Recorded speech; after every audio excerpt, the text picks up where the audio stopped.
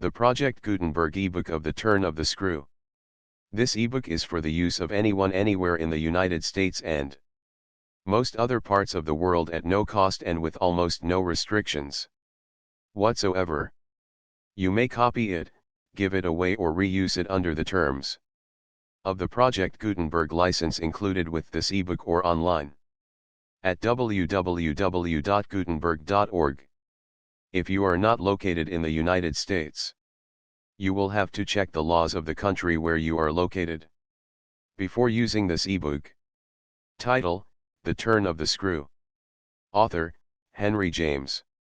Release date: February 1, 1995. Ebook number 209. Most recently updated, September 17, 2022. Language: English. Credits: Judith Boss. Start of the Project Gutenberg ebook The Turn of the Screw. The Turn of the Screw. By Henry James. Contents: The Turn of the Screw. 2, 3, 4, v, 6, 7, 8, 9, x, 11, 12, 13, 14, 15, 16, 17, 18, 19, XX, XXI, XXII, XXIII, XXIV. The Turn of the Screw. The story had held us, round the fire, sufficiently breathless, but except the obvious remark that it was gruesome, as, on Christmas Eve in an old house, a strange tale should essentially be, I remember no comment uttered till somebody happened to say that it was the only case he had met in which such a visitation had fallen on a child. The case, I may mention, was that of an apparition in just such an old house as had gathered us for the occasion, an appearance of a dreadful kind, to a little boy sleeping in the room with his mother and waking her up in the terror of it, waking her not to dissipate his dread and soothe him to sleep again, but to encounter also, herself, before she had succeeded in doing so, the same sight that had shaken him. It was this observation that drew from Douglas not immediately, but later in the evening, a reply that had the interesting consequence to which I call attention. Someone else told a story not particularly effective, which I saw he was not following. This I took for a sign that he had himself something to produce and that we should only have to wait. We waited in fact till 2 nights later, but that same evening, before we scattered, he brought out what was in his mind. I quite agree in regard to Griffin's ghost, or whatever it was, that its appearing first to the little boy, at so tender an age, adds a particular touch. But it's not the first occurrence of its charming kind that I know to have involved a child. If the child gives the effect another turn of the screw, what do you say to two children? We say, of course, somebody exclaimed, that they give 2 turns. Also that we want to hear about them. I can see Douglas there before the fire, to which he had got up to present his back, looking down at his interlocutor with his hands in his pockets. Nobody but me, till now, has ever heard. It's quite too horrible. This, naturally, was declared by several voices to give the thing the utmost price, and our friend, with quiet art, prepared his triumph by turning his eyes over the rest of us and going on, it's beyond everything. Nothing at all that I know touches it. For sheer terror. I remember asking. He seemed to say it was not so simple as that, to be really at a loss how to qualify it. He passed his hand over his eyes, made a little wincing grimace. For dreadful dreadfulness.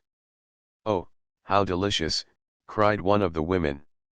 He took no notice of her, he looked at me, but as if, instead of me, he saw what he spoke of. For general uncanny ugliness and horror and pain. Well then, I said, just sit right down and begin.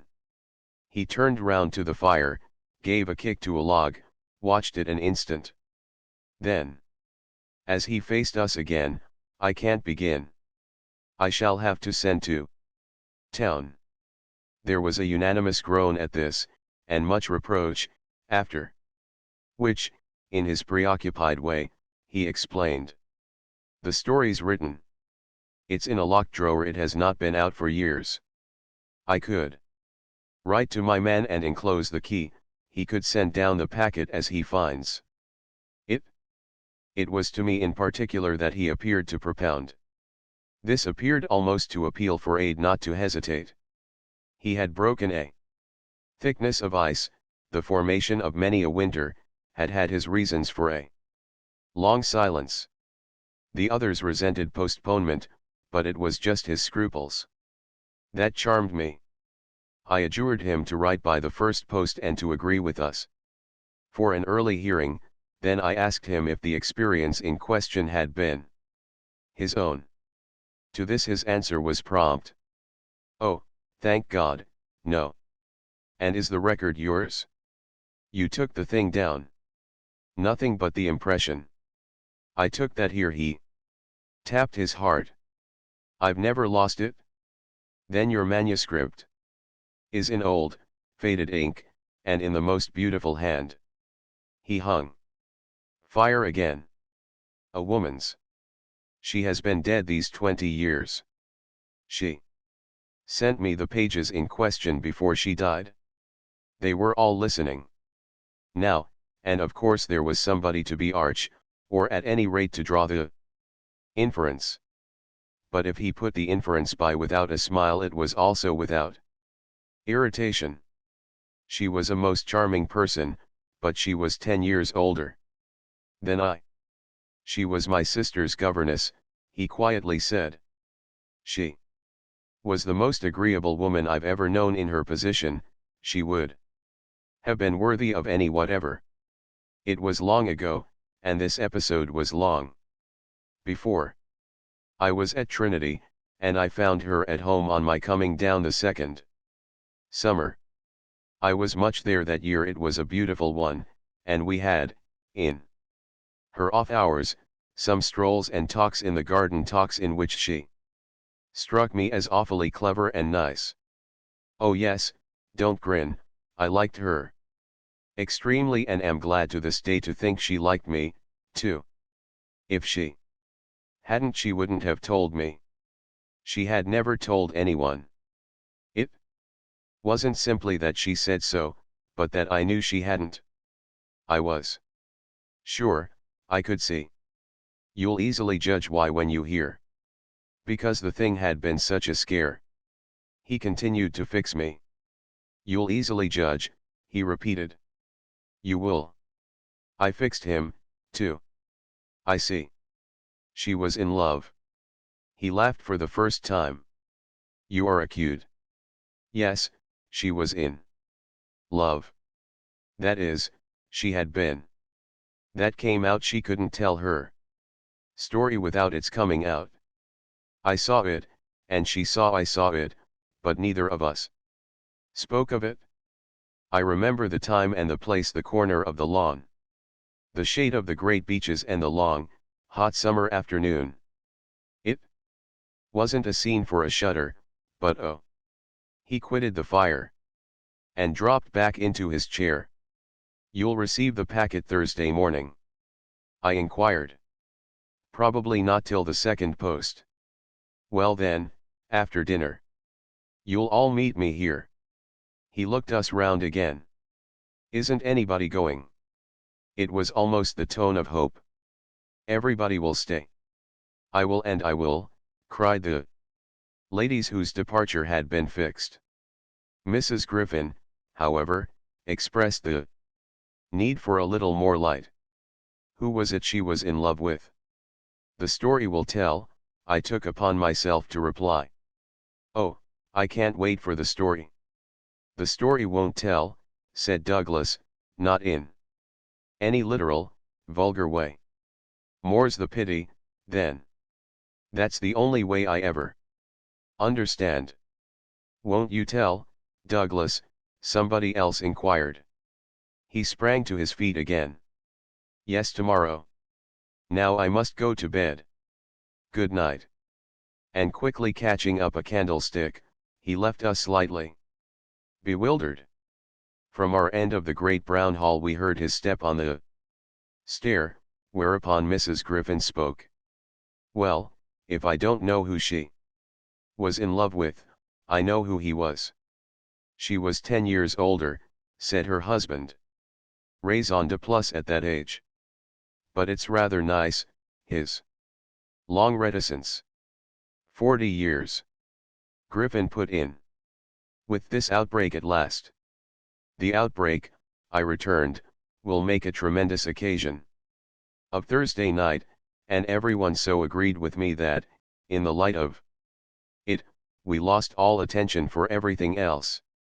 The last story, however, incomplete and like the mere opening of a serial, had been told. We handshook and candle stuck, as somebody said, and went to bed. I knew the next day that a letter containing the key had, by the first post, gone off to his London apartments, but in spite of, or perhaps just on account of, the eventual diffusion of this knowledge, we quite let him alone till after dinner, till such an hour of the evening, in fact, as might best accord with the kind of emotion on which our hopes were fixed. Then he became as communicative as we could desire, and indeed gave us his best reason for being so. We had it from him again before the fire in the hall, as we had our mild wonders of the previous night. It appeared that the narrative he had promised to read us really required for a proper intelligence a few words. A prologue. Let me say here distinctly, to have done with it, that this narrative, from an exact transcript of my own made much later, is what I shall presently give. Poor Douglas, before his death, when it was in sight, committed to me the manuscript that reached him on the 3rd of these days, and that, on the same spot, with immense effect, he began to read to our hushed little circle on the night of the 4th. The departing ladies who had said they would stay didn't, of course, thank heaven, stay. They departed, in consequence of arrangements made, in a rage of curiosity, as they professed, produced by the touches with which he had already worked us up. But that only made his little final auditory more compact and select, kept it round the hearth, subject to a common thrill. The first of these touches conveyed that the written statement took up the tale at a point after it had, in a manner, begun. The fact to be in possession of was therefore that his old friend, the youngest of several daughters of a poor country parson, had, at the age of 20, on taking service for the first time in the schoolroom, come up to London, in trepidation, to answer in person an advertisement that had already placed her in brief correspondence with the advertiser. This person proved, on her presenting herself, for judgment, at a house in Harley Street, that impressed her as vast and imposing. This prospective patron proved a gentleman, a bachelor in the prime of life, such a figure as had never risen, save in a dream or an old novel, before a fluttered, anxious girl out of a Hampshire vicarage. One could easily fix his type. It never, happily, dies out. He was handsome and bold and pleasant, offhand and gay and kind. He struck her, inevitably, as gallant and splendid, but what took her most of all and gave her the courage she afterward showed was that he put the whole thing to her as a kind of favor, an obligation he should gratefully incur. She conceived him as rich, but as fearfully extravagant saw him. All in a glow of high fashion, of good looks, of expensive habits, of charming ways with women. He had for his own town residence a big house filled with the spoils of travel and the trophies of the chase, but it was to his country home. An old family place in Essex, that he wished her immediately to proceed. He had been left, by the death of their parents in India, guardian to a small nephew and a small niece, children of a younger, a military brother, whom he had lost 2 years before.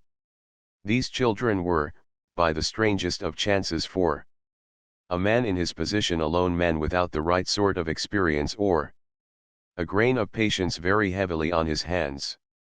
It had all been a great worry and, on his own part doubtless, a series of blunders, but he immensely pitied the poor chicks and had done all he could, had in particular sent them down to his other house, the proper place for them being of course the country, and kept them there, from the first, with the best people he could find to look after them, parting even with his own servants to wait on them and going down himself, whenever he might, to see how they were doing. The awkward thing was that they had practically no other relations and that his own affairs took up all his time. He had put them in possession of Bly, which was healthy and secure, and had placed at the head of their little establishment but below stairs only an excellent woman, Mrs. Grose, whom he was sure his visitor would like and who had formerly been maid to his mother. She was now housekeeper and was also acting for the time as superintendent to the little girl, of whom, without children of her own, she was, by good luck, extremely fond. There were plenty of people to help, but of course the young lady who should go down as governess would be in supreme authority. She would also have, in holidays, to look after the small boy, who had been for a term at school, young as he was to be sent, but what else could be done, and who, as the holidays were about to begin, would be back from one day to the other. There had been for the two children at first a young lady whom they had the misfortune to lose. She had done for them quite beautifully. She was a most respectable person till her death, the great awkwardness of which had, precisely, left no alternative but the school for little Miles. Mrs. Grose, since then, in the way of manners and things, had done as she could for Flora, and there were, further, a cook, a housemaid, a dairy woman, an old pony, an old groom, and an old gardener, all likewise thoroughly respectable. So far had Douglas presented his picture when someone put a question. And what did the former governess die of so much respectability? Our friend's answer was prompt. That will come out. I don't anticipate. Excuse me, I thought that was just what you are doing. In her successor's place, I suggested, I should have wished to learn if the office brought with it necessary danger to life. Douglas completed my thought. She did wish to learn, and she did learn. You shall hear tomorrow what she learned. Meanwhile, of course, the prospect struck her as slightly grim. She was young, untried, nervous, it was a vision of serious duties and little company, of really great loneliness. She hesitated, took a couple of days to consult and consider. But the salary offered much exceeded her modest measure, and on a second interview she faced the music, she engaged. And Douglas, with this, made a pause that, for the benefit of the company, moved me to throw in. The moral of which was of course the seduction exercised by the splendid young man. She succumbed to it. He got up and, as he had done the night before, went to the fire, gave a stir to a log with his foot, then stood a moment with his back to us. She saw him only twice. Yes, but that's just the beauty of her passion. A little to my surprise, on this, Douglas turned round to me. It was the beauty of it. There were others, he went on, who hadn't succumbed. He told her frankly all his difficulty that for several applicants the conditions had been prohibitive. They were, somehow, simply afraid. It sounded dull, it sounded strange, and all the more so because of his main condition, which was that she should never trouble him, but never, neither appeal, nor complain, nor write about anything, only meet all questions herself, receive all monies from his solicitor, take the whole thing over and let him alone. She promised to do this, and she mentioned to me that when, for a moment, disburdened, delighted, he held her hand, thanking her for the sacrifice, she already felt rewarded. But was that all her reward? One of the ladies asked. She never saw him again. Oh, said the lady, which, as our friend immediately left us again, was the only other word of importance contributed to the subject till the next night, by the corner of the hearth, in the best chair, he opened the faded red cover of a thin old-fashioned gilt-edged album. The whole thing took, indeed, more nights than one, but on the first occasion the same lady put another question. What is your title? I haven't one. Oh, I have, I said.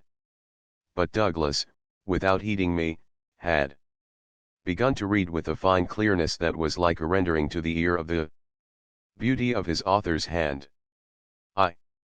I remember the whole beginning as a succession of flights and drops, a little seesaw of the right throbs and the wrong. After rising, in town, to meet his appeal, I had at all events a couple of very bad days, found myself doubtful again, felt indeed sure I had made a mistake. In this state of mind I spent the long hours of bumping, swinging coach that carried me to the stopping place at which I was to be met by a vehicle from the house. This conveyance, I was told, had been ordered, and I found, toward the close of the June afternoon, a commodious fly-in waiting for me. Driving at that hour, on a lovely day, through a country to which the summer sweetness seemed to offer me a friendly welcome, my fortitude mounted afresh and, as we turned into the avenue, encountered a reprieve that was probably but a proof of the point to which it had sunk. I suppose I had expected, or had dreaded, something so melancholy that what greeted me was a good surprise. I remember as a most pleasant impression the broad, clear front, its open windows and fresh curtains. And the pair of maids looking out. I remember the lawn and the bright flowers, and the crunch of my wheels on the gravel and the clustered tree tops over which the rooks circled and cawed in the golden sky. The scene had a greatness that made it a different affair from my own scant home, and there immediately appeared at the door, with a little girl in her hand, a civil person who dropped me as decent a curtsy as if I had been the mistress or a distinguished visitor. I had received in Harley Street a narrower notion of the place, and that, as I recalled it, made me think the proprietor still more of a gentleman. Suggested that what I was to enjoy might be something beyond his promise. I had no drop again till the next day, for I was carried triumphantly through the following hours by my introduction to the younger of my pupils. The little girl who accompanied Mrs. Grose appeared to me on the spot a creature so charming as to make it a great fortune to have to do with her. She was the most beautiful child I had ever seen, and I afterward wondered that my employer had not told me more of her. I slept little that night, I was too much excited, and this astonished me, too, I recollect, remained with me, adding to my sense of the liberality with which I was treated. The large, impressive room, one of the best in the house, the great state bed, as I almost felt it. The full, figured draperies, the long glasses in which, for the first time, I could see myself from head to foot, all struck me like the extraordinary Charm of my small charge as so many things thrown in. It was thrown in as well, from the first moment, that I should get on with Mrs. Grose in a relation. Over which, on my way, in the coach, I fear I had rather brooded. The only thing indeed that in this early outlook might have made me shrink again was the clear circumstance of her being so glad to see me. I perceived within half an hour that she was so glad, stout, simple, plain, clean, wholesome woman as to be positively on her guard against showing it too much. I wondered even then a little why she should wish not to show it, and that, with reflection, with suspicion, might of course have made me uneasy. But it was a comfort that there could be no uneasiness in a connection with anything so beatific as the radiant image of my little girl, the vision of whose angelic beauty had probably more than anything else to do with the restlessness that, before morning, made me several times rise and wander about my room to take in the whole picture and prospect, to watch, from my open window, the faint summer dawn, to look at such portions of the rest of the house as I could catch, and to listen, while, in the fading dusk, the first birds began to twitter, for the possible recurrence of a sound or two, less natural and not without, but within, that I had fancied I heard. There had been a moment when I believed I recognized, faint and far, the cry of a child. There had been another when I found myself just consciously starting as at the passage, before my door, of a light footstep. But these fancies were not marked enough not to be thrown off, and it is only in the light, or the gloom, I should rather say, of other and subsequent matters that they now come back to me. To watch, teach, form little Flora would too evidently be the making of a happy and useful life. It had been agreed between us downstairs that after this first occasion I should have her as a matter of course at night, her small white bed being already arranged, to that end, in my room. What I had undertaken was the whole care of her, and she had remained, just this last time, with Mrs. Grose only as an effect of our consideration for my inevitable strangeness and her natural timidity. In spite of this timidity which the child herself, in the oddest way in the world, had been perfectly frank and brave about, allowing it, without a sign of uncomfortable consciousness, with the deep, sweet serenity indeed of one of Raphael's holy infants, to be discussed, to be imputed to her, and to determine us. I feel quite sure she would presently like me. It was part of what I already liked Mrs. Grose herself for, the pleasure I could see her feel in my admiration and wonder as I sat at supper with 4 tall candles and with my pupil, in a high chair and a bib, brightly facing me, between them, over bread and milk. There were naturally things that in Flora's presence could pass between us only as prodigious and gratified looks, obscure and roundabout allusions. And the little boy, does he look like her? Is he too so very remarkable? One wouldn't flatter a child. Oh, miss, most remarkable. If you think well of this one. And she stood there with a plate in her hand, beaming at our companion, who looked from one of us to the other with placid heavenly eyes that contained nothing to check us. Yes, if I do, you will be carried away by the little gentleman. Well, that, I think, is what I came for, to be carried away. I'm afraid, however, I remember feeling the impulse to add, I'm rather easily carried away. I was carried away in London. I can still see Mrs. Grose's broad face as she took this in Harley Street. In Harley Street. Well, miss, you're not the first and you won't be the last. Oh, I've no pretension, I could laugh, to being the only one. My other pupil, At any rate, as I understand, comes back tomorrow. Not tomorrow Friday, miss. He arrives, as you did, by the coach. Under care of the guard, and is to be met by the same carriage. I forthwith expressed that the proper as well as the pleasant and friendly thing would be therefore that on the arrival of the public conveyance I should be in waiting for him with his little sister, an idea in which Mrs. Groves concurred so heartily that I somehow took her manner as a kind of comforting pledge never falsified, thank heaven, that we should on every question be quite at one. Oh, she was glad I was there.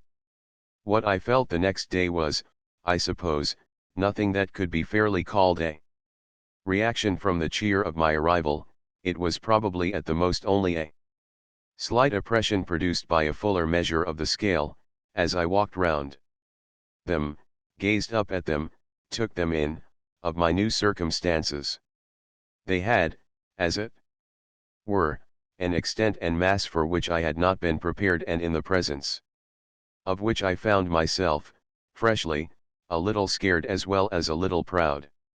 Lessons, in this agitation, certainly suffered some delay. I reflected that my first duty was, by the gentlest arts I could contrive, to win the child into the sense of knowing me. I spent the day with her out of doors. I arranged with her, to her great satisfaction, that it should be she only, who might show me the place. She showed it step by step and room by room and secret by secret. With droll, delightful, childish talk about it, and with the result, in half an hour, of our becoming immense friends.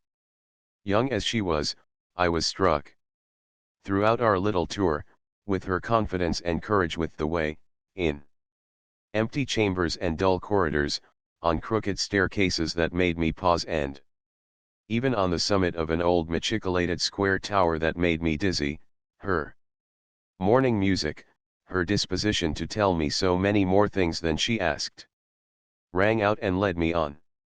I have not seen Bly since the day I left it, and I dare say that to my older and more informed eyes it would now appear sufficiently contracted. But as my little conductress, with her hair of gold and her frock of blue, danced before me round corners and pattered down passages, I had the view of a castle of romance inhabited by a rosy sprite. Such a place as would somehow, for diversion of the young idea, take all color out of storybooks and fairy tales. Wasn't it just a storybook over which I had fallen a doze and a dream? No, it was a big, ugly, antique, but convenient house, embodying a few features of a building still older, half replaced and half utilized, in which I had the fancy of our being almost as lost as a handful of passengers in a great drifting ship. Well, I was, strangely, at the helm, too. This came home to me when, 2 days later, I drove over with Flora to meet, as Mrs. Groves said, the little gentleman, and all the more for an incident that, presenting itself the second evening, had deeply disconcerted me. The first day had been, on the whole, as I have expressed, reassuring, but I was to see it wind up in keen apprehension. The post bag, that evening it came late, contained a letter for me, which, however, in the hand of my employer, I found to be composed but of a few words enclosing another, addressed to himself, with a seal still unbroken. This, I recognize, is from the headmaster, and the headmaster's an awful bore. Read him. Please, deal with him, but mind you don't report. Not a word. I'm off. I broke the seal with a great effort, so great a one that I was a long time coming to it, took the unopened missive at last up to my room, and only attacked it just before going to bed. I had better have let it wait till morning, for it gave me a second sleepless night, with no counsel to take. The next day, I was full of distress, and it finally got so the better of me that I determined to open myself at least to Mrs. Groves.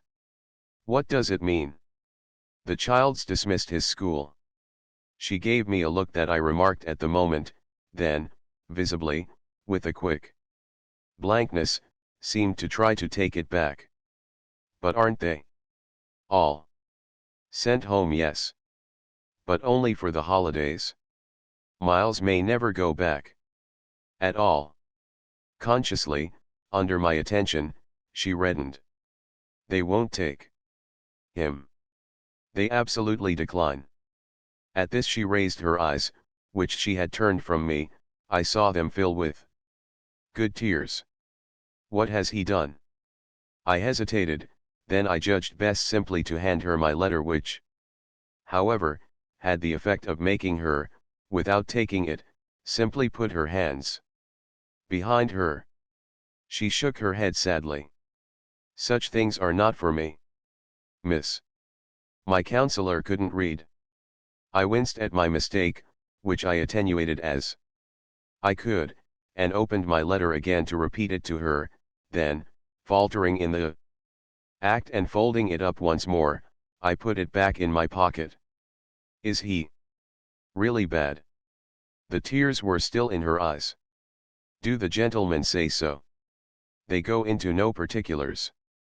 They simply express their regret that it should be impossible to keep him. That can have only one meaning. Mrs. Groves listened with dumb emotion. She forbore to ask me what this meaning might be, so that, presently, to put the thing with some coherence and with the mere aid of her presence to my own mind, I went on, that he's an injury to the others. At this, with one of the quick turns of simple folk, she suddenly flamed up. Master Miles, him an injury.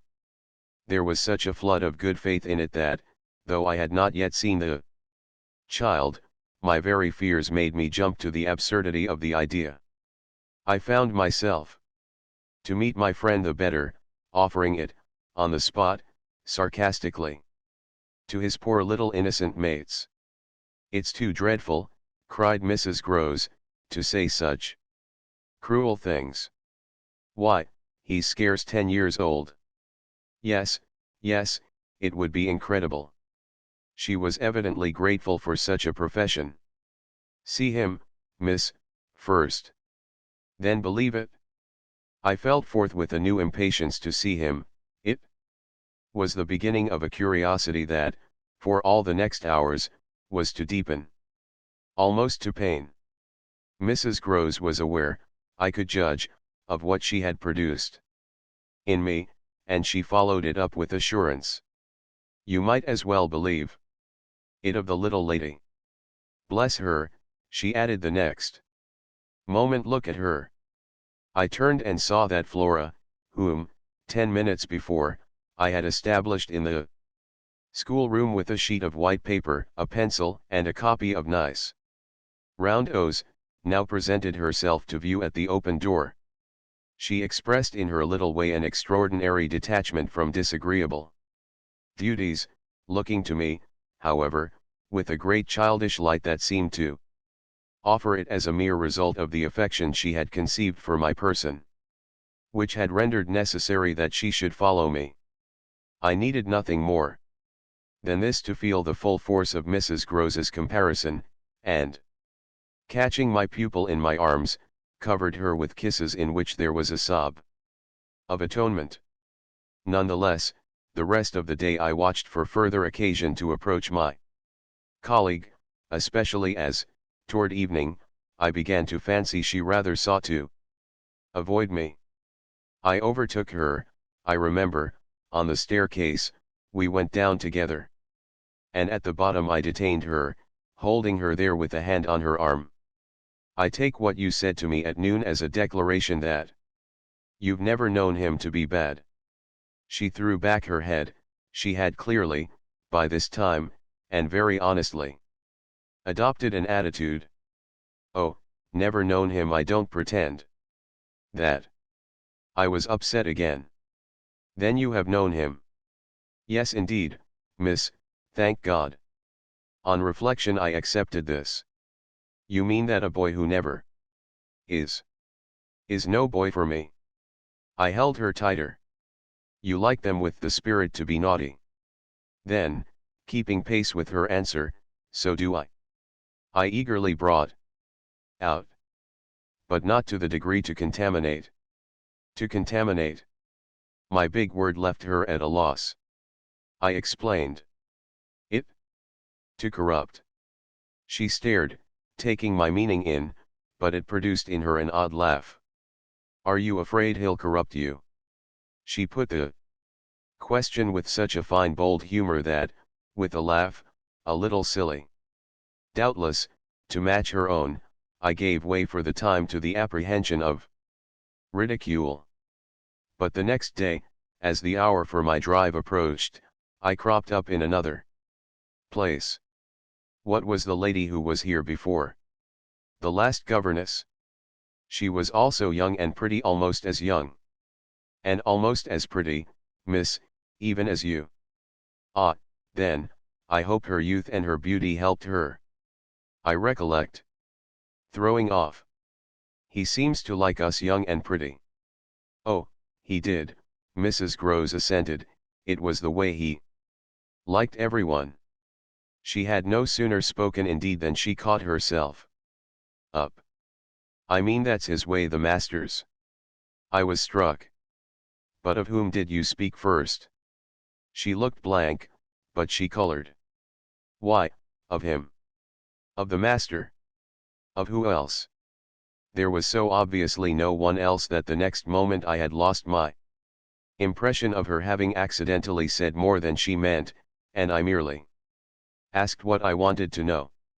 Did she see anything in the boy that wasn't right? She never told me.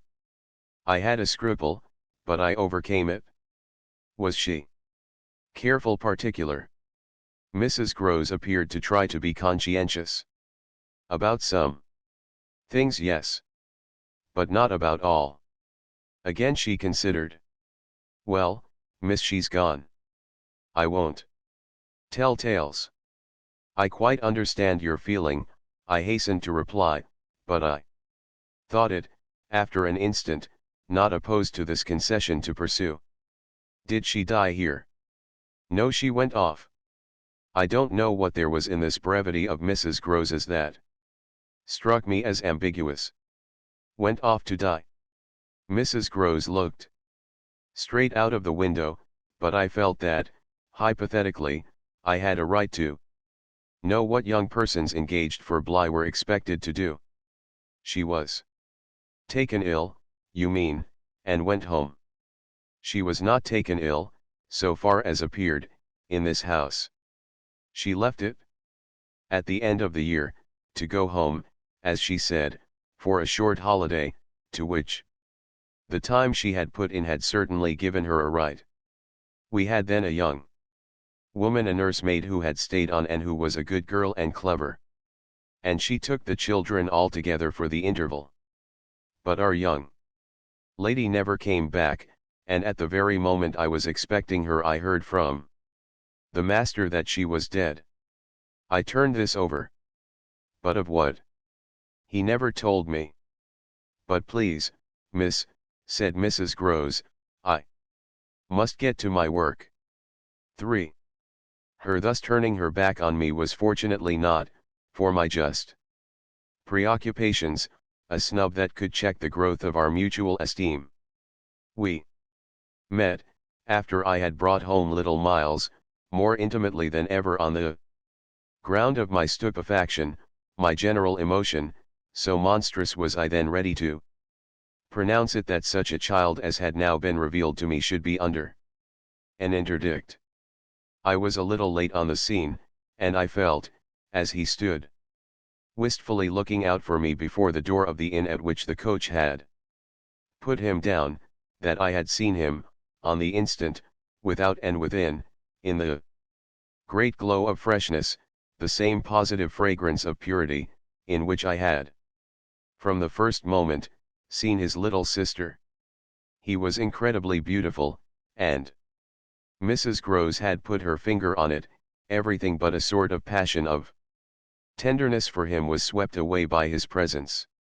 What I then and there took him to my heart for was something divine that I have never found to the same degree in any child, his indescribable little air of knowing nothing in the world but love. It would have been impossible to carry a bad name with a greater sweetness of innocence, and by the time I had got back to Bly with him, I remained merely bewildered so far, that is, as I was not outraged by the sense of the horrible letter locked up in my room, in a drawer. As soon as I could compass a private word with Mrs. Grose, I declared to her that it was grotesque. She promptly understood me. "You mean the cruel charge. It doesn't live an instant. My dear woman, look at him." She smiled at my pretension to have discovered his charm. "I assure you, miss, I do nothing else." "What will you say, then?" she immediately added. In answer to the letter, I had made up my mind. Nothing. And to his uncle, I was incisive. Nothing. And to the boy himself, I was wonderful. Nothing. She gave with her apron a great wipe to her mouth. "Then I'll stand by you. We'll see it out. We'll see it out," I ardently echoed, giving her my hand to make it a vow. She held me there a moment, then whisked up her apron again with her detached hand. "Would you mind, miss, if I used the freedom to kiss me?" "No." I took the good creature in my arms and, after we had embraced like sisters, felt still more fortified and indignant. This, at all events, was for the time, a time so full that, as I recall the way it went, it reminds me of all the art I now need to make it a little distinct. What I look back at with amazement is the situation I accepted. I had undertaken, with my companion, to see it out, and I was under a charm, apparently, that could smooth away the extent and the far and difficult connections of such an effort. I was lifted aloft on a great wave of infatuation and pity. I found it simple, in my ignorance, my confusion, and perhaps my conceit, to assume that I could deal with a boy whose education for the world was all on the point of beginning. I am unable even to remember at this day what proposal I framed for the end of his holidays and the resumption of his studies. Lessons with me, indeed, that charming summer, we all had a theory that he was to have, but I now feel that, for weeks, the lessons must have been rather my own. I learned something at first. Certainly that had not been one of the teachings of my small, smothered life, learned to be amused, and even amusing, and not to think for the morrow. It was the first time, in a manner, that I had known space and air and freedom. All the music of summer and all the mystery of nature. And then there was consideration, and consideration was sweet. Oh, it was a trap not designed, but deep to my imagination, to my delicacy, perhaps to my vanity, to whatever, in me, was most excitable. The best way to picture it all is to say that I was off my guard. They gave me so little trouble, they were of a gentleness so extraordinary. I used to speculate, but even this, with a dim disconnectedness as to how the rough future, for all futures are rough, would handle them and might bruise them. They had the bloom of health and happiness, and yet, as if I had been in charge of a pair of little grandees, of princes of the blood, for whom everything, to be right, would have to be enclosed and protected, the only form that, in my fancy, the after years could take for them was that of a romantic, a really royal extension of the garden and the park. It may be, of course, above all, that what suddenly broke into this gives the previous time a charm of stillness, that hush in which Something gathers or crouches. The change was actually like the spring of a beast. In the first weeks the days were long, they often, at their finest, gave me what I used to call my own hour, the hour when, for my pupils, tea time and bedtime having come and gone, I had, before my final retirement, a small interval alone. Much as I liked my companions, this hour was the thing in the day I liked most, and I liked it best of all when, as the light faded or rather, I should say, the day lingered and the last calls of the last birds sounded, in a flushed sky, from the old trees I could take a turn into the grounds and enjoy, almost with a sense of property that amused and flattered me, the beauty and dignity of the place. It was a pleasure at these moments to feel myself tranquil and justified, doubtless, perhaps, also to reflect that by my discretion, my quiet good sense and general high propriety, I was giving pleasure, if he ever thought of it, to the person to whose pressure I had responded. What I was doing was what he had earnestly hoped and directly asked of me, and that I could, after all, do it, proved even a greater joy than I had expected.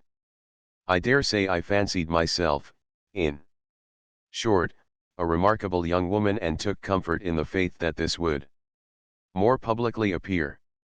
Well, I needed to be remarkable to offer affront to the remarkable things that presently gave their first sign. It was plump, one afternoon, in the middle of my very hour, the children were tucked away, and I had come out for my stroll. One of the thoughts that, as I don't in the least shrink now from noting, used to be with me in these wanderings was that it would be as charming as a charming story suddenly to meet someone. Someone would appear there at the turn of a path and would stand before me and smile and approve.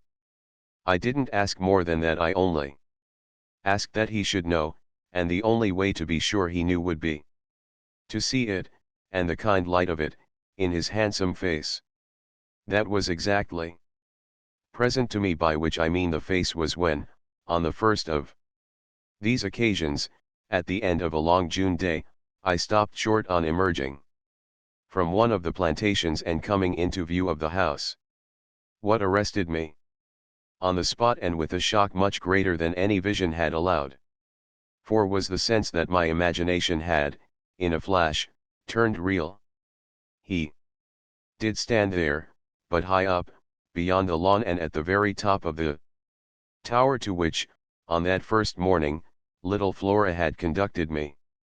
This tower was one of a pair square, incongruous, crenellated structures that were distinguished, for some reason, though I could see little difference, as the new and the old. They flanked opposite ends of the house and were probably architectural absurdities, redeemed in a measure indeed by not being wholly disengaged nor of a height too pretentious, dating, in their gingerbread antiquity, from a romantic revival that was already a respectable past. I admired them, had fancies about them, for we could all profit in a degree, especially when they loomed through the dusk, by the grandeur of their actual battlements, yet it was not at such an elevation that the figure I had so often invoked seemed most in place. It produced in me, this figure, in the clear twilight, I remember, two distinct gasps of emotion, which were, sharply, the shock of my first and that of my second surprise. My second was a violent perception of the mistake of my first. The man who met my eyes was not the person I had precipitately supposed. There came to me thus a bewilderment of vision of which, after these years, there is no living view that I can hope to give.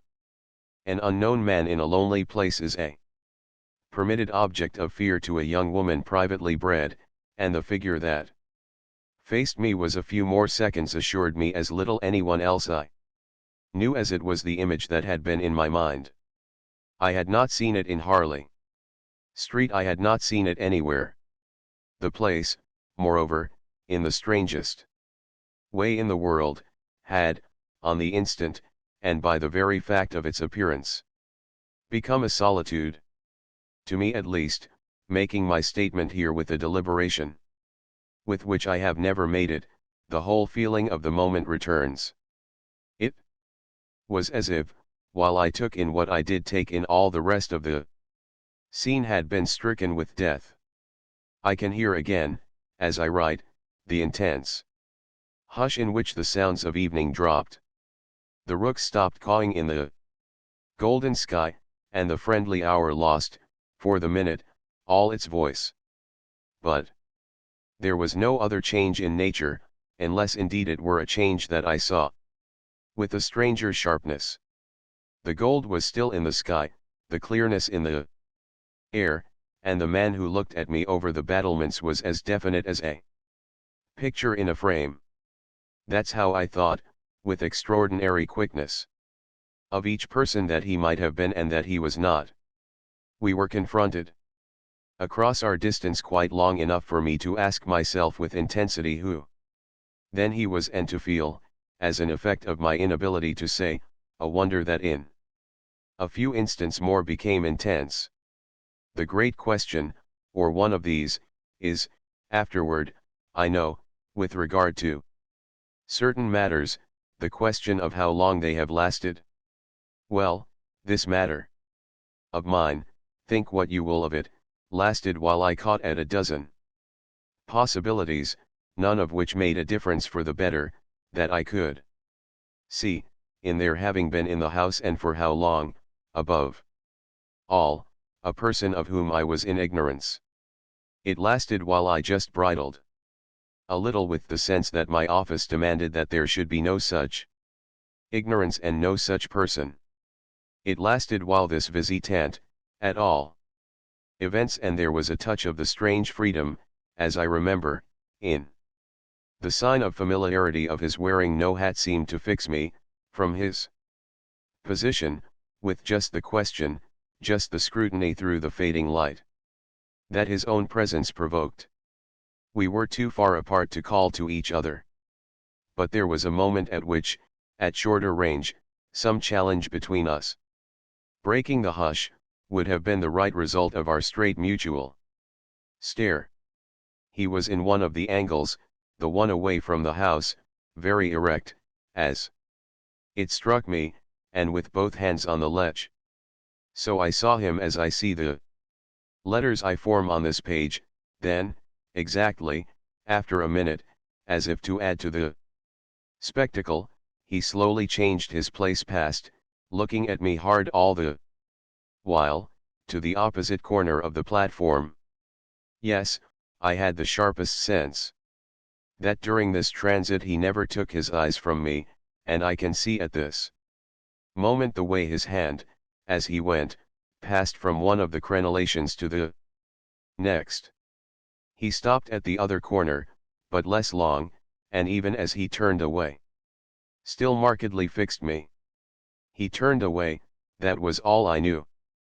For it was not that I didn't wait, on this occasion, for more, for I was rooted as deeply as I was shaken. Was there a secret at Bly, a mystery of Udolpho, or an insane, an unmentionable relative kept in unsuspected confinement? I can't say how long I turned it over, or how long, in a confusion of curiosity and dread, I remained where I had had my collision. I only recall that when I re-entered the house, darkness had quite closed in. Agitation, in the interval, certainly had held me and driven me, for I must, in circling about the place, have walked 3 miles, but I was to be, later on, so much more overwhelmed that this mere dawn of alarm was a comparatively human chill. The most singular part of it, in fact singular as the rest had been, was the part I became, in the hall, aware of in meeting Mrs. Grose.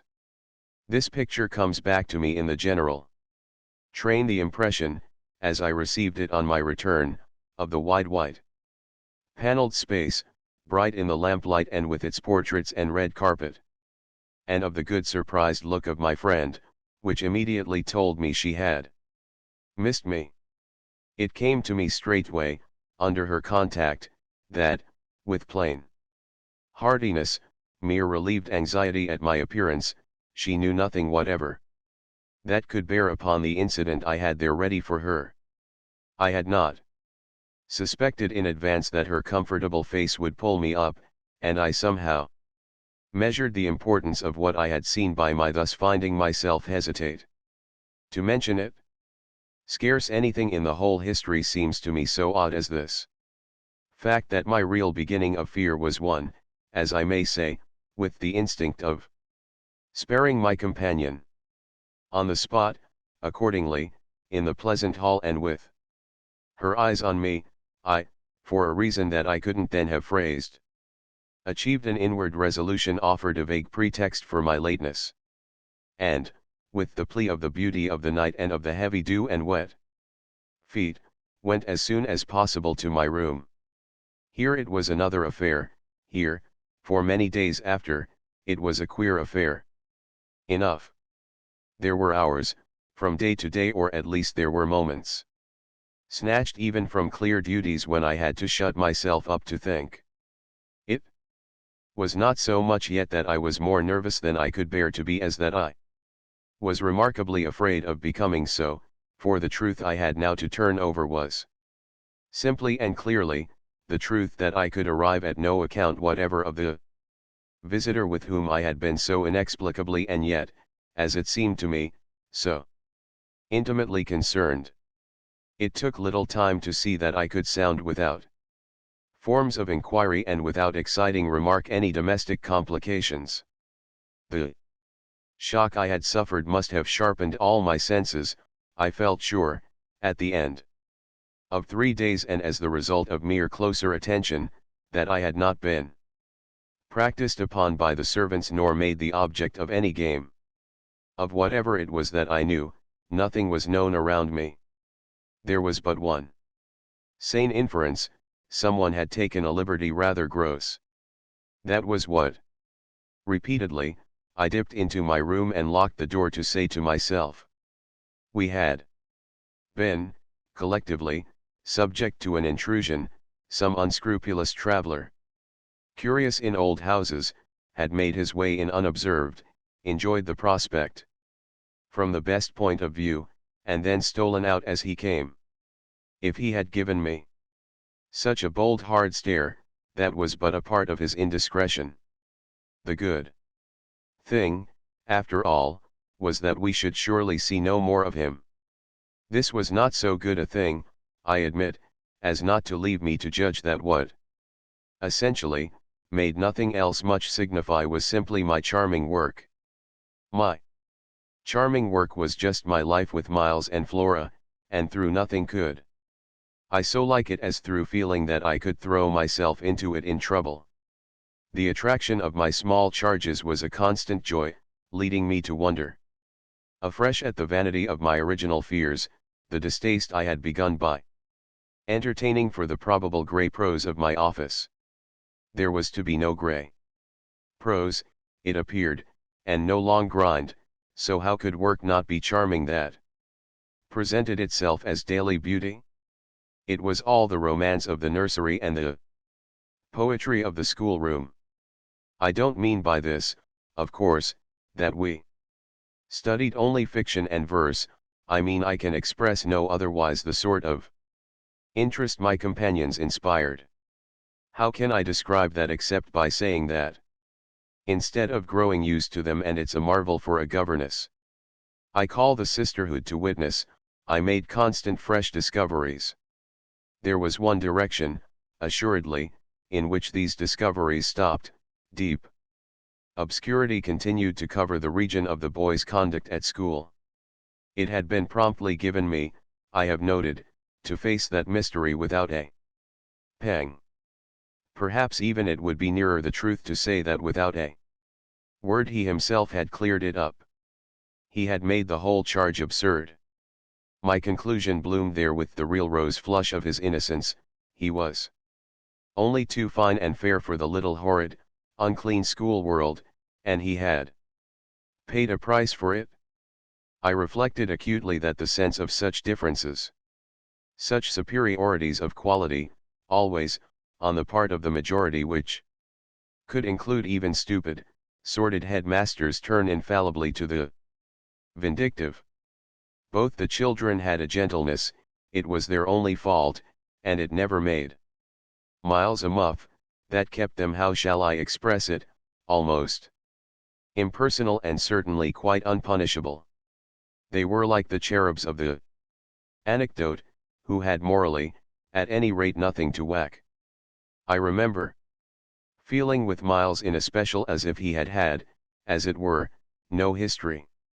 We expect of a small child a scant one, but there was in this beautiful little boy something extraordinarily sensitive, yet extraordinarily happy, that, more than in any creature of his age I have seen, struck me as beginning anew each day.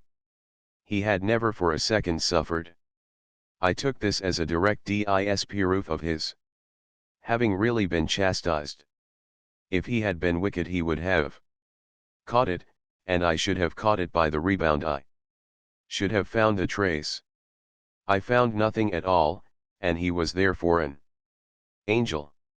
He never spoke of his school, never mentioned a comrade or a master, and I, for my part, was quite too much disgusted to allude to them. Of course I was under the spell, and the wonderful part is that, even at the time, I perfectly knew I was. But I gave myself up to it, it was an antidote to any pain, and I had more pains than one. I was in receipt in these days of disturbing letters from home, where things were not going well. But with my children, what things in the world mattered? That was the question I used to put to my scrappy retirements. I was dazzled by their loveliness. There was a Sunday to get on when it rained with such force and for so many hours that there could be no procession to church, in consequence of which, as the day declined, I had arranged with Mrs. Groves that, should the evening show improvement, we would attend together the late service. The rain happily stopped, and I prepared for our walk, which, through the park and by the good road to the village, would be a matter of 20 minutes.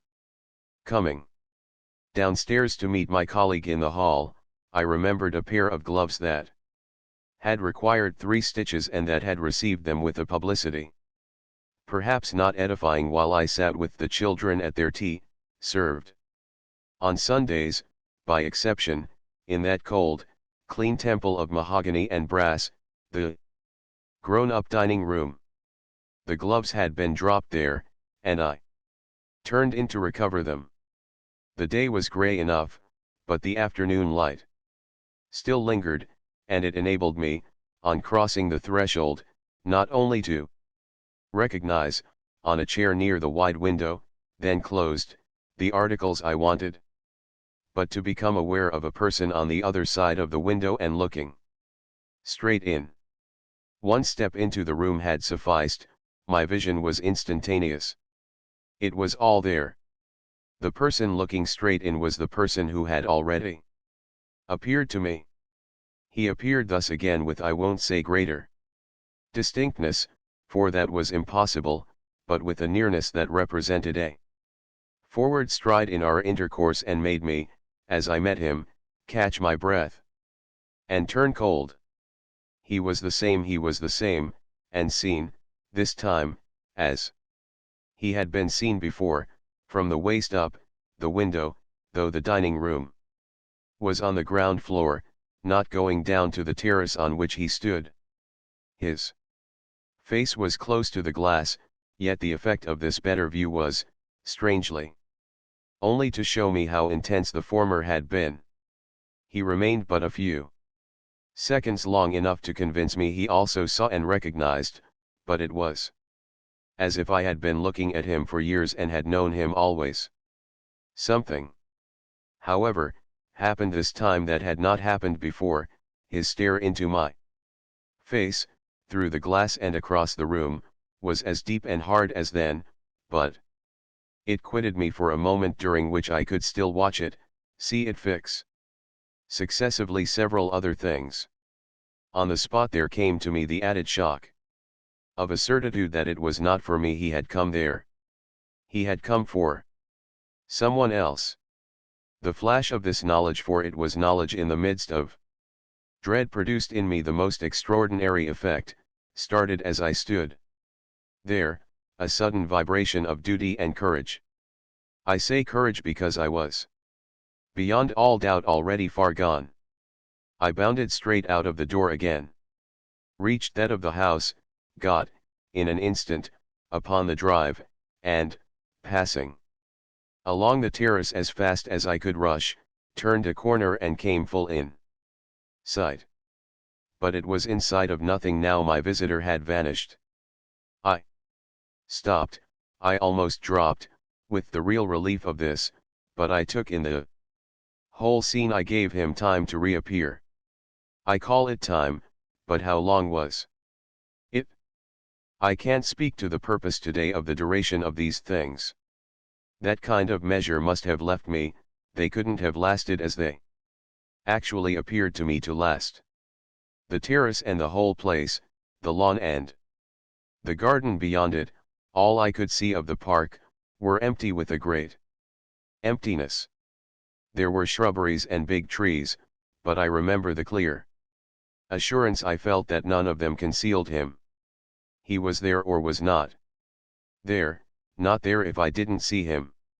I got hold of this, then. Instinctively, instead of returning as I had come, went to the window. It was confusedly present to me that I ought to place myself where he had stood. I did so. I applied my face to the pane and looked, as he had looked, into the room. As if, at this moment, to show me exactly what his range had been, Mrs. Grose, as I had done for himself just before, came in from the hall. With this I had the full image of a repetition of what had already occurred. She saw me as I had seen my own visitant. She pulled up short as I had done.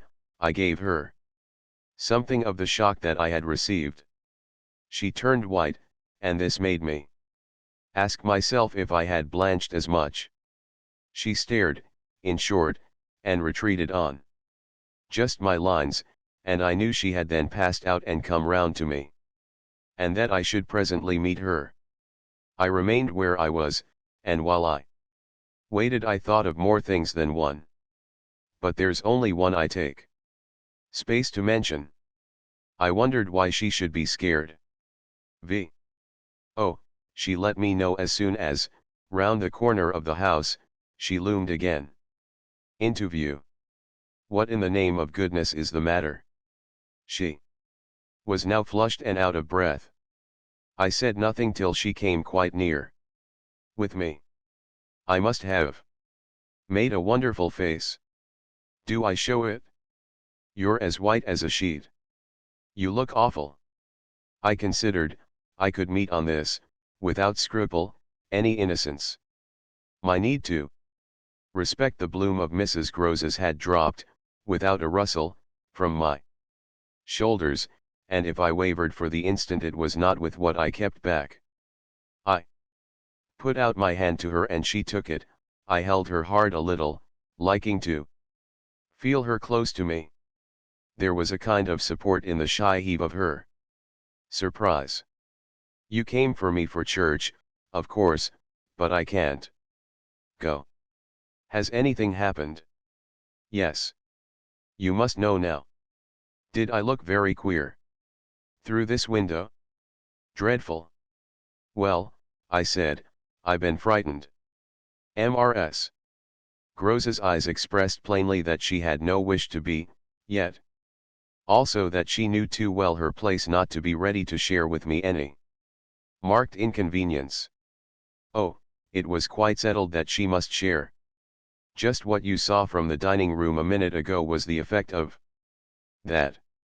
What I saw just before was much worse. Her hand tightened. What was it? An extraordinary man. Looking in. What extraordinary man? I haven't the least idea. Mrs. Groves gazed round us in vain. Then where is he gone? I know still less.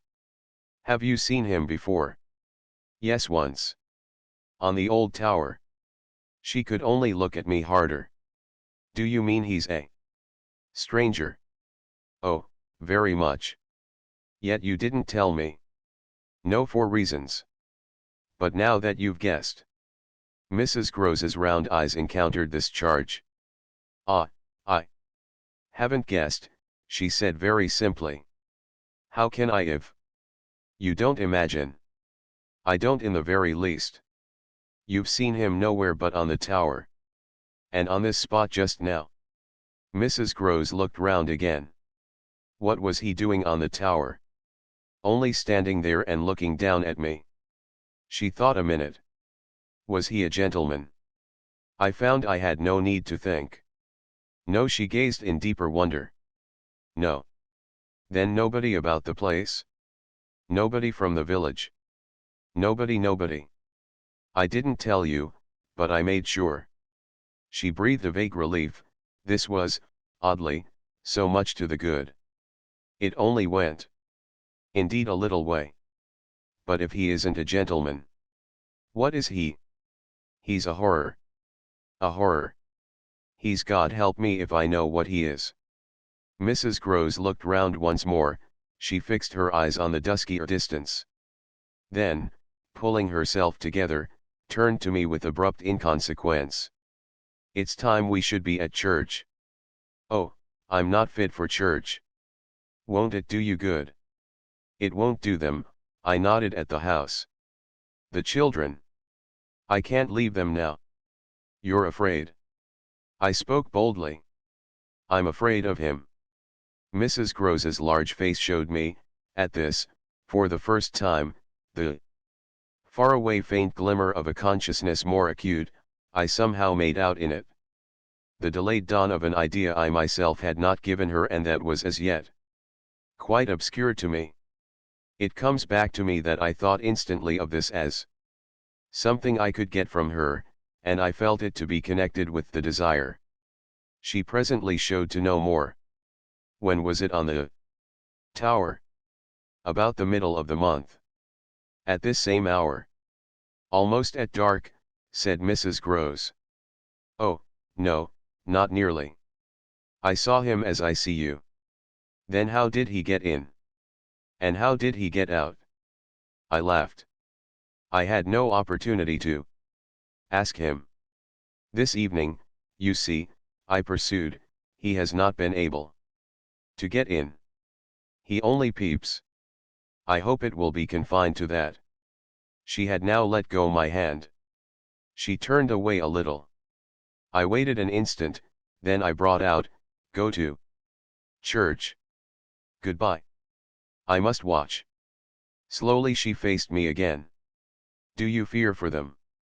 We met in another long look. Don't you? Instead of answering, she came nearer to the window and, for a minute, applied her face to the glass. You see how he could see, I meanwhile went on. She didn't move. How long was he here? Till I came out. I came to meet him. Mrs. Groves at last turned round, and there was still more in her face. I couldn't have come out.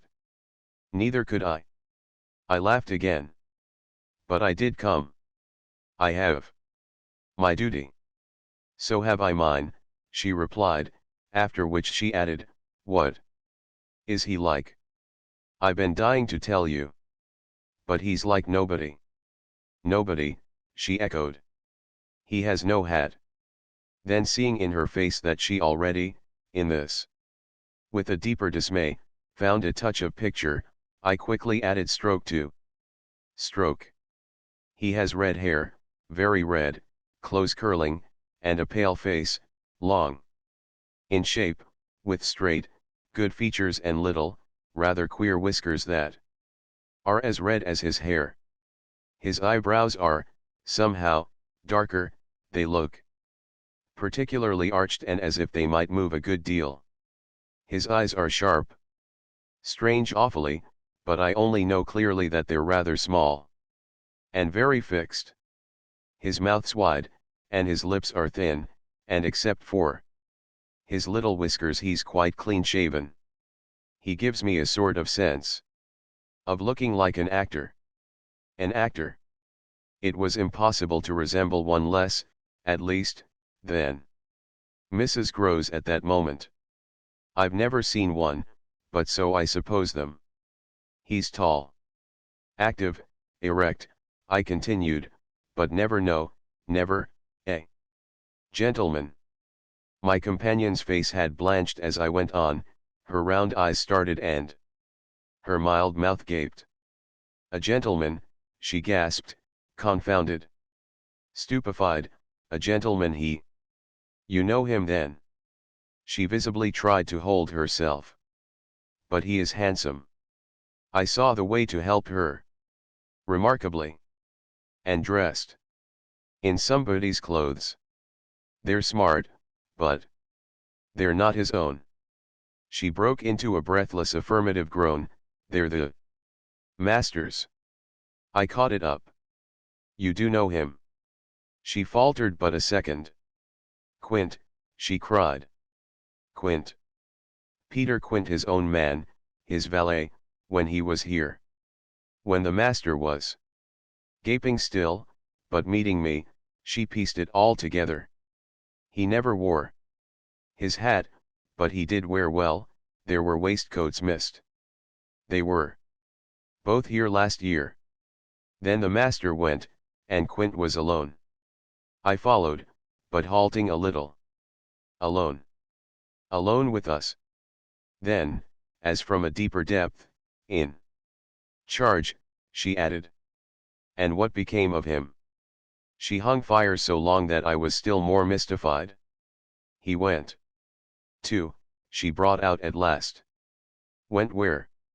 Her expression, at this, became extraordinary. God knows where. He died. Died. I almost shrieked. She seemed fairly to square herself, plant herself more firmly to utter the wonder of it. Yes. Mr. Quint is dead.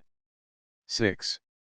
It took of course more than that particular passage to place us together in presence of what we had now to live with as we could my dreadful liability to impressions of the order so vividly exemplified, and my companion's knowledge, henceforth a knowledge half consternation and half compassion of that liability.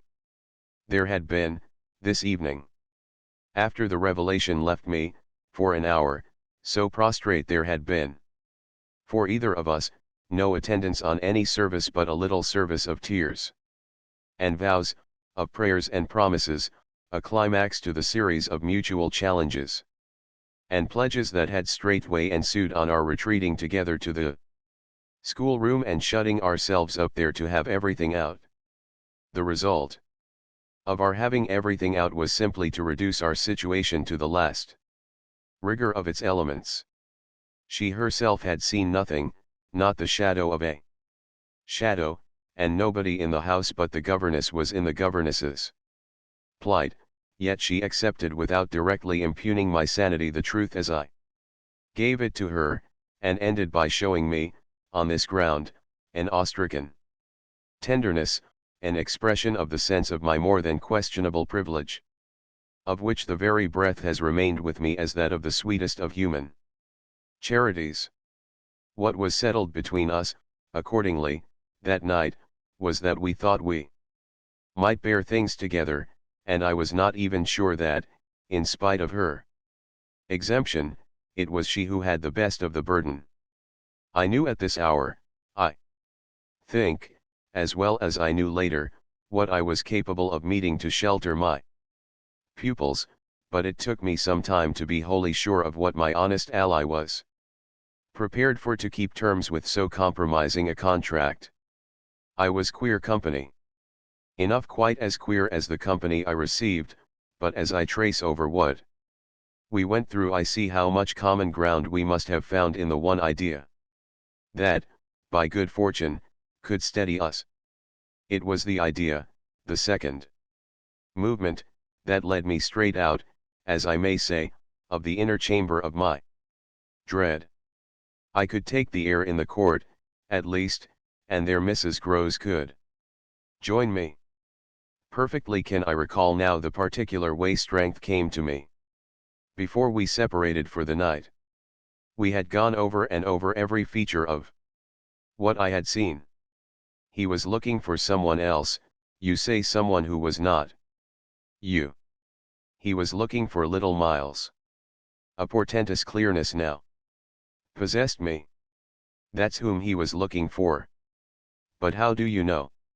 I know, I know, I know. My exaltation grew. And you? No, my dear. She didn't deny this, but I felt, not even so much telling as that. She resumed in a moment, at any rate, what if he should see him? Little Miles. That's what he wants. She looked immensely scared again. The child. Heaven forbid. The man. He wants to appear to them. That he might was an awful conception, and yet, somehow, I could keep it at bay. Which, moreover, as we lingered there, was what I succeeded in practically proving. I had an absolute certainty that I should see again what I had already seen, but something within me said that by offering myself bravely as the sole subject of such experience, by accepting, by inviting, by surmounting it all, I should serve as an expiatory victim and guard the tranquility of my companions. The children, in especial, I should thus fence about and absolutely save. I recall one of the last things I said that night to Mrs. Groves. It does strike me that my pupils have never mentioned. She looked at me hard as I musingly pulled up his having been here and the time they were with him. The time they were with him, and his name, his presence, his history, in any way. Oh, the little lady doesn't remember. She never heard or knew the circumstances of his death. I thought with some intensity. Perhaps not. But Miles would remember, Miles would know. Ah, don't try him, broke from Mrs. Groves. I returned her the look she had given me. Don't be afraid. I continued to think. It is rather odd that he has never spoken of him. Never by the least allusion. And you tell me they were great friends. Oh, it wasn't him. Mrs. Groves with emphasis declared. It was Quint's own fancy. To play with him, I mean to spoil him. She paused a moment, then she added. Quint was much too free. This gave me, straight from my vision of his face, such a face, a sudden sickness of disgust. Too free with my boy. Too free with everyone. I forbore, for the moment, to analyze this description further than by the reflection that a part of it applied to several of the members of the household, of the half-dozen maids and men who were still of our small colony. But there was everything, for our apprehension, in the lucky fact that no discomfortable legend, no perturbation of scullions, had ever, within anyone's memory, attached to the kind old place. It had neither bad name nor ill fame, and Mrs. Groves, most apparently, only desired to cling to me and to quake in silence. I even put her, the very last thing of all, to the test. It was when, at midnight, she had her hand on the schoolroom door to take leave. I have it from you then, for it's of great importance that he was definitely and admittedly bad. Oh, not admittedly. I knew it, but the master didn't. And you never told him?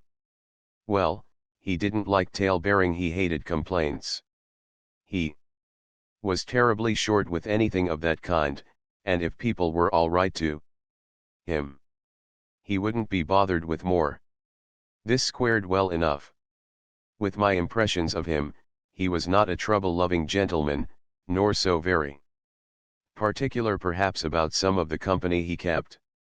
All the same, I pressed my interlocutress. I promise you I would have told. She felt my discrimination. I dare say I was wrong. But, really, I was afraid. Afraid of what? Of things that man could do.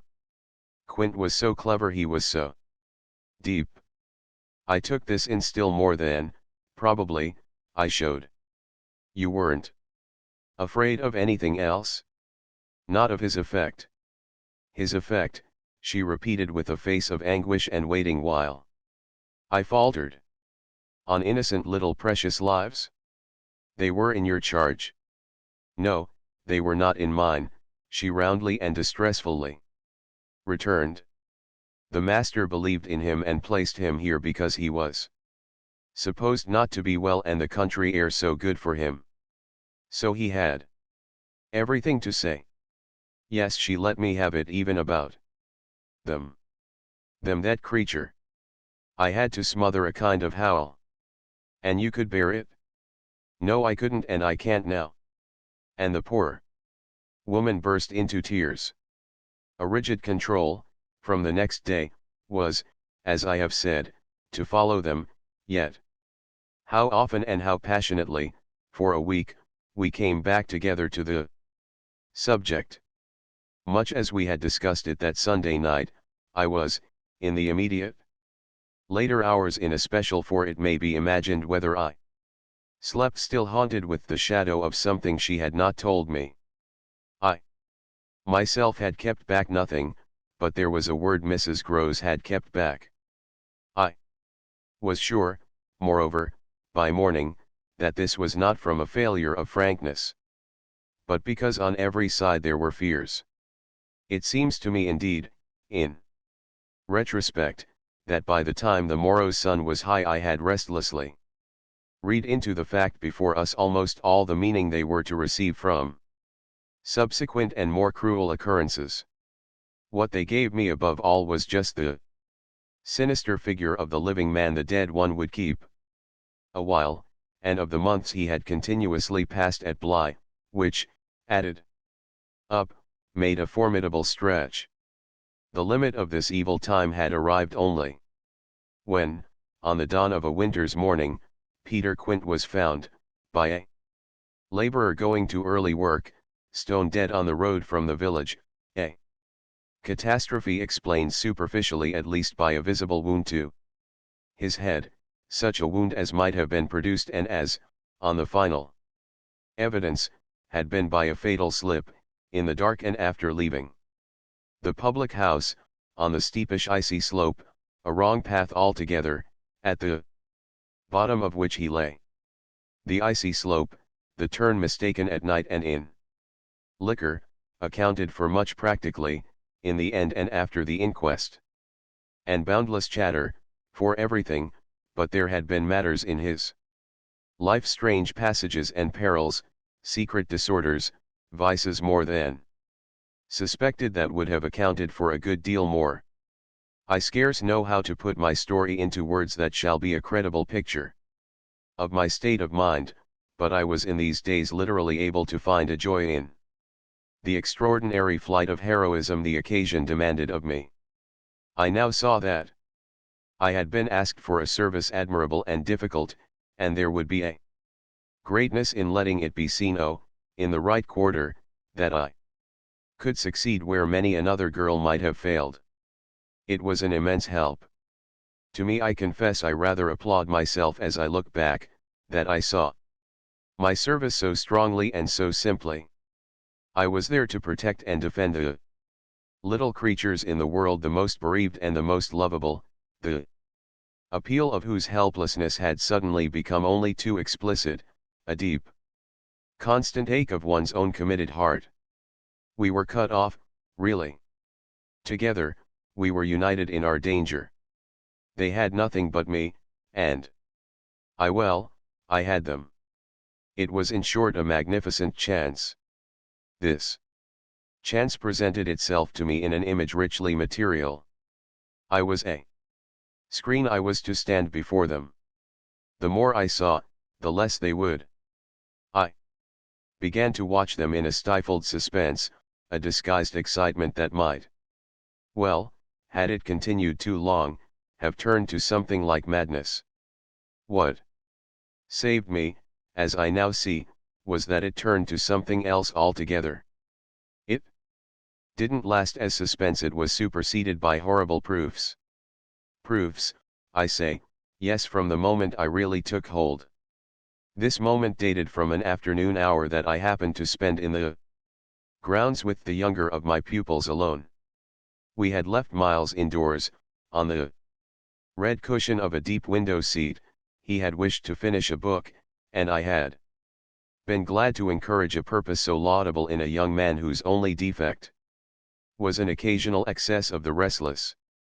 His sister, on the contrary, had been alert to come out, and I strolled with her half an hour, seeking the shade, for the sun was still high and the day exceptionally warm.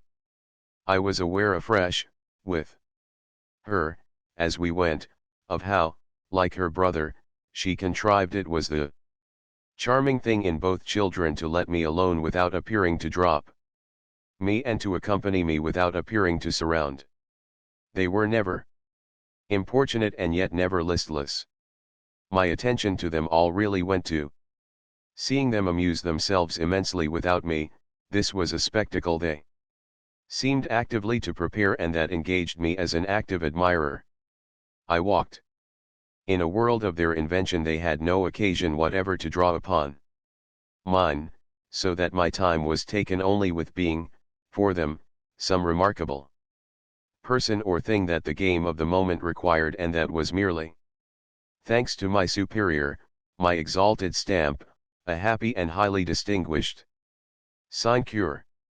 I forget what I was on the present occasion. I only remember that I was something very important and very quiet, and that Flora was playing very hard. We were on the edge of the lake, and, as we had lately begun geography, the lake was the Sea of Azov.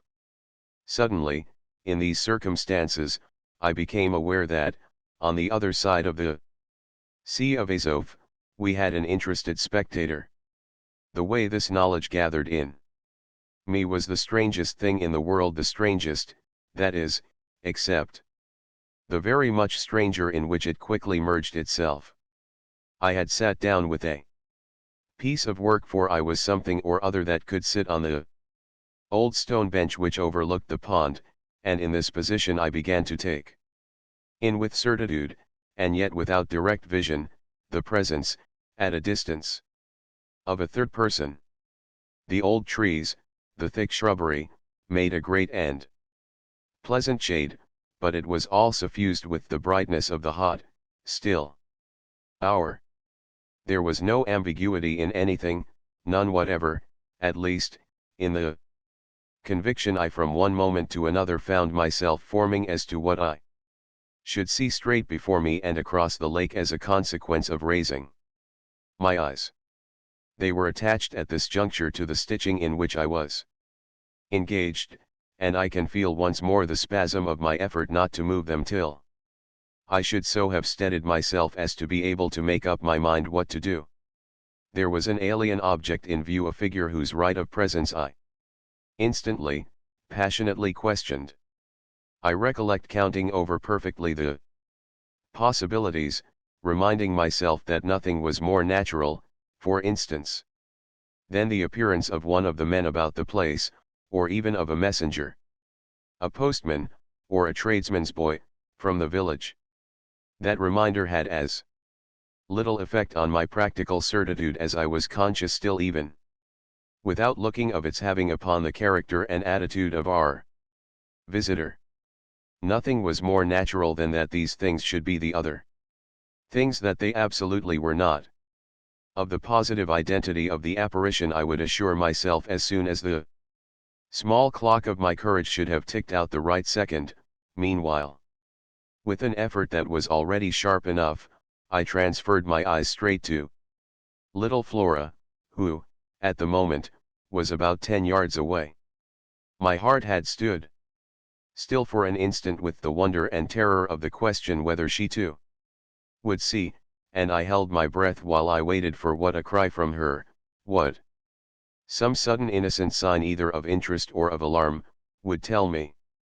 I waited, but nothing came, then, in the first place, and there is something more dire in this, I feel, than in anything I have to relate. I was determined by a sense that, within a minute, all sounds from her had previously dropped, and, in the second, by the circumstance that, also within the minute, she had, in her play, turned her back to the water. This was her attitude when I at last looked at her, looked with the confirmed conviction that we were still together, under direct personal notice. She had picked up a small flat piece of wood, which happened to have in it a little hole that had evidently suggested to her the idea of sticking in another fragment that might figure as a mast and make the thing a boat. This second morsel, as I watched her, she was very markedly and intently attempting to tighten in its place. My apprehension of what she was doing sustained me so that after some seconds I felt I was ready for more. Then I again shifted my eyes. I faced what I had to face. 7. I got hold of Mrs. Groves as soon after this as I could, and I can give no intelligible account of how I fought out the interval. Yet I still hear myself cry as I fairly threw myself into her arms, "They know it's too monstrous, they know, they know." And what on earth? I felt her incredulity as she held me. Why, all that we know, and heaven knows what else. Besides. Then, as she released me, I made it out to her, made it out. Perhaps only now with full coherency even to myself. 2 hours ago, in the garden, I could scarce articulate. Flora saw. Mrs. Groves took it as she might have taken a blow in the stomach. She has told you, she panted. Not a word, that's the horror. She kept it to herself. The child of 8, that child. Unutterable still, for me, was the stupefaction of it. Mrs. Groves, of course, could only gape the wider. Then how do you know? I was there, I saw with my eyes, saw that she was perfectly aware. Do you mean aware of him? No, of her. I was conscious as I spoke that I looked prodigious things, for I got the slow reflection of them in my companion's face. Another person this time, but a figure of quite as unmistakable horror and evil, a woman in black, pale and dreadful, with such an air also, and such a face, on the other side of the lake. I was there with the child, quiet for the hour, and in the midst of it she came. Came how? From where? From where they come from. She just appeared and stood there, but not so near. And without coming nearer. Oh, for the effect and the feeling, she might have been as close as you. My friend, with an odd impulse, fell back a step. Was she someone you've never seen? Yes. But someone the child has. Someone you have. Then, to show how I had thought it all out, my predecessor, the one who died. Miss Jessel. Miss Jessel. You don't believe me? I pressed. She turned right and left in her distress. How can you be sure? This drew from me, in the state of my nerves, a flash of impatience. Then ask Flora, she's sure.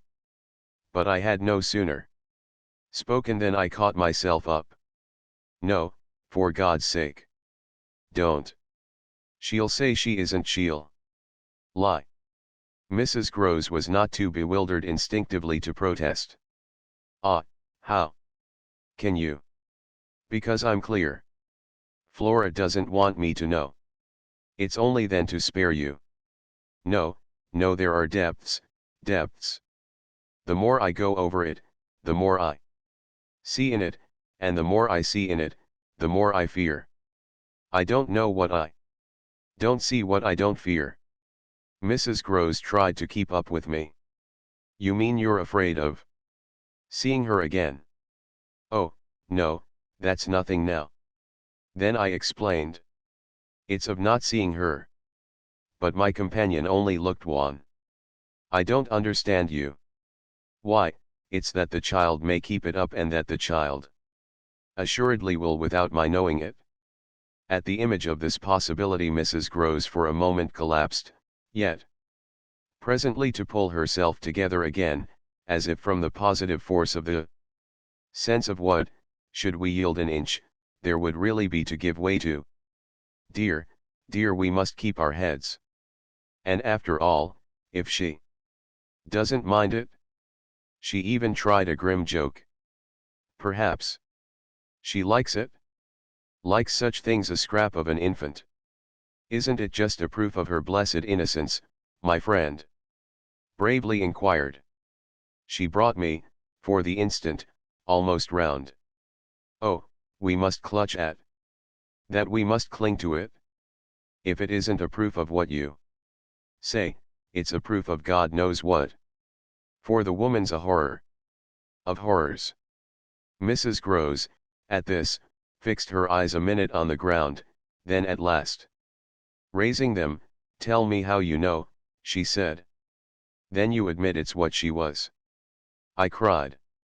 Tell me how you know, my friend simply repeated. No? By seeing her.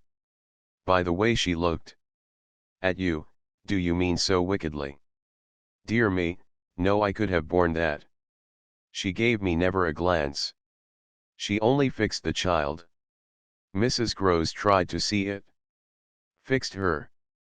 Ah, with such awful eyes. She stared at mine as if they might really have resembled them. Do you mean of dislike? God help us, no. Of something much worse. Worse than dislike. This left her indeed at a loss. With a determination indescribable. With a kind of fury of intention. I made her turn pale. Intention. To get hold of her. Mrs. Groves, her eyes just lingering on mine, gave a shudder and walked to the window, and while she stood there, looking out, I completed my statement. That's what Flora knows. After a little she turned round. The person was in black, you say. In mourning, rather poor, almost shabby. But yes, with extraordinary beauty. I now recognized to what I had at last, stroke by stroke, brought the victim of my confidence, for she quite visibly weighed this.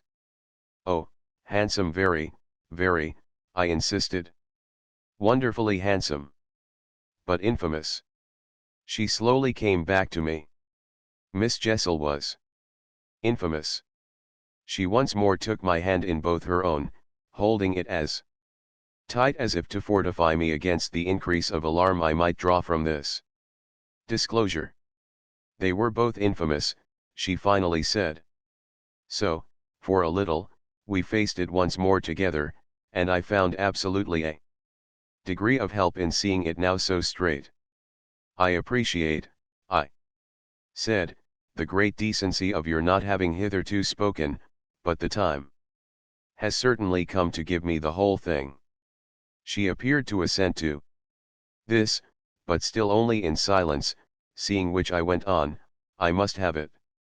Now, of what did she die? Come, there was something between them. There was everything. In spite of the difference. Oh, of their rank, their condition, she brought it woefully out. She was a lady. I turned it over, I again saw. Yes, she was a lady. And he so dreadfully below, said Mrs. Groves. I felt that I doubtless needn't press too hard, in such company, on the place of a servant in the scale, but there was nothing to prevent an acceptance of my companion's own measure of my predecessor's abasement.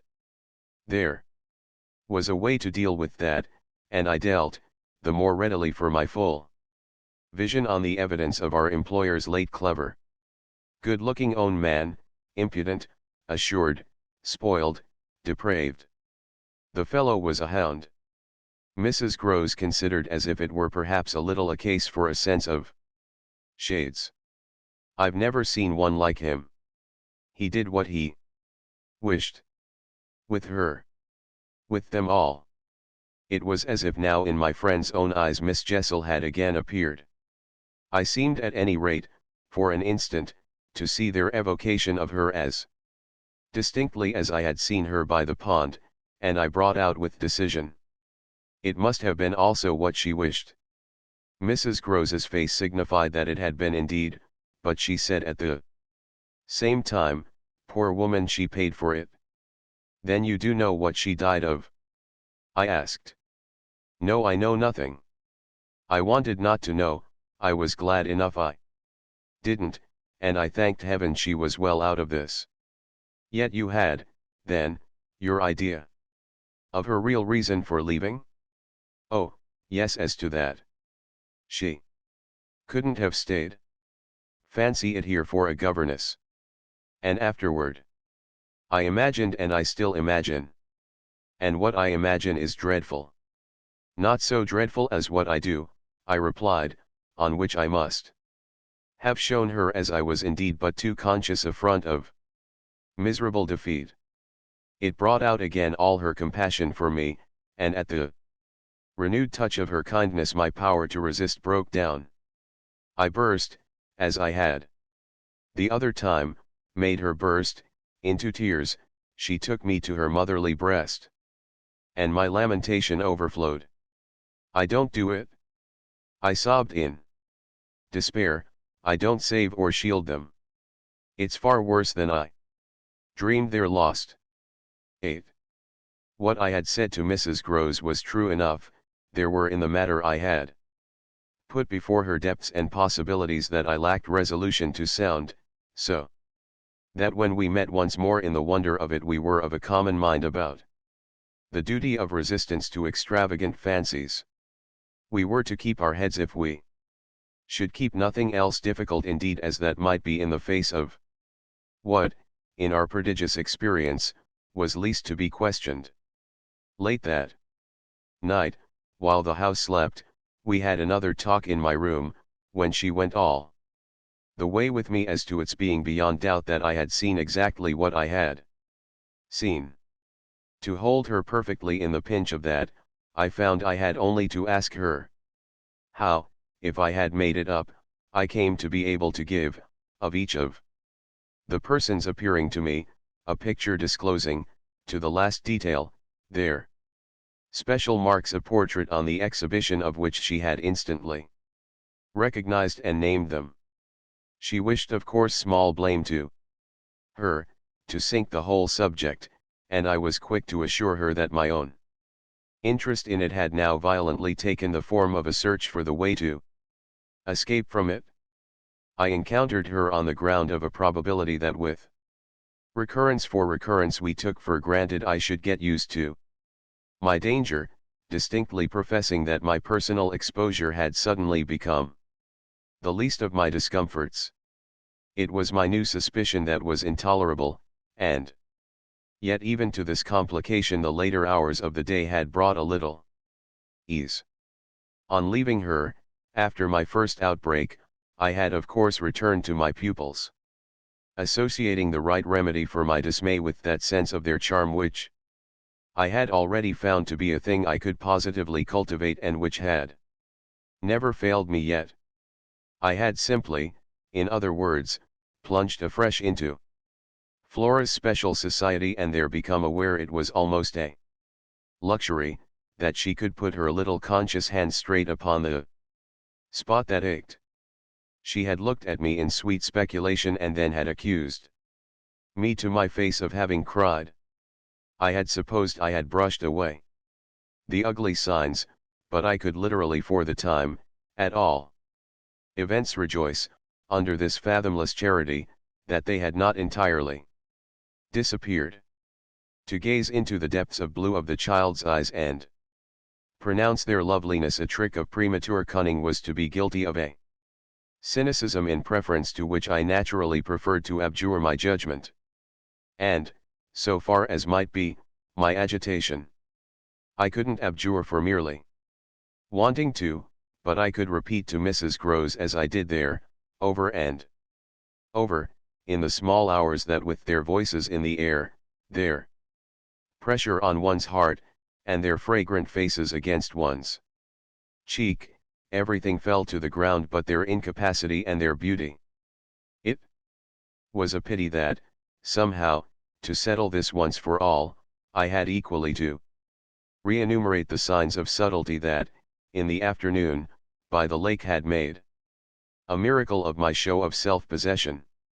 It was a pity to be obliged to reinvestigate the certitude of the moment itself and repeat how it had come to me as a revelation that the inconceivable communion I then surprised was a matter, for either party, of habit. It was a pity that I should have had to quaver out again the reasons for my not having, in my delusion, so much as questioned that the little girl saw our visitant even as I actually saw Mrs. Groves herself, and that she wanted, by just so much as she did thus see, to make me suppose she didn't, and at the same time, without showing anything, arrive at a guess as to whether I myself did. It was a pity that I needed once more to describe the portentous little activity by which she sought to divert my attention, the perceptible increase of movement, the greater intensity of play, the singing, the gabbling of nonsense, and the invitation to romp. Yet if I had not indulged, to prove there was nothing in it, in this review, I should have missed the 2 or 3 dim elements of comfort that still remained to me. I should not, for instance, have been able to asseverate to my friend that I was certain, which was so much to the good, that I at least had not betrayed myself. I should not have been prompted, by stress of need, by desperation of mind, I scarce know what to call it, to invoke such further aid to intelligence as might spring from pushing my colleague fairly to the wall. She had told me, bit by bit, under pressure, a great deal, but a small shifty spot on the wrong side of it all still sometimes brushed my brow like the wing of a bat, and I remember how on this occasion, for the sleeping house and the concentration alike of our danger and our watch seemed to help, I felt the importance of giving the last jerk to the curtain. I don't believe anything so horrible, I recollect saying. No, let us put it definitely, my dear, that I don't. But if I did, you know, there's a thing I should require now, just without sparing you the least bit more, oh, not a scrap, come, to get out of you. What was it you had in mind when, in our distress, before Miles came back, over the letter from his school, you said, under my insistence, that you didn't pretend for him that he had not literally ever been bad? He has not literally ever, in these weeks that I myself have lived with him and so closely watched him, he has been an imperturbable little prodigy of delightful, lovable goodness. Therefore you might perfectly have made the claim for him if you had not, as it happened, seen an exception to take. What was your exception, and to what passage in your personal observation of him did you refer? It was a dreadfully austere inquiry, but levity was not our note, and, at any rate, before the grey dawn admonished us to separate, I had got my answer. What my friend had had in mind proved to be immensely to the purpose. It was neither more nor less than the circumstance that for a period of several months Quint and the boy had been perpetually together. It was in fact the very appropriate truth that she had ventured to criticize the propriety, to hint at the incongruity, of so close an alliance, and even to go so far on the subject as a frank overture to Miss Jessel. Miss Jessel had, with a most strange manner, requested her to mind her business, and the good woman had, on this, directly approached little Miles. What she had said to him, since I pressed, was that she liked to see young gentlemen not forget their station. I pressed again, of course, at this. You reminded him that Quint was only a base menial, as you might say. And it was his answer, for one thing, that was bad. And for another thing. I waited. He repeated your words to Quint. No, not that. It's just what he wouldn't, she could still impress upon me. I was sure, at any rate, she added, that he didn't. But he denied certain occasions. What occasions? When they had been about together quite as if Quint were his tutor and a very grand one and Miss Jessel only for the little lady. When he had gone off with the fellow, I mean, and spent hours with him. He then prevaricated about it. He said he hadn't. Her assent was clear enough to cause me to add in a moment, I see. He lied. Oh.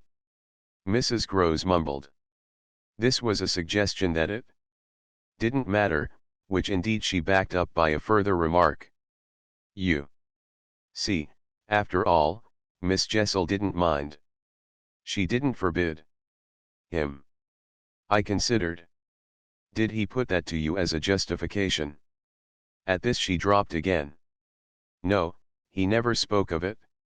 Never mentioned her in connection with Quint. She saw, visibly flushing, where I was coming out. Well, he didn't show anything. He denied, she repeated, he denied. Lord, how I pressed her now. So that you could see he knew what was between the two wretches. I don't know, the poor woman groaned. You do know, you dear thing, I replied, only you haven't my dreadful boldness of mind, and you keep back, out of timidity and modesty and delicacy, even the impression that, in the past, when you had, without my aid, to flounder about in silence, most of all made you miserable. But I shall get it out of you yet. There was something in the boy that suggested to you, I continued, that he covered and concealed their relation. Oh, he couldn't prevent your learning the truth? I dare say. But, heavens, I fell, with vehemence, a-thinking, what it shows that they must, to that extent, have succeeded in making of him. Ah, nothing that's not nice now. Mrs. Groves lugubriously pleaded. I don't wonder you looked queer, I persisted, when I mentioned to you the letter from his school. I doubt if I looked as queer as you, she retorted with homely force. And if he was so bad then as that comes to, how is he such an angel now? Yes, indeed, and if he was a fiend at school. How? Well, I said in my torment, you must put it to me again, but I shall not be able to tell you for some days. Only, put it to me again. I cried in a way that made my friend stare. There are directions in which I must not for the present let myself go.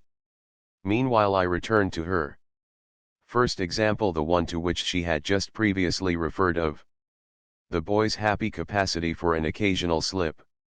If Quint on your remonstrance at the time you speak of was a base menial, one of the things Miles said to you, I find myself guessing, was that you were another.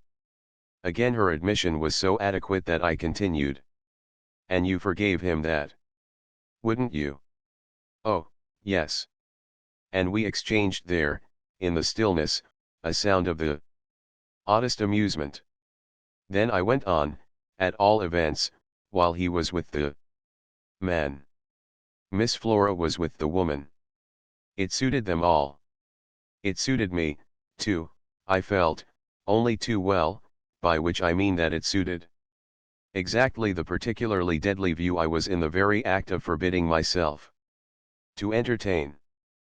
But I so far succeeded in checking the expression of this view, that I will throw, just here, no further light on it than may be offered by the mention of my final observation to Mrs. Grose. His having lied and been impudent are, I confess, less engaging specimens than I had hoped to have from you of the outbreak in him of the little natural man. Still, I mused, they must do, for they make me feel more than ever that I must watch. It made me blush, the next minute, to see in my friend's face how much more unreservedly she had forgiven him than her anecdote struck me as presenting to my own tenderness an occasion for doing. This came out when, at the schoolroom door, she quitted me. Surely you don't accuse him of carrying on an intercourse that he conceals from me? Ah, remember that, until further evidence, I now accuse nobody. Then, before shutting her out to go, by another passage, to her own place, I must just wait. I wound up. 9. I waited, and the days, as they elapsed, took something from my consternation. A very few of them, in fact, passing, in constant sight of my pupils, without a fresh incident, sufficed to give to grievous fancies and even to odious memories a kind of brush of the sponge. I have spoken of the surrender to their extraordinary childish grace as a thing I could actively cultivate, and it may be imagined if I neglected now to address myself to this source for whatever it would yield. Stranger than I can express, certainly, was the effort to struggle against my new lights. It would doubtless have been, however, a greater tension still had it not been so frequently successful. I used to wonder how my little charges could help guessing that I thought strange things about them, and the circumstances that these things only made them more interesting was not by itself a direct aid to keeping them in the dark. I trembled lest they should see that they were so immensely more interesting. Putting things at the worst, at all events, as in meditation I so often did, any clouding of their innocence could only be blameless, and foredoomed as they were, a reason the more for taking risks. There were moments when, by an irresistible impulse, I found myself catching them up and pressing them to my heart. As soon as I had done so, I used to say to myself, what will they think of that? Doesn't it betray too much? It would have been easy to get into a sad, wild tangle about how much I might betray, but the real account, I feel, of the hours of peace that I could still enjoy was that the immediate charm of my companions was a beguilement still effective even under the shadow of the possibility that it was studied. For if it occurred to me that I might occasionally excite suspicion by the little outbreaks of my sharper passion for them, so too I remember wondering if I might see a queerness in the traceable increase of their own demonstrations. They were at this period extravagantly and preternaturally fond of me, which, after all, I could reflect, was no more than a graceful response in children, perpetually bowed over and hugged. The homage of which they were so lavish succeeded, in truth, for my nerves, quite as well as if I never appeared to myself, as I may say, literally to catch them at a purpose in it. They had never, I think, wanted to do so many things for their poor protectress, I mean, though they got their lessons better and better, which was naturally what would please her most in the way of diverting, entertaining, surprising her, reading her passages, telling her stories, acting her charades, pouncing out at her, in disguises, as animals and historical characters, and, above all, astonishing her by the pieces they had secretly got by heart and could interminably recite. I should never get to the bottom were I to let myself go even now of the prodigious private Commentary, all under still more private correction, with which, in these days, I overscored their full hours.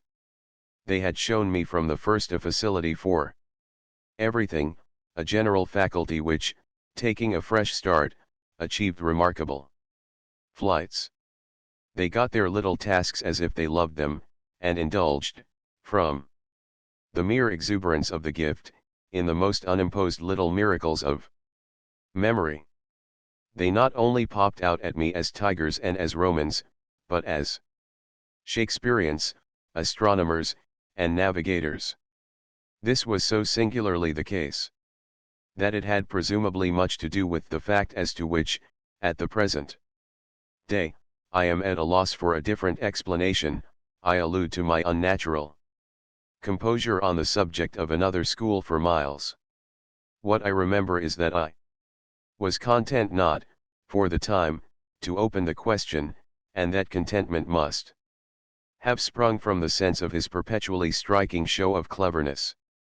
He was too clever for a bad governess, for a parson's daughter, to spoil. And the strangest if not the brightest thread in the pensive embroidery I just spoke of was the impression I might have got, if I had dared to work it out, that he was under some influence operating in his small intellectual life as a tremendous incitement. If it was easy to reflect, however, that such a boy could postpone school, it was at least as marked that for such a boy to have been kicked out by a schoolmaster was a mystification without end. Let me add that in their company now, and I was careful almost never to be out of it, I could follow no scent very far. We lived in a cloud of music and love and success and private theatricals. The musical sense in each of the children was of the quickest, but the elder in especial had a marvelous knack of catching and repeating.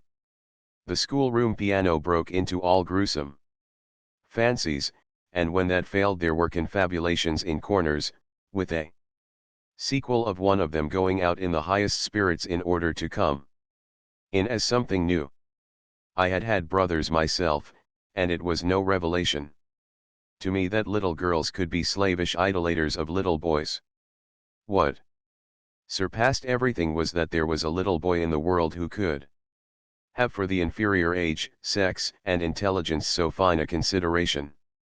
They were extraordinarily at one, and to say that they never either quarreled or complained is to make the note of praise coarse for their quality of sweetness. Sometimes, indeed, when I dropped into coarseness, I perhaps came across traces of little understandings between them by which one of them should keep me occupied while the other slipped away. There is a naive side, I suppose, in all diplomacy, but if my pupils practiced upon me, it was surely with the minimum of grossness. It was all in the other quarter that, after a lull, the grossness broke out. I find that I really hang back, but I must take my plunge. In going on with the record of what was hideous at Bly, I not only challenge the most liberal faith, for which I little care, but, and this is another matter, I renew what I myself suffered. I again push my way through it to the end. There came suddenly an hour after which, as I look back, the affair seems to me to have been all pure suffering, but I have at least reached the heart of it, and the straightest road out is doubtless to advance. 1. Evening, with nothing to lead up or to prepare it, I felt the cold touch of the impression that had breathed on me the night of my arrival, and which, much lighter than, as I have mentioned, I should probably have made little of in memory had my subsequent sojourn been less agitated. I had not gone to bed. I sat reading by a couple of candles. There was a roomful of old books at Bly, last century fiction, some of it, which, to the extent of a distinctly deprecated renown, but never to so much as that of a stray specimen, had reached the sequestered home and appealed to the unavowed curiosity of my youth. I remember that the book I had in my hand was Fielding's Amelia, also that I was wholly awake. I recall further both a general conviction that it was horribly late and a particular objection to looking at my watch. I figure, finally, that the white curtain draping, in the fashion of those days, the head of Flora's little bed, shrouded, as I had assured myself long before, the perfection of childish rest. I recollect in short that, though I was deeply interested in my author, I found myself, at the turn of a page and with his spell all scattered, looking straight up from him and hard at the door of my room.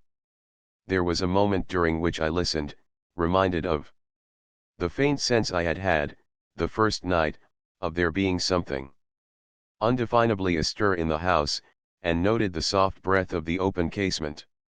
Just move the half-drawn blind.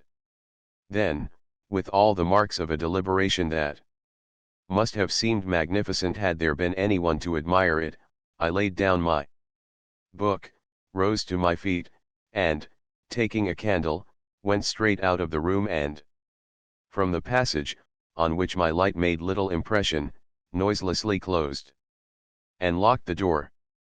I can say now neither what determined nor what guided me, but I went straight along the lobby, holding my candle high, till I came within sight of the tall window that presided over the great turn of the staircase. At this point I precipitately found myself aware of three things. They were practically simultaneous, yet they had flashes of succession. My candle, under a bold flourish, went out, and I perceived, by the uncovered window, that the yielding dusk of earliest morning rendered it unnecessary. Without it, the next instant, I saw that there was someone on the stair. I speak of sequences, but I required no lapse of seconds to stiffen myself for a third encounter with Quint. The apparition had reached the landing halfway up and was therefore on the spot nearest the window, where at sight of me, it stopped short and fixed me exactly as it had fixed me from the tower and from the garden. He knew me as well as I knew him, and so, in the cold, faint twilight, with a glimmer in the high glass, and another on the polish of the oak stair below, we faced each other in our common intensity. He was absolutely, on this occasion, a living, detestable, dangerous presence. But that was not the wonder of wonders. I reserve this distinction for quite another circumstance, the circumstance that dread had unmistakably quitted me and that there was nothing in me there that didn't meet and measure him. I had plenty of anguish after that extraordinary moment, but I had, thank God, no terror. And he knew I had not. I found myself at the end of an instant magnificently aware of this. I felt, in a fierce rigor of confidence, that if I stood my ground a minute I should cease for the time, at least to have him to reckon with, and during the minute, accordingly, the thing was as human and hideous as a real interview, hideous just because it was human as to have met alone, in the small hours, in a sleeping house. Some enemy, some adventurer, some criminal. It was the dead silence of our long gaze at such close quarters that gave the whole horror, huge as it was, its only note of the unnatural. If I had met a murderer in such a place and at such an hour, we still at least would have spoken. Something would have passed, in life, between us. If nothing had passed, one of us would have moved.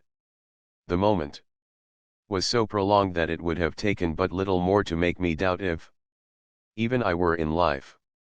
I can't express what followed it save by saying that the silence itself, which was indeed in a manner an attestation of my strength, became the element into which I saw the figure disappear, in which I definitely saw it turn as I might have seen the low wretch to which it had once belonged turn on receipt of an order, and pass with my eyes on the villainous back that no hunch could have more disfigured, straight down the staircase and into the darkness in which the next bend was lost.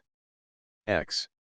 I remained a while at the top of the stair, but with the effect presently of understanding that when my visitor had gone, he had gone. Then I returned to my room. The foremost thing I saw there by the light of the candle I had left burning was that Flora's little bed was empty, and on this I caught my breath with all the terror that, 5 minutes before, I had been able to resist. I dashed at the place in which I had left her lying and over which, for the small silk counterpane and the sheets were disarranged, the white curtains had been deceivingly pulled forward. Then my step, to my unutterable relief, produced an answering sound. I perceived an agitation of the window blind, and the child, ducking down, emerged rosily from the other side of it. She stood there in so much of her candor and so little of her nightgown, with her pink bare feet and the golden glow of her curls. She looked intensely grave, and I had never had such a sense of losing an advantage acquired, the thrill of which had just been so prodigious, as on my consciousness that she addressed me with a reproach. "You naughty, where have you been?" Instead of challenging her own irregularity, I found myself arraigned and explaining. She herself explained, for that matter, with the loveliest, eagerest simplicity. She had known suddenly, as she lay there, that I was out of the room, and had jumped up to see what had become of me. I had dropped, with the joy of her reappearance, back into my chair feeling then, and then only, a little faint, and she had pattered straight over to me, thrown herself upon my knee, given herself to be held with the flame of the candle full in the wonderful little face that was still flushed with sleep. I remember closing my eyes an instant, yieldingly, consciously, as before the excess of something beautiful that shone out of the blue of her own. "You were looking for me out of the window," I said. "You thought I might be walking in the grounds." "Well, you know, I thought someone was." She never blanched as she smiled out that at me. Oh, how I looked at her now! "And did you see anyone?" "Ah, no," she returned, almost with the full privilege of childish inconsequence, resentfully, though with a long sweetness in her little drawl of the negative. At that moment, in the state of my nerves, I absolutely believed she lied, and if I once more closed my eyes it was before the dazzle of the 3 or 4 possible ways in which I might take this up. One of these, for a moment, tempted me with such singular intensity that, to withstand it, I must have gripped my little girl with a spasm that, wonderfully, she submitted to without a cry or a sign of fright. Why not break out at her on the spot and have it all over, give it to her straight in her lovely little lighted face? You see, you know that you do and that you already quite suspect I believe it, therefore, why not frankly confess it to me, so that we may at least live with it together and learn perhaps, in the strangeness of our fate, where we are and what it means. This solicitation dropped, alas. As it came, if I could immediately have succumbed to it I might have spared myself well, you'll see what. Instead of succumbing I sprang again to my feet, looked at her bed, and took a helpless middle way. "Why did you pull the curtain over the place to make me think you were still there?" Flora luminously considered, after which, with her little divine smile, "Because I don't like to frighten you. But if I had, by your idea, gone out." She absolutely declined to be puzzled. She turned her eyes to the flame of the candle as if the question were as irrelevant, or at any rate as impersonal, as Mrs. Marset or 9 times 9. "Oh, but you know," she quite adequately answered, "that you might come back, you dear, and that you have." And after a little, when she had got into bed, I had, for a long time, by almost sitting on her to hold her hand, to prove that I recognized the pertinence of my return. You may imagine the general complexion, from that moment, of my nights. I repeatedly sat up till I didn't know when. I selected moments when my roommate unmistakably slept, and, stealing out, took noiseless turns in the passage and even pushed as far as to where I had last met Quint. But I never met him there again, and I may as well say at once that I on no other occasion saw him in the house. I just missed, on the staircase, on the other hand, a different adventure. Looking down it from the top, I once recognized the presence of a woman seated on one of the lower steps with her back presented to me, her body half bowed and her head, in an attitude of woe, in her hands. I had been there but an instant, however, when she vanished without looking round at me.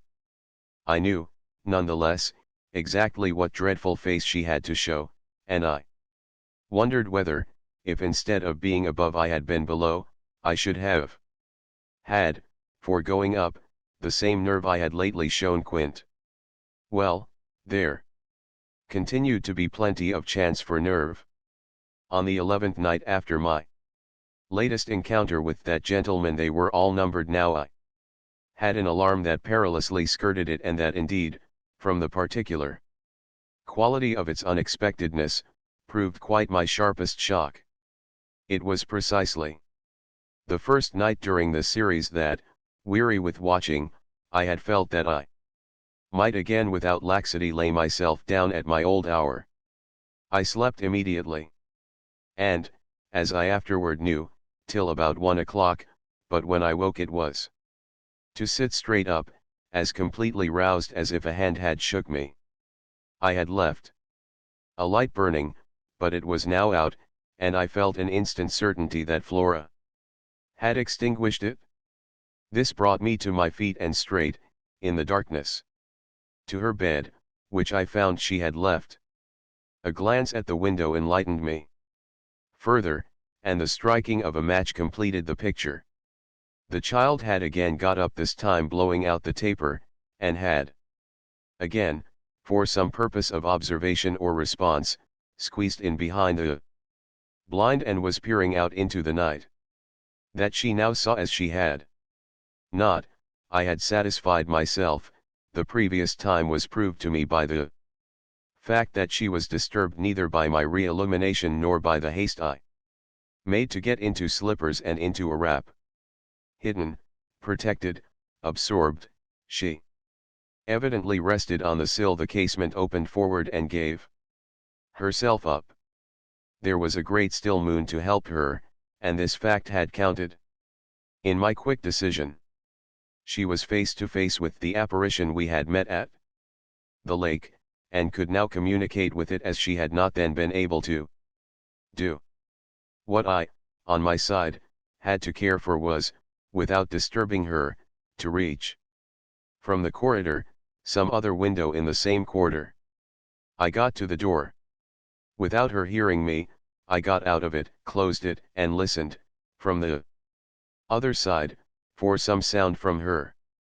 While I stood in the passage, I had my eyes on her brother's door, which was but 10 steps off, and which, indescribably, produced in me a renewal of the strange impulse that I lately spoke of as my temptation.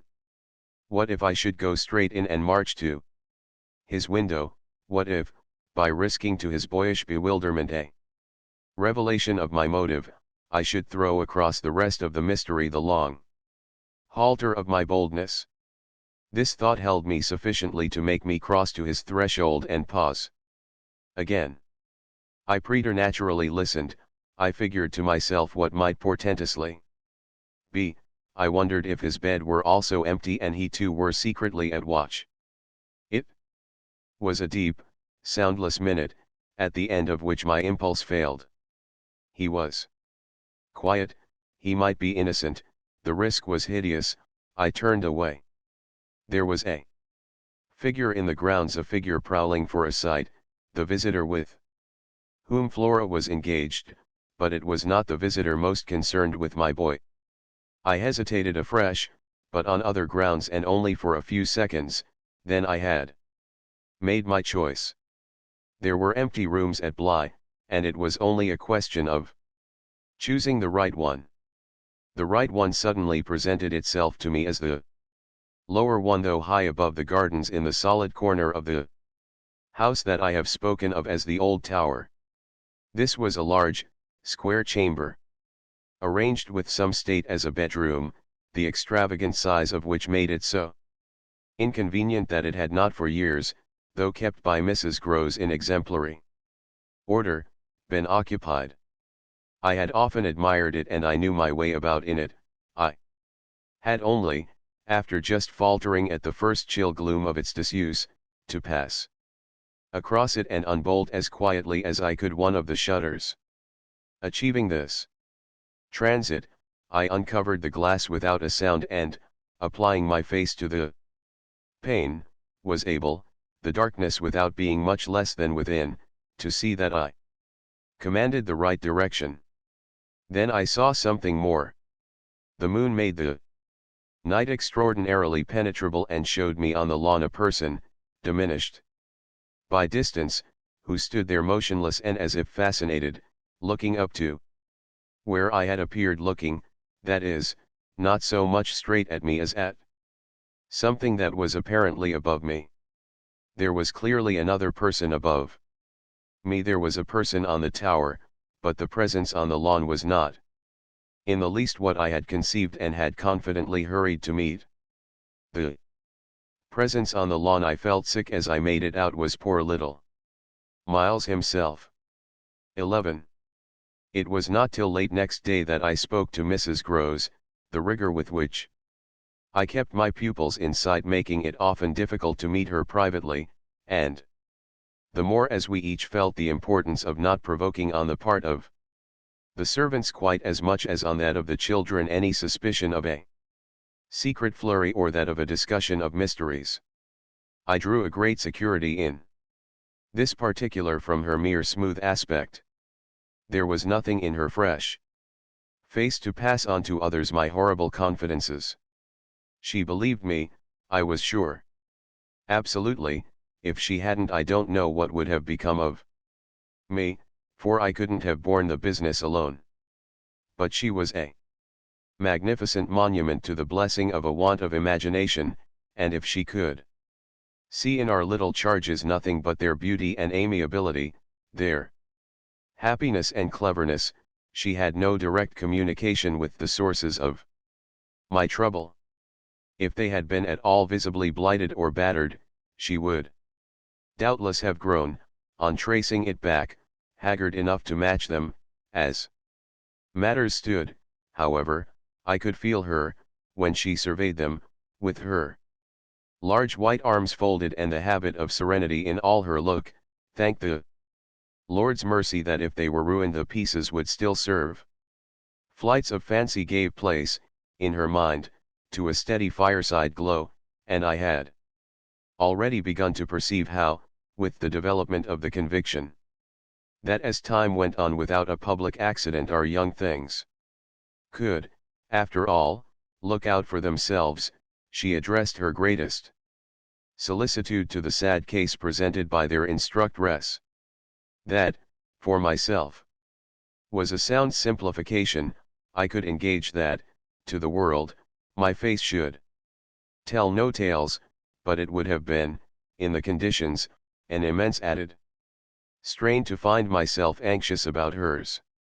At the hour I now speak of she had joined me, under pressure, on the terrace, where, with the lapse of the season, the afternoon sun was now agreeable, and we sat there together while, before us, at a distance, but within call if we wished, the children strolled to and fro in one of their most manageable moods.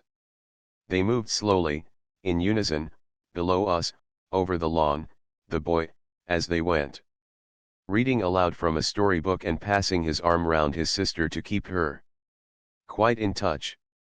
Mrs. Grose watched them with positive placidity, then I caught the suppressed intellectual creak with which she conscientiously turned to take from me a view of the back of the tapestry. I had made her a receptacle of lurid things, but there was an odd recognition of my superiority, my accomplishments and my function in her patience under my pain. She offered her mind to my disclosures as, had I wished to mix a witch's broth and proposed it with assurance, she would have held out a large clean saucepan. This had become thoroughly her attitude by the time that, in my recital of the events of the night, I reached the point of what Miles had said to me when, after seeing him, at such a monstrous hour, almost on the very spot where he happened now to be, I had gone down to bring him in, choosing then, at the window, with a concentrated need of not alarming the house, rather that method than a signal more resonant. I had left her meanwhile in little doubt of my small hope of representing with success even to her actual sympathy my sense of the real splendor of the little inspiration with which, after I had got him into the house, the boy met my final articulate challenge. As soon as I appeared in the moonlight on the terrace, he had come to me as straight as possible, on which I had taken his hand without a word and led him, through the dark spaces, up the staircase where Quint had so hungrily hovered for him, along the lobby where I had listened and trembled, and so to his forsaken room. Not a sound, on the way, had passed between us, and I had wondered, oh, how I had wondered, if he were groping about in his little mind for something plausible and not too grotesque. It would tax his invention, certainly, and I felt, this time, over his real embarrassment, a curious thrill of triumph. It was a sharp trap for the inscrutable. He couldn't play any longer at innocence, so how the deuce would he get out of it? There beat in me, indeed, with the passionate throb of this question an equal dumb appeal as to how the deuce I should. I was confronted at last, as never yet, with all the risk attached even now to sounding my own horrid note. I remember in fact that as we pushed into his little chamber, where the bed had not been slept in at all and the window, uncovered to the moonlight, made the place so clear that there was no need of striking a match. I remember how I suddenly sank upon the edge of the bed from the force of the idea that he must know how he really, as they say, had me. He could do what he liked, with all his cleverness to help him, so long as I should continue to defer to the old tradition of the criminality of those caretakers of the young who minister to superstitions and fears. He had me indeed, and in a cleft stick, for who would ever absolve me, who would consent that I should go unhung, if, by the faintest tremor of an overture, I were the first to introduce into our perfect intercourse an element so dire? No, no, it was useless to attempt to convey to Mrs. Groves, just as it is scarcely less so to attempt to suggest here, how, in our short, stiff brush in the dark, he fairly shook me with admiration. I was of course thoroughly kind and merciful, never yet had I placed on his little shoulders hands of such tenderness as those with which, while I rested against the bed, I held him there well under fire. I had no alternative but, in form at least, to put it to him. You must tell me now and all the truth. What did you go out for? What were you doing there? I can still see his wonderful smile, the whites of his beautiful eyes, and the uncovering of his little teeth shine to me in the dusk. If I tell you, why, will you understand? My heart, at this, leaped into my mouth. Would he tell me why? I found no sound on my lips to press it, and I was aware of replying only with a vague, repeated, grimacing nod. He was gentleness itself, and while I wagged my head at him he stood there more than ever a little fairy prince. It was his brightness indeed that gave me a respite. Would it be so great if he were really going to tell me? Well, he said. At last, just exactly in order that you should do this. Do what? Think me for a change bad. I shall never forget the sweetness and gaiety with which he brought out the word, nor how, on top of it, he bent forward and kissed me. It was practically the end of everything. I met his kiss and I had to make, while I folded him for a minute in my arms, the most stupendous effort not to cry. He had given exactly the account of himself that permitted least of my going behind it, and it was only with the effect of confirming my acceptance of it that, as I presently glanced about the room, I could say, "Then you didn't undress at all." He fairly glittered in the gloom. "Not at all." I sat up and read. "And when did you go down?" "At midnight." "When I'm bad I am bad." I see, it's charming. But how could you be sure I would know it?" "Oh, I arranged that with Flora." His answers rang out with a readiness. "She was to get up and look out." "Which is what she did do." "It was I who fell into the trap." "So she disturbed you, and, to see what she was looking at, you also looked. You saw. While you, I concurred, caught your death in the night air." He literally bloomed so from this exploit that he could afford radiantly to assent. "How otherwise should I have been bad enough?" he asked. Then, after another embrace, the incident and our interview closed on my recognition of all the reserves of goodness that, for his joke, he had been able to draw upon. 12. The particular impression I had received proved in the morning light, I repeat, not quite successfully presentable to Mrs. Grose, though I reinforced it with the mention of still another remark that he had made before we separated. "It all lies in half a dozen words," I said to her, "words that really settle the matter. Think, you know, what I might do." He threw that off to show me how good he is. He knows down to the ground what he might do. That's what he gave them a taste of at school. "Lord, you do change," cried my friend. "I don't change, I simply make it out. The four, depend upon it, perpetually meet. If on either of these last nights you had been with either child, you would clearly have understood. The more I've watched and waited, the more I've felt that if there were nothing else to make it sure, it would be made so by the systematic silence of each. Never, by a slip of the tongue, have they so much as alluded to either of their old friends, any more than Miles has alluded to his expulsion. Oh, yes, we may sit here and look at them, and they may show off to us there to their fill, but even while they pretend to be lost in their fairytale, they're steeped in their vision of the dead restored. He's not reading to her, I declared, they're talking of them, they're talking horrors. I go on, I know, as if I were crazy, and it's a wonder I'm not. What I've seen would have made you so, but it has only made me more lucid, made me get hold of still other things. My lucidity must have seemed awful, but the charming creatures who were victims of it, passing and repassing in their interlocked sweetness, gave my colleague something to hold on by, and I felt how tight she held as, without stirring in the breath of my passion, she covered them still with her eyes. "Of what other things have you got hold?" "Why, of the very things that have delighted, fascinated, and yet, at bottom, as I now so strangely see, mystified and troubled me. They're more than earthly beauty, they're absolutely unnatural goodness. It's a game," I went on, "it's a policy and a fraud.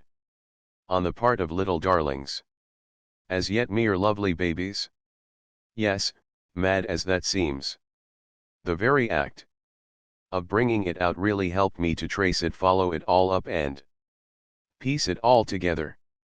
They haven't been good, they've only been absent. It has been easy to live with them, because they're simply leading a life of their own. They're not mine, they're not ours. They're his and they're hers. Quince and that woman's. Quince and that woman's.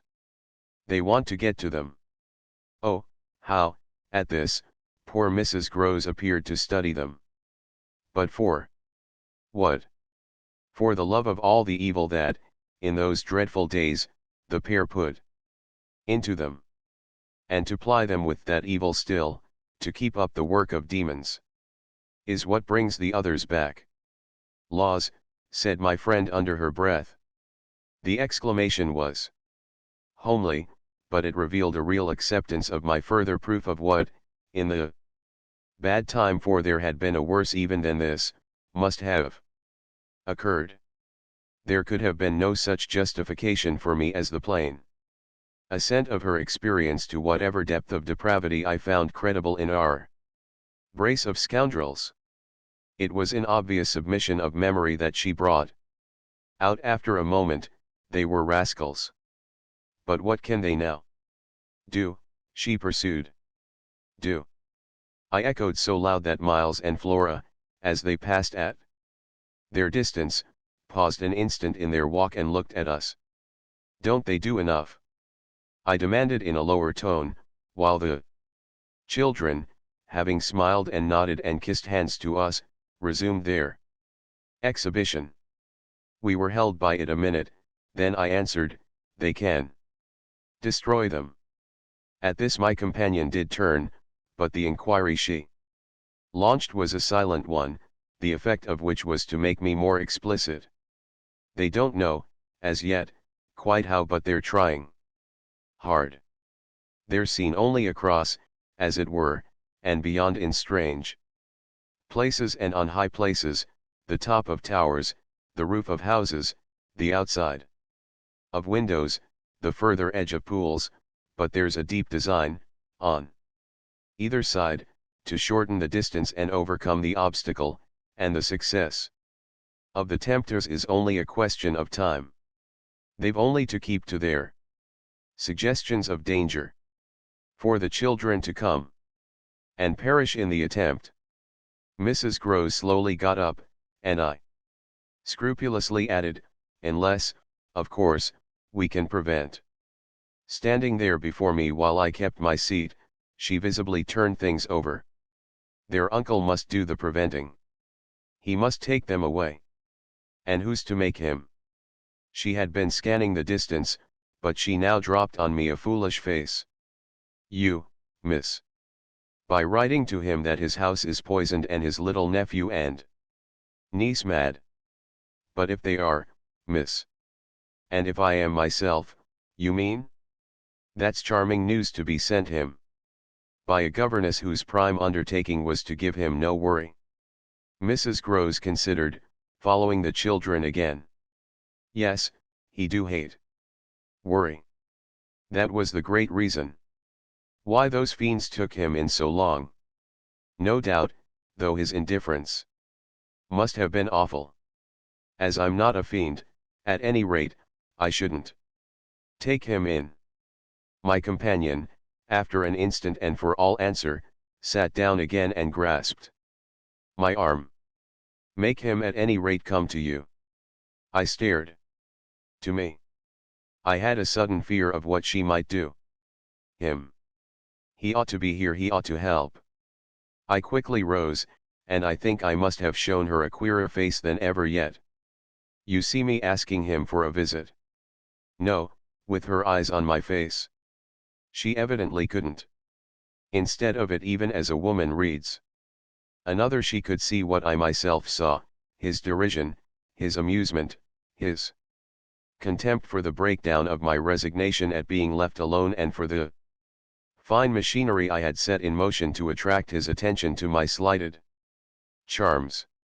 She didn't know, no one knew how proud I had been to serve him and to stick to our terms, yet she nonetheless took the measure, I think, of the warning I now gave her.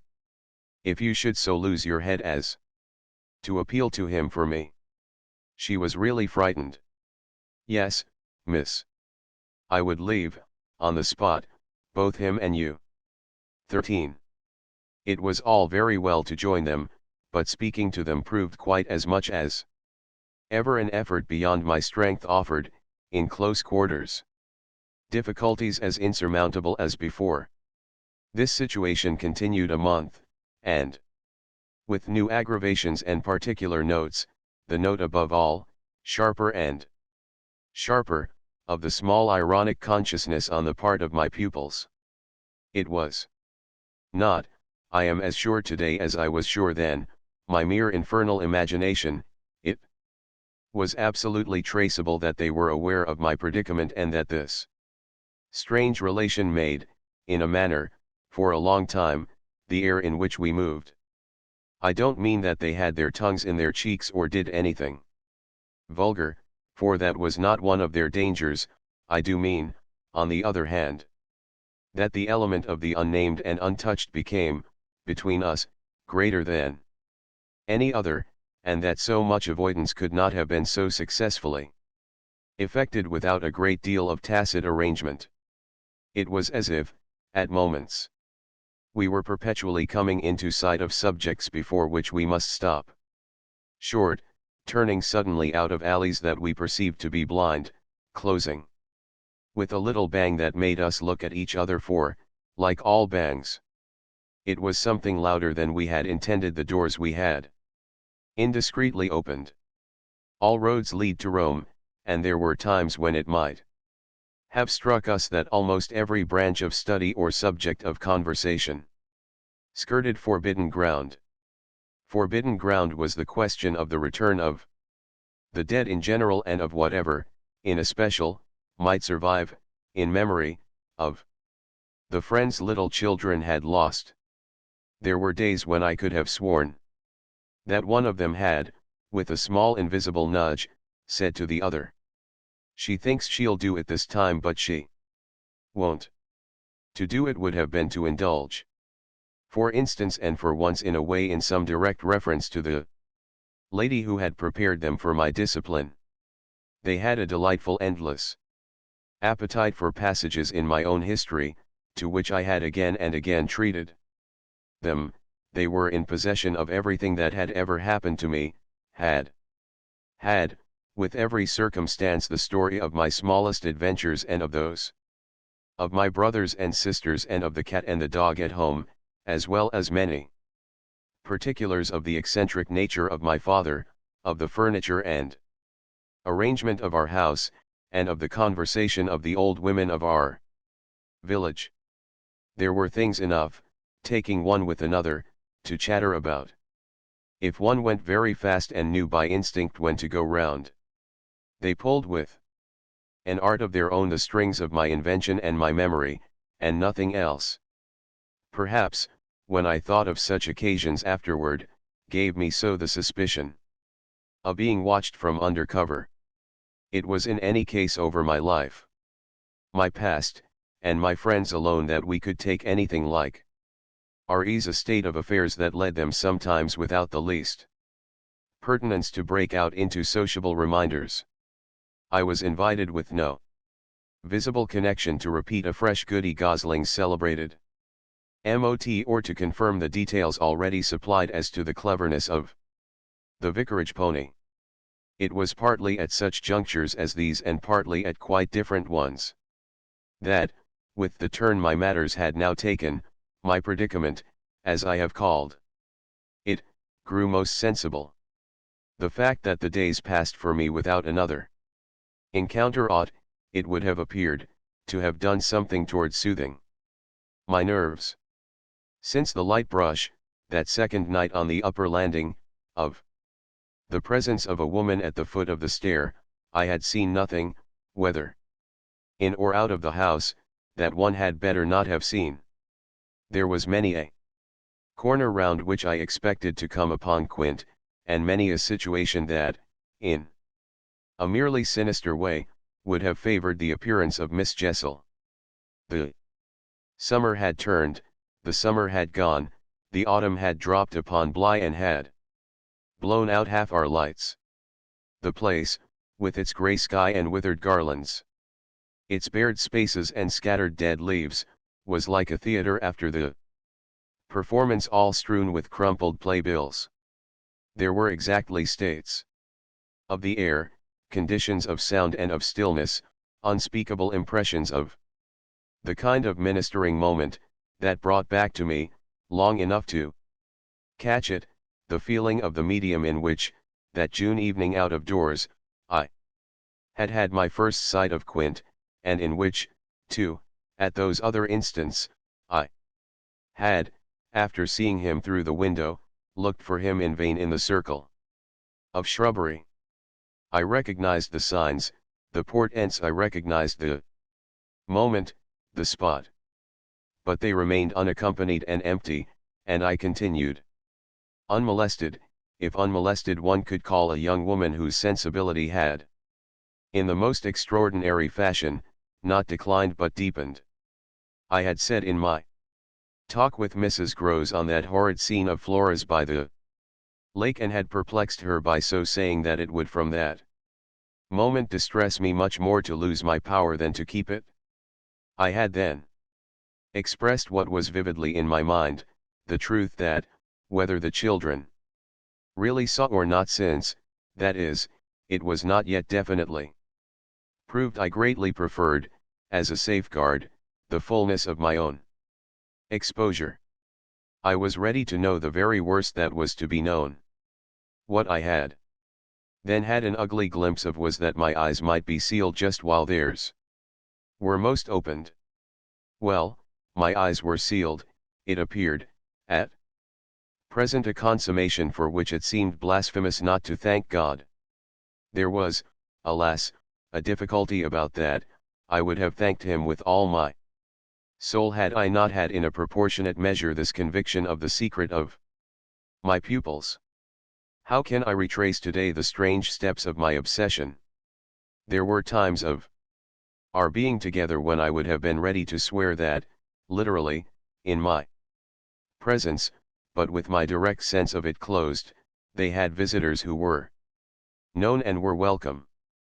Then it was that, had I not been deterred by the very chance that such an injury might prove greater than the injury to be averted, my exultation would have broken out. They're here, they're here, you little wretches, I would have cried, and you can't deny it now. The little wretches denied it with all the added volume of their sociability and their tenderness, in just the crystal depths of which, like the flash of a fish in a stream, the mockery of their advantage peeped up. The shock, in truth, had sunk into me still deeper than I knew on the night when, looking out to see either Quint or Miss Jessel under the stars, I had beheld the boy over whose rest I watched, and who had immediately brought in with him had straightway, there, turned it on me the lovely upward look with which, from the battlements above me, the hideous apparition of Quint had played. If it was a question of a scare, my discovery on this occasion had scared me more than any other, and it was in the condition of nerves produced by it that I made my actual inductions. They harassed me so that sometimes, at odd moments, I shut myself up audibly to rehearse. It was at once a fantastic relief and a renewed despair the manner in which I might come to the point. I approached it from one side and the other while, in my room, I flung myself about, but I always broke down in the monstrous utterance of names. As they died away on my lips, I said to myself that I should indeed help them to represent something infamous, if, by pronouncing them, I should violate as rare a little case of instinctive delicacy as any schoolroom, probably, had ever known. When I said to myself, they have the manners to be silent, and you, trusted as you are, the baseness to speak, I felt myself crimson, and I covered my face with my hands. After these secret scenes I chattered more than ever. going on volubly enough till one of our prodigious, palpable hushes occurred. I can call them nothing else. The strange, dizzy lift or swim, I try for terms, into a stillness, a pause of all life, that had nothing to do with the more or less noise that at the moment we might be engaged in making, and that I could hear through any deepened exhilaration or quickened recitation or louder strum of the piano. Then it was that the others, the outsiders, were there. Though they were not angels, they passed, as the French say, causing me, while they stayed, to tremble with the fear of their addressing to their younger victims some yet more infernal message or more vivid image than they had thought good enough for myself. What it was most impossible to get rid of was the cruel idea that, whatever I had seen, Miles and Flora saw more things terrible and unguessable. And that sprang from dreadful passages of intercourse in the past.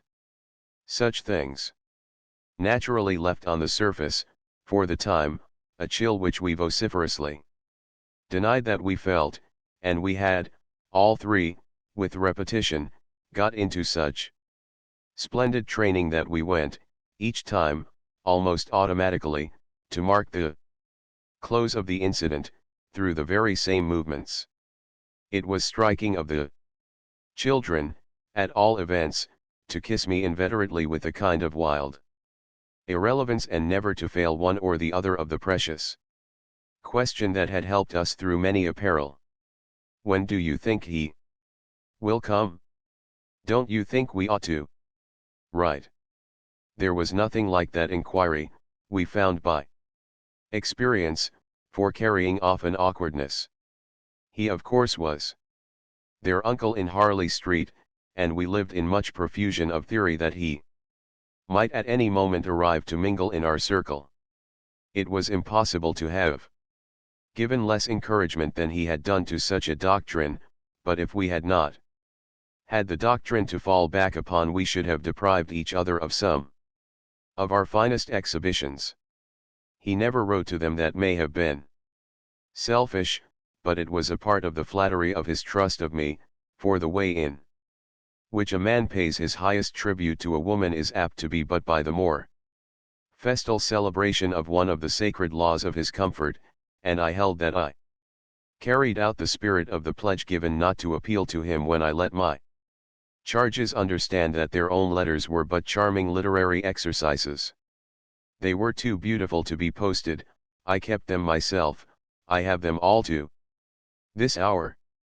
This was a rule indeed which only added to the satiric effect of my being plied with the supposition that he might at any moment be among us. It was exactly as if my charges knew how almost more awkward than anything else that might be for me. There appears to me, moreover, as I look back, no note in all this more extraordinary than the mere fact that, in spite of my tension and of their triumph, I never lost patience with them. Adorable they must in truth have been, I now reflect, that I didn't in these days hate them. Would exasperation, however, if relief had longer been postponed, finally have betrayed me? It little matters, for relief arrived. I call it relief, though it was only the relief that a snap brings to a strain, or the burst of a thunderstorm to a day of suffocation. It was at least change, and it came with a rush. 14. Walking to church a certain Sunday morning, I had little Miles at my side and his sister, in advance of us and at Mrs. Grose's, well in sight. It was a crisp, clear day, the first of its order for some time. The night had brought a touch of frost, and the autumn air, bright and sharp, made the church bells almost gay.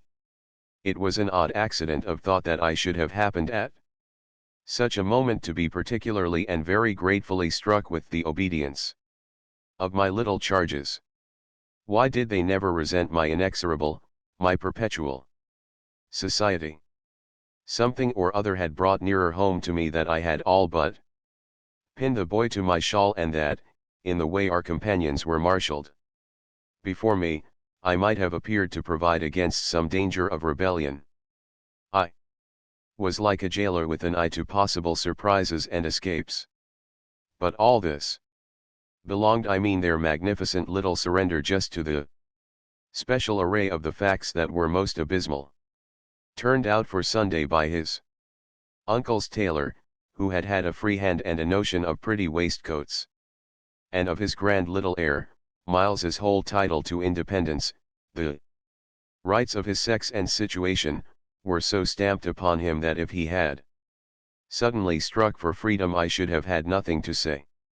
I was by the strangest of chances wondering how I should meet him when the revolution unmistakably occurred. I call it a revolution because I now see how, with the word he spoke, the curtain rose on the last act of my dreadful drama, and the catastrophe was precipitated. "Look here, my dear, you know," he charmingly said, "when in the world, please, am I going back to school?" Transcribed here, the speech sounds harmless enough, particularly as uttered in the sweet, high, casual pipe with which, at all interlocutors, but above all at his eternal governess, he threw off intonations as if he were tossing roses. There was something in them that always made one catch, and I caught, at any rate, now so effectually that I stopped as short as if one of the trees of the park had fallen across the road. There was something new, on the spot, between us, and he was perfectly aware that I recognized it, though, to enable me to do so, he had no need to look a whit less candid and charming than usual. I could feel in him how he already, from my at first finding nothing to reply, perceived the advantage he had gained.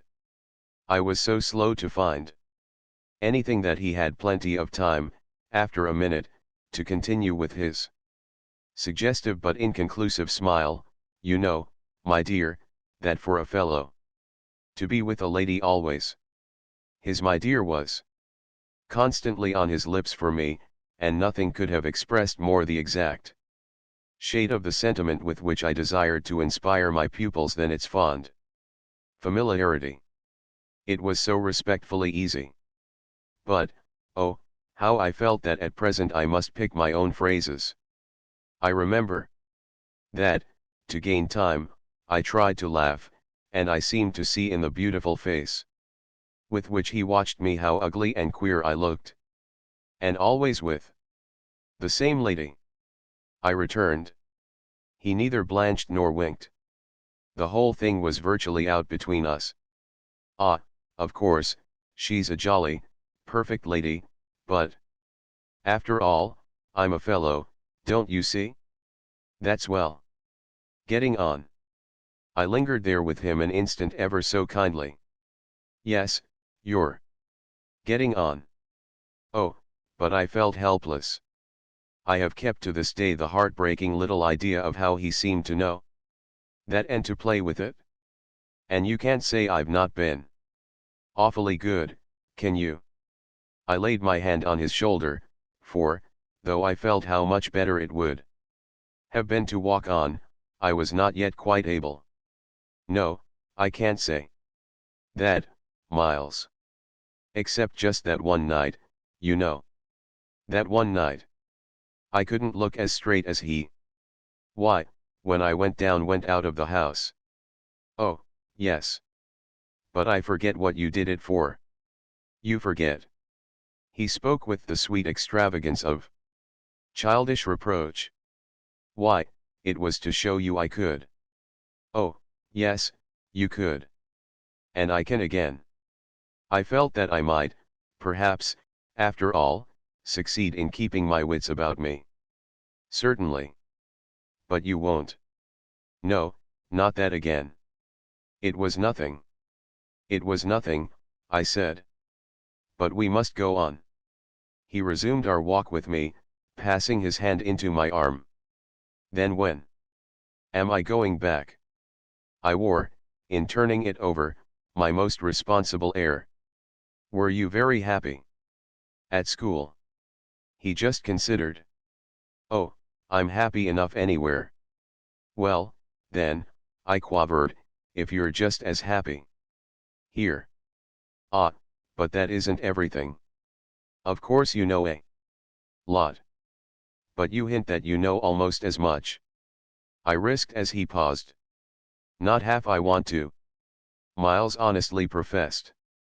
But it isn't so much that. What is it, then? Well, I want to see more life. I see, I see. We had arrived within sight of the church and of various persons, including several of the household of Bly, on their way to it, and clustered about the door to see us go in. I quickened our step. I wanted to get there before the question between us opened up much further. I reflected hungrily that, for more than an hour, he would have to be silent, and I thought with envy of the comparative dusk of the pew and of the almost spiritual help of the hassock on which I might bend my knees. I seemed literally to be running a race with some confusion to which he was about to reduce me, but I felt that he had got in first when, before we had even entered the churchyard, he threw out, "I want my own sword." It literally made me bound forward. "There are not many of your own sort, Miles." I laughed. "Unless perhaps dear little Flora. You really compare me to a baby girl." This found me singularly weak. "Don't you, then, love our sweet Flora?" "If I didn't, and you, too, if I didn't," he repeated as if retreating for a jump, yet leaving his thought so unfinished that, after we had come into the gate, another stop, which he imposed on me by the pressure of his arm, had become inevitable. Mrs. Grose and Flora had passed into the church, the other worshippers had followed, and we were, for the minute, alone among the old, thick graves. We had paused, on the path from the gate, by a low, oblong, table-like tomb. "Yes, if you didn't." He looked, while I waited, at the graves. "Well, you know what." But he didn't move, and he presently produced something that made me drop straight down on the stone slab, as if suddenly to rest. "Does my uncle think what you think?" I markedly rested. "How do you know what I think?" "Ah, well, of course I don't, for it strikes me you never tell me. But I mean, does he know?" "Know what, Miles?" "Why, the way I'm going on." I perceived quickly enough that I could make, to this inquiry, no answer that would not involve something of a sacrifice of my employer. Yet it appeared to me that we were all, at Bly, sufficiently sacrificed to make that venial. "I don't think your uncle much cares." Miles, on this, stood looking at me. "Then don't you think he can be made to?" "In what way?" "Why, by his coming down." "But who'll get him to come down?" "I will," the boy said with extraordinary brightness and emphasis. He gave me another look charged with that expression and then marched off alone into church. 15. The business was practically settled from the moment I never followed him. It was a pitiful surrender to agitation, but my being aware of this had somehow no power to restore me. I only sat there on my tomb and read into what my little friend had said to me the fullness of its meaning, by the time I had grasped the whole of which I had also embraced, for absence, the pretext that I was ashamed to offer my pupils and the rest of the congregation such an example of delay. What I said to myself above all was that Miles had got something out of me and that the proof of it, for him, would be just this awkward collapse. He had got out of me that there was something I was much afraid of and that he should probably be able to make use of my fear to gain, for his own purpose, more freedom. My fear was of having to deal with the intolerable question of the grounds of his dismissal from school, for that was really but the question. Of the horrors gathered behind. That his uncle should arrive to treat with me. Of these things was a solution that, strictly speaking, I ought now to have desired to bring on, but I could so little face the ugliness and the pain of it, that I simply procrastinated and lived from hand to mouth.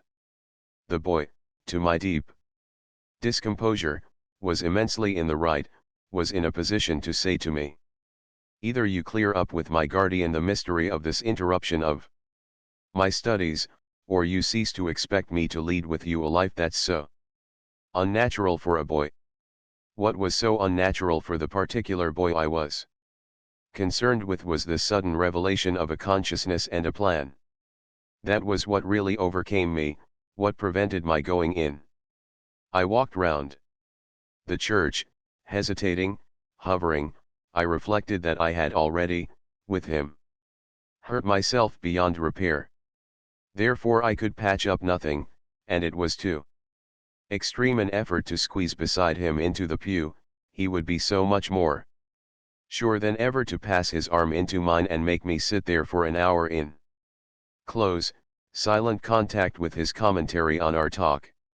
For the first minute since his arrival I wanted to get away from him. As I paused beneath the high east window and listened to the sounds of worship, I was taken with an impulse that might master me, I felt, completely should I give it the least encouragement.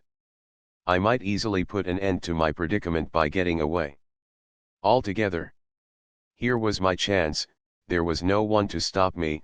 I could give the whole thing up, turn my back and retreat.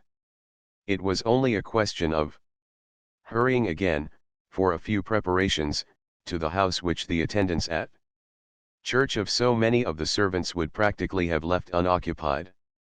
No one, in short, could blame me if I should just drive desperately off. What was it to get away if I got away only till dinner? That would be in a couple of hours, at the end of which I had the acute prevision my little pupils would play at innocent wonder about my non-appearance in their train. What did you do, you naughty, bad thing? Why in the world, to worry us so and take our thoughts off, too, don't you? No, did you desert us at the very door? I couldn't meet such questions nor, as they asked them, their false little lovely eyes, yet it was all so exactly what I should have to meet that, as the prospect grew sharp to me, I at last let myself go. I got, so far as the immediate moment was concerned, away. I came straight out of the churchyard and, thinking hard, retraced my steps through the park. It seemed to me that by the time I reached the house I had made up my mind I would fly. The Sunday stillness both of the approaches and of the interior, in which I met no one, fairly excited me with a sense of opportunity. Were I to get off quickly, this way, I should get off without a scene, without a word. My quickness would have to be remarkable, however, and the question of a conveyance was the great one to settle. Tormented, in the hall, with difficulties and obstacles, I remember sinking down at the foot of the staircase, suddenly collapsing there on the lowest step, and then, with a revulsion, recalling that it was exactly where more than a month before, in the darkness of night and just so bowed with evil things, I had seen the spectre of the most horrible of women. At this I was able to straighten myself. I went the rest of the way up. I made, in my bewilderment, for the schoolroom, where there were objects belonging to me that I should have to take. But I opened the door, to find again, in a flash, my eyes unsealed. In the presence of what I saw, I reeled straight back upon my resistance. Seated at my own table in clear noonday light, I saw a person whom, without my previous experience, I should have taken at the first blush for some housemaid, who might have stayed at home to look after the place, and who, availing herself of rare relief from observation and of the schoolroom table, and my pens, ink, and paper, had applied herself to the considerable effort of a letter to her sweetheart. There was an effort in the way that, while her arms rested on the table, her hands with evident weariness supported her head, but at the moment I took this in I had already become aware that, in spite of my entrance, her attitude strangely persisted. Then it was with the very act of its announcing itself that her identity flared up in a change of posture. She rose, not as if she had heard me, but with an indescribable grand melancholy of indifference and detachment, and, within a dozen feet of me, stood there as my vile predecessor. Dishonored and tragic, she was all before me, but even as I fixed and, for memory, secured it, the awful image passed away. Dark as midnight in her black dress, her haggard beauty and her unutterable woe, she had looked at me long enough to appear to say that her right to sit at my table was as good as mine to sit at hers. While these instants lasted, indeed, I had the extraordinary chill of feeling that it was I who was the intruder. It was as a wild protest against it that, actually addressing her, you terrible, miserable woman, I heard myself break into a sound that, by the open door, rang through the long passage and the empty house. She looked at me as if she heard me, but I had recovered myself and cleared the air. There was nothing in the room the next minute but the sunshine and a sense that I must stay. 16. I had so perfectly expected that the return of my pupils would be marked by a demonstration that I was freshly upset at having to take into account that they were dumb about my absence. Instead of gaily denouncing and caressing me, they made no allusion to my having failed them, and I was left, for the time, on perceiving that she too said nothing, to study Mrs. Grose's odd face. I did this to such purpose that I made sure they had in some way bribed her to silence, a silence that, however, I would engage to break down on the first private opportunity. This opportunity came before tea. I secured 5 minutes with her in the housekeeper's room, where, in the twilight, amid a smell of lately baked bread, but with the place all swept and garnished, I found her sitting in pained placidity before the fire. So I see her still, so I see her best, facing the flame from her straight chair in the dusky, shining room, a large clean image of the put away of drawers closed and locked and rest without a remedy. Oh, yes, they asked me to say nothing, and to please them so long as they were there, of course I promised. But what had happened to you? I only went with you for the walk, I said. I had then to come back to meet a friend. She showed her surprise. A friend, you? Oh, yes, I have a couple. I laughed. But did the children give you a reason for not alluding to your leaving us? Yes, they said you would like it better. Do you like it better? My face had made her rueful. No, I like it worse. But after an instant I added, did they say why I should like it better? No, Master Miles only said, we must do nothing but what she likes. I wish indeed he would. And what did Flora say? Miss Flora was too sweet. She said, oh, of course, of course. And I said the same. I thought a moment. You were too sweet, too. I can hear you all. But nonetheless, between Miles and me, it's now all out. All out. My companion stared. But what, miss? Everything. It doesn't matter. I've made up my mind. I came home, my dear, I went on, for a talk with Miss Jessel. I had by this time formed the habit of having Mrs. Grose literally well in hand. in advance of my sounding that note, so that even now, as she bravely blinked, under the signal of my word, I could keep her comparatively firm. Talk. Do you mean she spoke? It came to that. I found her, on my return, in the schoolroom. And what did she say? I can hear the good woman still, and the candor of her stupefaction. That she suffers the torments. It was this, of a truth, that made her, as she filled out my picture, gape. Do you mean, she faltered, of the lost? Of the lost. Of the damned. And that's why, to share them I faltered myself with the horror of it. But my companion, with less imagination, kept me up. To share them. She wants Flora.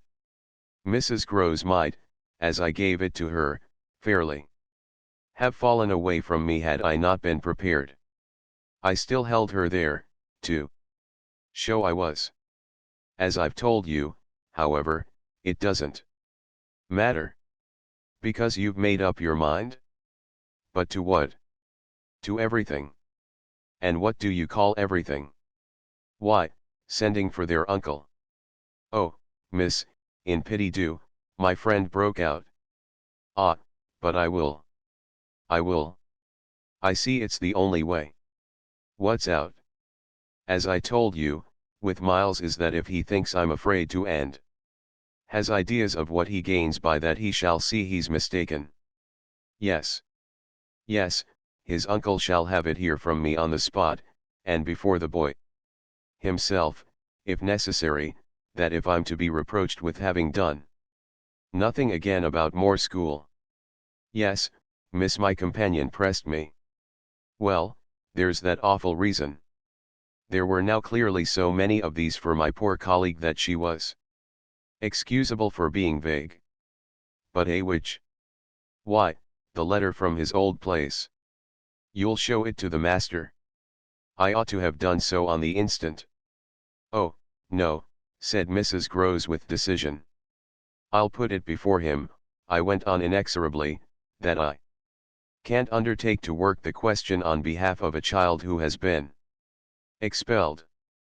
For we've never in the least known what Mrs. Groves declared. For wickedness. For what else when he's so clever and beautiful and perfect? Is he stupid? Is he untidy? Is he infirm? Is he ill-natured? He's exquisite, so it can be only that, and that would open up the whole thing. After all, I said, it's their uncle's fault. If he left here such people, he didn't really in the least know them. The fault's mine. She had turned quite pale. Well, you shan't suffer, I answered.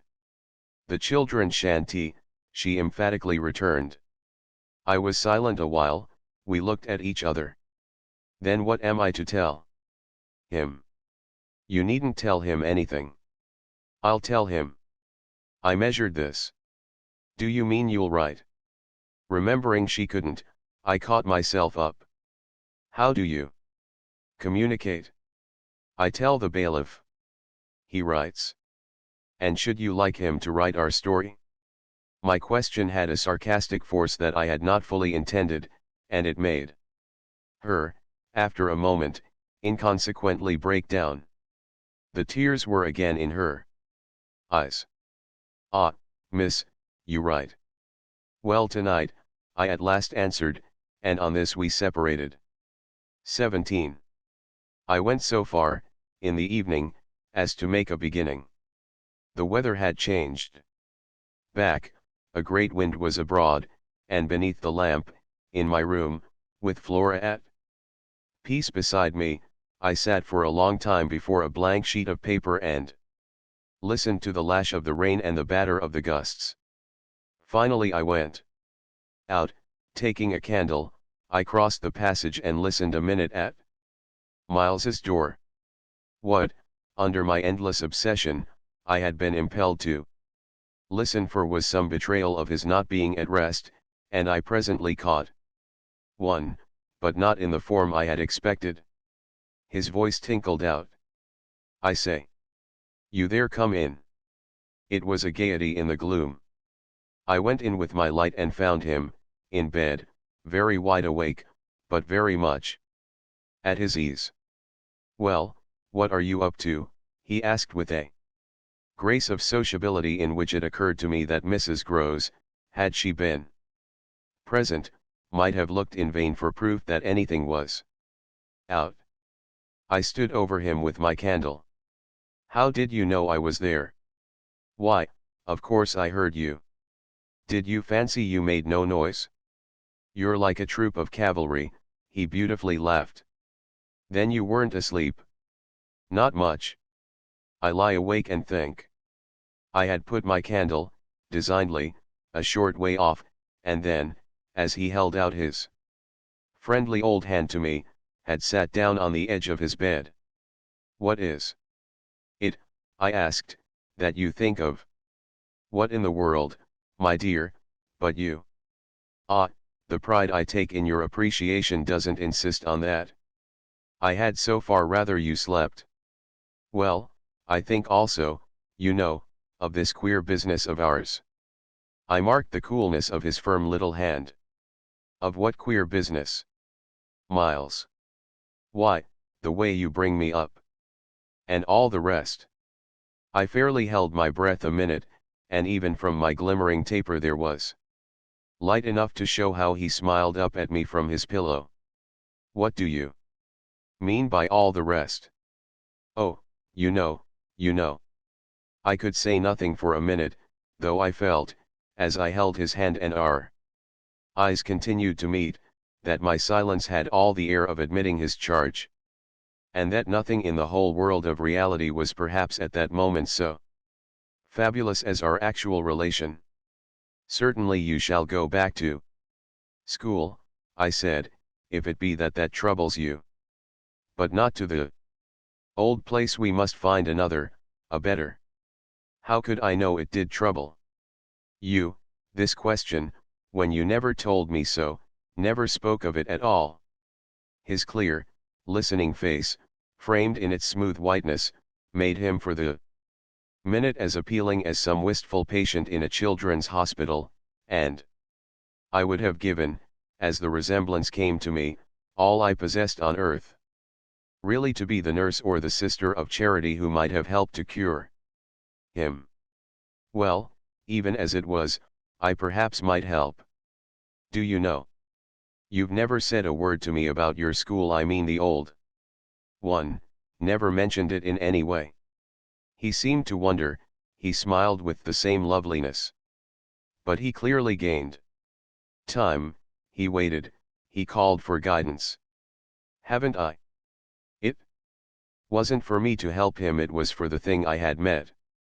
Something in his tone and the expression of his face, as I got this from him, set my heart aching with such a pang as it had never yet known, so unutterably touching was it to see his little brain puzzled and his little resources taxed to play, under the spell laid on him, a part of innocence and consistency. No, never from the hour you came back. You've never mentioned to me one of your masters, one of your comrades, nor the least little thing that ever happened to you at school. Never, little Miles, no. Never have you given me an inkling of anything that may have happened there. Therefore you can fancy how much I'm in the dark. Until you came out, that way, this morning, you had, since the first hour I saw you, scarce even made a reference to anything in your previous life. You seemed so perfectly to accept the present.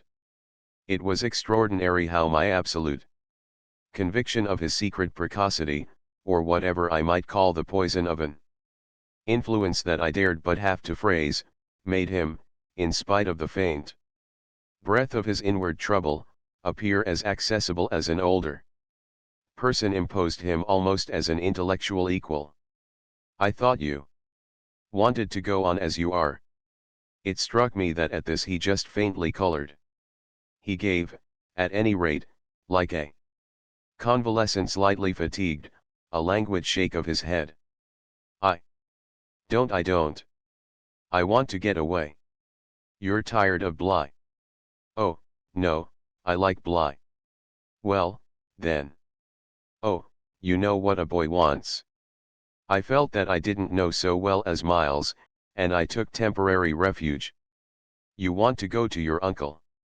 Again, at this, with his sweet ironic face, he made a movement on the pillow. Ah, you can't get off with that.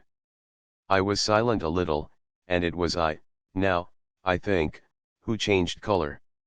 My dear, I don't want to get off. You can't, even if you do. You can't, you can't. He lay beautifully staring. My uncle must come down, and you must completely settle things. If we do, I returned with some spirit, you may be sure it will be to take you quite away. Well, don't you understand that that's exactly what I'm working for? You'll have to tell him about the way you've let it all drop, you'll have to tell him a tremendous lot. The exultation with which he uttered this helped me somehow, for the instant, to meet him rather more. And how much will you, Miles, have to tell him? There are things he'll ask you. He turned it over. Very likely. But what things? The things you've never told me. To make up his mind what to do with you. He can't send you back. Oh, I don't want to go back, he broke in. I want a new field. He said it with admirable serenity, with positive unimpeachable gaiety, and doubtless it was that very note that most evoked for me the poignancy, the unnatural childish tragedy, of his probable reappearance at the end of 3 months with all this bravado and still more dishonor. It overwhelmed me now. That I should never be able to bear that, and it made me let myself go. I threw myself upon him, and in the tenderness of my pity I embraced him. Dear little Miles, dear little Miles. My face was close to his, and he let me kiss him, simply taking it with indulgent good humor. Well, old lady. Is there nothing at all that you want to tell me? He turned off a little, facing round toward the wall and holding up his hand to look at as one had seen sick children look. I've told you told you this morning. Oh, I was sorry for him. That you just want me not to worry you. He looked round at me now, as if in recognition of my understanding him, then, ever so gently, to let me alone, he replied. There was even a singular little dignity in it, something that made me release him, yet, when I had slowly risen, linger beside him. God knows I never wished to harass him, but I felt that merely, at this, to turn my back on him was to abandon, or, to put it more truly, to lose him. I've just begun a letter to your uncle, I said. Well, then, finish it. I waited a minute. What happened before? He gazed up at me again. Before what? Before you came back. And before you went away. For some time he was silent, but he continued to meet my eyes. What happened? It made me, the sound of the words, in which it seemed to me that I caught for the very first time a small faint quaver of consenting consciousness, it made me drop on my knees beside the bed and seize once more the chance of possessing him. Dear little Miles, if you knew how I want to help you. It's only that, it's nothing but that, and I'd rather die than give you a pain or do you a wrong. I'd rather die than hurt a hair of you. Dear little Miles, oh, I brought it out now. Even if I should go too far, I just want you to help me to save you. But I knew in a moment after this that I had gone too far. The answer to my appeal was instantaneous, but it came in the form of an extraordinary blast and chill, a gust of frozen air, and a shake of the room as great as if, in the wild wind, the casement had crashed in. The boy gave a loud, high shriek, which, lost in the rest of the shock of sound, might have seemed, indistinctly, though I was so close to him, a note either of jubilation or of terror. I jumped to my feet again and was conscious of darkness. So for a moment we remained, while I stared about me and saw that the drawn curtains were unstirred and the window tight. "Why, the candle's out!" I then cried. "It was I who blew it, dear," said Miles. 18. The next day, after lessons, Mrs. Groves found a moment to say to me quietly, "Have you written, miss?" "Yes, I've written." But I didn't add for the hour that my letter, sealed and directed, was still in my pocket. There would be time enough to send it before the messenger should go to the village. Meanwhile there had been, on the part of my pupils, no more brilliant, more exemplary morning. It was exactly as if they had both had at heart to gloss over any recent little friction. They performed the dizziest feats of arithmetic, soaring quite out of my feeble range, and perpetrated, in higher spirits than ever, geographical and historical jokes. It was conspicuous, of course, in Miles in particular, that he appeared to wish to show how easily he could let me down. This child, to my memory, really lives in a setting of beauty and misery that no words can translate. There was a distinction all his own in every impulse he revealed. Never was a small natural creature, to the uninitiated eye all frankness and freedom, a more ingenious, a more extraordinary little gentleman. I had perpetually to guard against the wonder of contemplation into which my initiated view betrayed me, to check the irrelevant gaze and discouraged sigh in which I constantly both attacked and renounced the enigma of what such a little gentleman could have done that deserved a penalty. Say that, by the dark prodigy I knew, the imagination of all evil had been opened up to him. All the justice within me ached for the proof that it could ever have flowered into an act. He had never, at any rate, been such a little gentleman as when, after our early dinner on this dreadful day, he came round to me and asked if I shouldn't like him, for half an hour, to play to me. David playing to Saul could never have shown a finer sense of the occasion. It was literally a charming exhibition of tact, of magnanimity, and quite tantamount to his saying outright, "The true knights we love to read about never push an advantage too far." I know what you mean now. You mean that to be let alone yourself, and not followed up, you'll cease to worry and spy upon me. Won't keep me so close to you, will let me go and come. Well, I come, you see, but I don't go. There'll be plenty of time for that. I do really delight in your society, and I only want to show you that I contended for a principle. It may be imagined whether I resisted this appeal or failed to accompany him again, hand in hand, to the schoolroom. He sat down at the old piano and played as he had never played, and if there are those who think he had better have been kicking a football, I can only say that I wholly agree with them. For at the end of a time that under his influence I had quite ceased to measure, I started up with a strange sense of having literally slept at my post. It was after luncheon, and by the schoolroom fire, and yet I hadn't really, in the least, slept. I had only done something much worse. I had forgotten where, all this time, was Flora. When I put the question to Miles, he played on a minute before answering, and then could only say, "Why, my dear, how do I know?"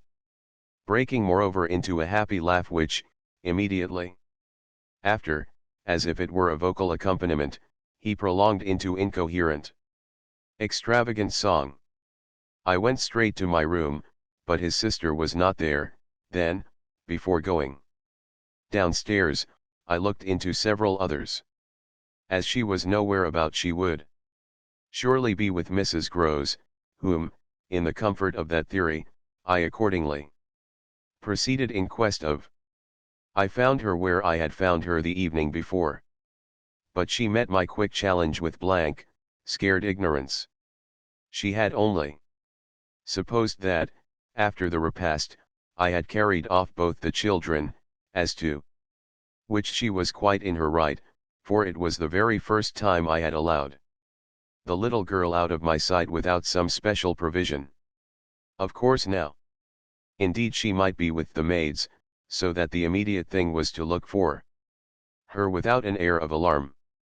This we promptly arranged between us, but when 10 minutes later, and in pursuance of our arrangement, we met in the hall, it was only to report on either side that after guarded inquiries we had altogether failed to trace her. For a minute there, apart from observation, we exchanged mute alarms, and I could feel with what high interest my friend returned me all those I had from the first given her. "She'll be above," she presently said in one of the rooms you haven't searched. "No, she's at a distance." I had made up my mind. "She has gone out." Mrs. Groves stared. "Without a hat?" I naturally also looked volumes. "Isn't that woman always without one?" "She's with her. She's with her," I declared. "We must find them." My hand was on my friend's arm, but she failed for the moment, confronted with such an account of the matter, to respond to my pressure. She communed, on the contrary, on the spot, with her uneasiness. "And where's Master Miles?" "Oh, he's with Quint. They're in the schoolroom." "Lord, miss." My view, I was myself aware, and therefore I suppose my tone had never yet reached so calm an assurance. "The trick's played," I went on, "they've successfully worked their plan. He found the most divine little way to keep me quiet while she went off." "Divine?" Mrs. Groves bewilderedly echoed. "Infernal, then," I almost cheerfully rejoined. "He has provided for himself as well." "But come." She had helplessly gloomed at the upper regions. "You leave him so long with Quint?" "Yes, I don't mind that now." She always ended, at these moments, by getting possession of my hand, and in this manner she could at present still stay me. But after gasping an instant at my sudden resignation, "Because of your letter," she eagerly brought out.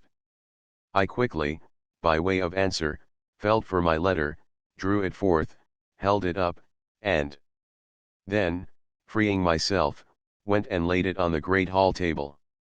"Luke will take it," I said as I came back. I reached the house door and opened it. I was already on the steps.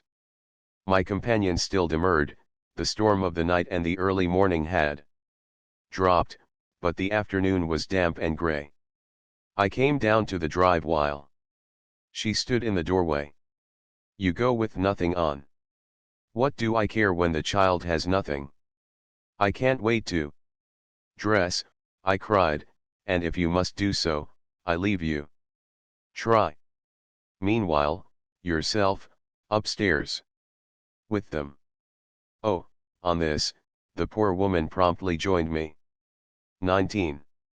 We went straight to the lake, as it was called at Bly, and I dare say rightly called, though I reflect that it may in fact have been a sheet of water less remarkable than it appeared to my untravelled eyes.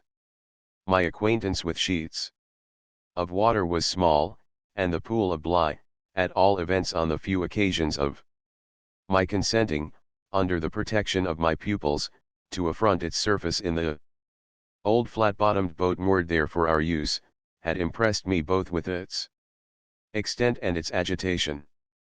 The usual place of embarkation was half a mile from the house, but I had an intimate conviction that, wherever Flora might be, she was not near home. She had not given me the slip for any small adventure, and since the day of the very great one that I had shared with her by the pond, I had been aware, in our walks, of the quarter to which she most inclined. This was why I had now given to Mrs. Grove's step so marked a direction that made her, when she perceived it, oppose a resistance that showed me she was freshly mystified. "You're going to the water, miss, you think she's in?" "She may be, though the depth is, I believe, nowhere very great. But what I judge most likely is that she's on the spot from which, the other day, we saw together what I told you." When she pretended not to see. With that astounding self-possession? "I've always been sure she wanted to go back alone. And now her brother has managed it for her." Mrs. Grove still stood where she had stopped. "You suppose they really talk of them?" I could meet this with a confidence. "They say things that, if we heard them, would simply appall us. And if she is there—" "Yes. Then Miss Jessel is." "Beyond a doubt. You shall see." "Oh, thank you," my friend cried, planted so firm that, taking it in, I went straight on without her. By the time I reached the pool, however, she was close behind me, and I knew that, whatever, to her apprehension, might befall me, the exposure of my society struck her as her least danger.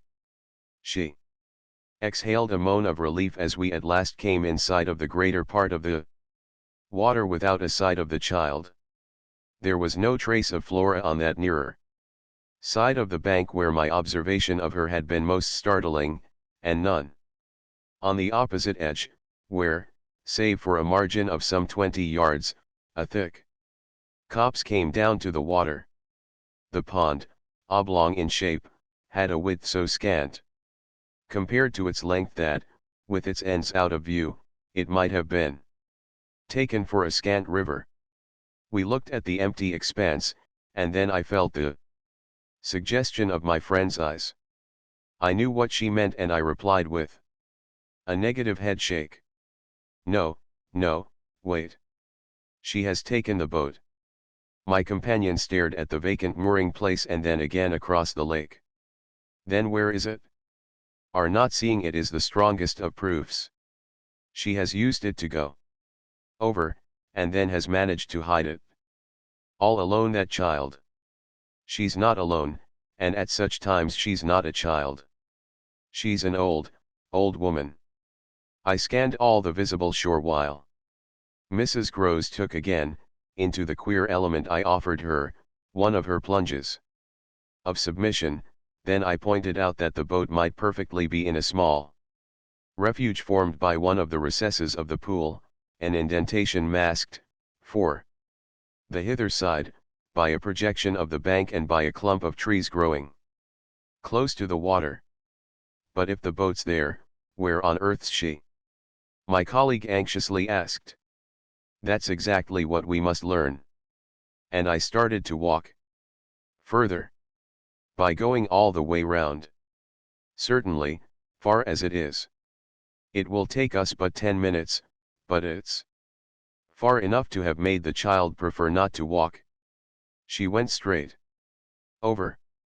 "Laws," cried my friend again, "the chain of my logic was ever too much for her.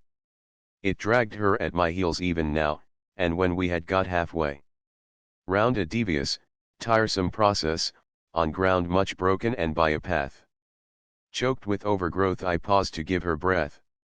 I sustained her with a grateful arm, assuring her that she might hugely help me, and this started us afresh, so that in the course of but few minutes more we reached a point from which we found the boat to be where I had supposed it. It had been intentionally left as much as possible out of sight and was tied to one of the stakes of a fence that came, just there, down to the brink, and that had been an assistance to disembarking. I recognized, as I looked at the pair of short, thick oars, quite safely drawn up, the prodigious character of the feat for a little girl, but I had lived, by this time, too long among wonders and had panted to too many livelier measures. There was a gate in the fence, through which we passed, and that brought us, after a trifling interval, more into the open. Then, there she is, we both exclaimed at once. Flora, a short way off, stood before us on the grass and smiled as if her performance was now complete. The next thing she did, however, was to stoop straight down and pluck, quite as if it were all she was there for, a big, ugly spray of withered fern. I instantly became sure she had just come out of the copse. She waited for us, not herself taking a step, and I was conscious of the rare solemnity with which we presently approached her. She smiled, and we met, but it was all done in a silence by this time flagrantly ominous. Mrs. Grose was the first to break the spell. She threw herself on her knees and, drawing the child to her breast, clasped in a long embrace the little tender, yielding body. While this dumb convulsion lasted, I could only watch it, which I did the more intently when I saw Flora's face peep at me over our companion's shoulder.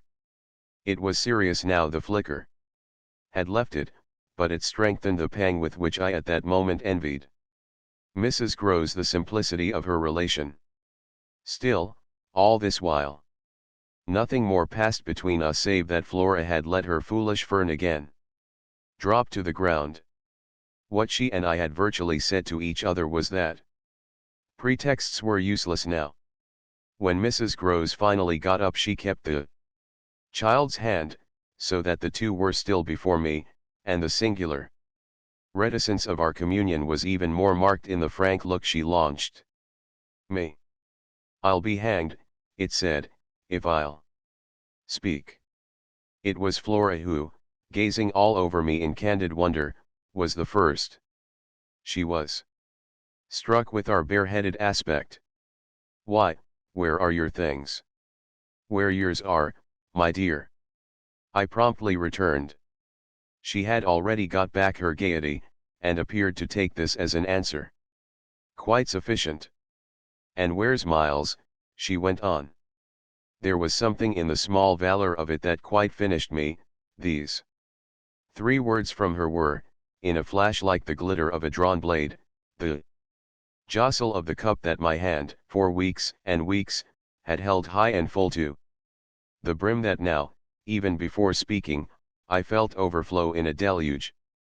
"I'll tell you if you'll tell me," I heard myself say, then heard the tremor in which it broke. "Well, what?"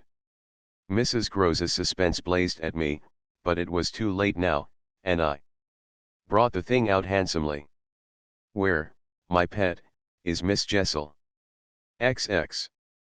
Just as in the churchyard with Miles, the whole thing was upon us. Much as I had made of the fact that this name had never once, between us, been sounded, the quick, smitten glare with which the child's face now received it fairly likened my breach of the silence to the smash of a pane of glass. It added to the interposing cry, as if to stay the blow, that Mrs. Grose, at the same instant, uttered over my violence the shriek of a creature scared, or rather wounded, which, in turn, within a few seconds, was completed by a gasp of my own. I seized my colleague's arm. "She's there! She's there!" Miss Jessel stood before us on the opposite bank exactly as she had stood the other time, and I remember, strangely, as the first feeling now produced in me, my thrill of joy at having brought on a proof. She was there, and I was justified. She was there, and I was neither cruel nor mad. She was there for poor scared Mrs. Grose, but she was there most for Flora, and no moment of my Monstrous time was perhaps so extraordinary as that in which I consciously threw out to her with the sense that, pale and ravenous demon as she was, she would catch and understand it, an inarticulate message of gratitude. She rose erect on the spot my friend and I had lately quitted, and there was not, in all the long reach of her desire, an inch of her evil that fell short. This first vividness of vision and emotion were things of a few seconds, during which Mrs. Grose's dazed blink across to where I pointed struck me as a sovereign sign that she too at last saw, just as it carried my own eyes precipitately to the child. The revelation then of the manner in which Flora was affected startled me, in truth, far more than it would have done to find her also merely agitated, for direct dismay was of course not what I had expected. Prepared and on her guard as our pursuit had actually made her, she would repress every betrayal, and I was therefore shaken, on the spot, by my first glimpse of the particular one for which I had not allowed to see her. Without a convulsion of her small pink face, not even feign to glance in the direction of the prodigy I announced, but only, instead of that, turn at me an expression of hard, still gravity, an expression absolutely new and unprecedented, and that appeared to read and accuse and judge me. This was a stroke that somehow converted the little girl herself into the very presence that could make me quail. I quailed even though my certitude that she thoroughly saw was never greater than at that instant, and in the immediate need to defend myself I called it passionately to witness. She's there, you little unhappy thing, there, and you see her as well as you see me. I had said shortly before to Mrs. Grose that she was not at these times a child, but an old woman, and that description of her could not have been more strikingly confirmed than in the way in which, for all answer to this, she simply showed me, without a concession, an admission, of her eyes, a countenance of deeper and deeper, of indeed suddenly quite fixed, reprobation. I was by this time, if I can put the whole thing at altogether, more appalled at what I may properly call her manner than at anything else, though it was simultaneously with this that I became aware of having Mrs. Grose also, and very formidably, to reckon with. My elder companion, the next moment, at any rate, blotted out everything but her own flushed face and her loud, shocked protest, a burst of high disapproval. What a dreadful turn, to be sure, miss. Where on earth do you see anything? I could only grasp her more quickly yet, for even while she spoke the hideous plain presence stood undimmed and undaunted. It had already lasted a minute. And it lasted while I continued, seizing my colleague, quite thrusting her at it and presenting her to it, to insist with my pointing hand. You don't see her exactly as we see, you mean to say you don't now? She's as big as a blazing fire. Only look, dearest woman, look. She looked, even as I did, and gave me, with her deep groan of negation, repulsion, compassion, the mixture with her pity of her relief at her exemption, a sense, touching to me even then, that she would have backed me up if she could. I might well have needed that, for with this hard blow of the proof that her eyes were hopelessly sealed, I felt my own situation horribly crumble. I felt I saw my livid predecessor press, from her position, on my defeat, and I was conscious, more than all, of what I should have from this instant to deal with in the astounding little attitude of Flora. Into this attitude Mrs. Grose immediately and violently entered, breaking, even while there pierced through my sense of ruin a prodigious private triumph, into breathless reassurance. She isn't there, little lady, and nobody's there, and you never see nothing, my sweet. How can poor Miss Jessel when poor Miss Jessel's dead and buried? We know, don't we? Love. And she appealed, blundering in, to the child. It's all a mere mistake and a worry and a joke and we'll go home as fast as we can. Our companion, on this, had responded with a strange, quick primness of propriety, and they were again, with Mrs. Groves on her feet, united, as it were, in pained opposition to me. Flora continued to fix me with her small mask of reprobation, and even at that minute I prayed God to forgive me for seeming to see that, as she stood there holding tight to our friend's dress, her incomparable childish beauty had suddenly failed, had quite vanished. I've said it already, she was hideously, hard. She had turned common and almost ugly. I don't know what you mean. I see nobody. I see nothing. I never have. I think you're cruel. I don't like you. Then, after this deliverance, which might have been that of a vulgarly pert little girl in the street, she hugged Mrs. Groves more closely and buried in her skirts the dreadful little face. In this position she produced an almost furious wail. Take me away, take me away, oh, take me away from her. From me. I panted. From you, she cried.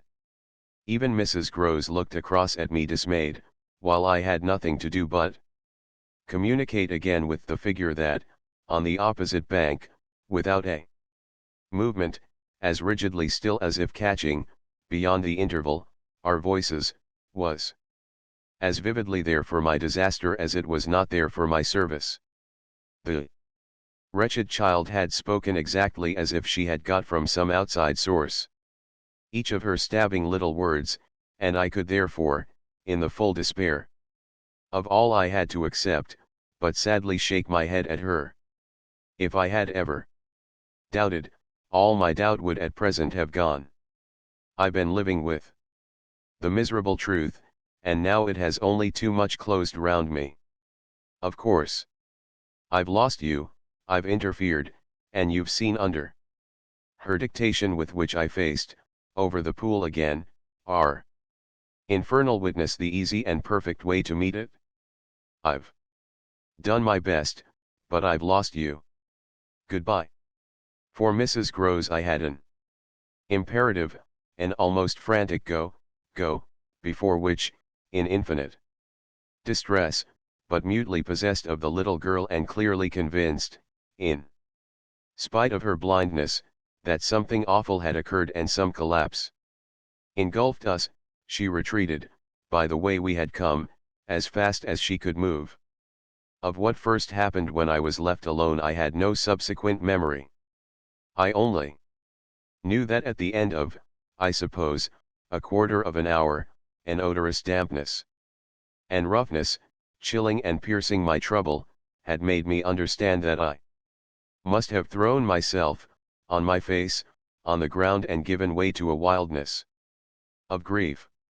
I must have lain there long and cried and sobbed, for when I raised my head the day was almost done. I got up and looked a moment, through the twilight, at the grey pool and its blank, haunted edge, and then I took, back to the house, my dreary and difficult course. When I reached the gate in the fence the boat, to my surprise, was gone, so that I had a fresh reflection to make on Flora's extraordinary command of the situation. She passed that night, by the most tacit, and I should add, were not the words so grotesque a false note, the happiest of arrangements, with Mrs. Groves. I saw neither of them on my return, but, on the other hand, as by an ambiguous compensation, I saw a great deal of Miles. I saw, I can use no other phrase, so much of him that it was as if it were more than it had ever been. No evening I had passed at Bly had the portentous quality of this one, in spite of which, and in spite also of the deeper depths of consternation that had opened beneath my feet, there was literally, in the ebbing actual, an Extraordinarily sweet sadness. On reaching the house I had never so much as looked for the boy, I had simply gone straight to my room to change what I was wearing and to take in, at a glance, much material testimony to Flora's rupture. Her little belongings had all been removed. When later, by the schoolroom fire, I was served with tea by the usual maid, I indulged, on the article of my other pupil, in no inquiry whatever. He had his freedom. Now he might have it to the end. Well, he did have it, and it consisted in part at least of his coming in at about 8 o'clock and sitting down with me in silence. On the removal of the tea things I had blown out the candles and drawn my chair closer, I was conscious of a mortal coldness and felt as if I should never again be warm. So, when he appeared, I was sitting in the glow with my thoughts.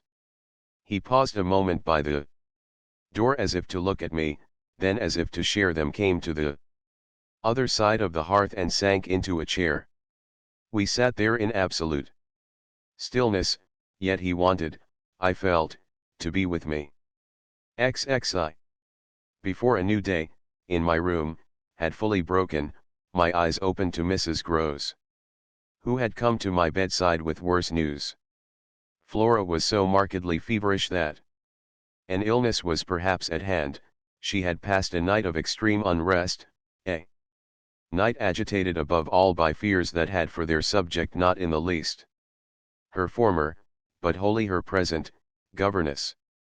It was not against the possible re-entrance of Miss Jessel on the scene that she protested, it was conspicuously and passionately against mine. I was promptly on my feet of course, and with an immense deal to ask, the more that my friend had discernibly now girded her loins to meet me once more. This I felt as soon as I had put to her the question of her sense of the child's sincerity as against my own. She persists in denying to you that she saw, or has ever seen, anything. My visitor's trouble, truly, was great. Ah, miss, it isn't a matter on which I can push her. Yet it isn't either, I must say, as if I much needed to. It has made her, every inch of her, quite old. Oh, I see her perfectly from here. She resents, for all the world like some high little personage, the imputation on her truthfulness and, as it were, her respectability. Miss Jessel indeed she. Ah. She's respectable, the chit. The impression she gave me there yesterday was, I assure you, the very strangest of all. It was quite beyond any of the others. I did put my foot in it. She'll never speak to me again. Hideous and obscure as it all was, it held Mrs. Groves briefly silent, then she granted my point with a frankness which, I made sure, had more behind it. I think indeed, miss, she never will. She do have a grand manner about it. And that manner, I summed it up, is practically. What's the matter with her now? Oh, that manner, I could see in my visitor's face, and not a little else. Besides, she asks me every 3 minutes if I think you're coming in. I see. I, too, on my side, had so much more than worked it out. Has she said to you since yesterday, except to repudiate her familiarity with anything so dreadful, a single other word about Miss Jessel? Not one, miss. And of course you know, my friend added, I took it from her, by the lake, that, just then and there at least, there was nobody. Rather, and, naturally, you take it from her still. I don't contradict her. What else can I do? Nothing in the world. You've the cleverest little person to deal with. They've made them their two friends, I mean still cleverer even than nature did, for it was wondrous material to play on. Flora has now her grievance, and she'll work it to the end. Yes, miss, but to what end? Why, that of dealing with me to her uncle. She'll make me out to him the lowest creature. I winced at the fair show of the scene in Mrs. Grose's face. She looked for a minute as if she sharply saw them together. And him who thinks so well of you. He has an odd way it comes over me now, I laughed. Approving it? But that doesn't matter. What Flora wants, of course, is to get rid of me. My companion bravely concurred. Never again to so much as look at you. So that what you've come to me now for, I asked, is to speed me on my way. Before she had time to reply, however, I had her in check. I've a better idea the result of my reflections. My going would seem the right thing, and on Sunday I was terribly near it. Yet that won't do. It's you who must go. You must take Flora. My visitor, at this, did speculate. But where in the world? Away from here. Away from them. Away, even most of all, now, from me. Straight to her uncle. Only to tell on you. No, not only. To leave me, in addition, with my remedy. She was still vague. And what is your remedy? Your loyalty, to begin with. And then Miles's.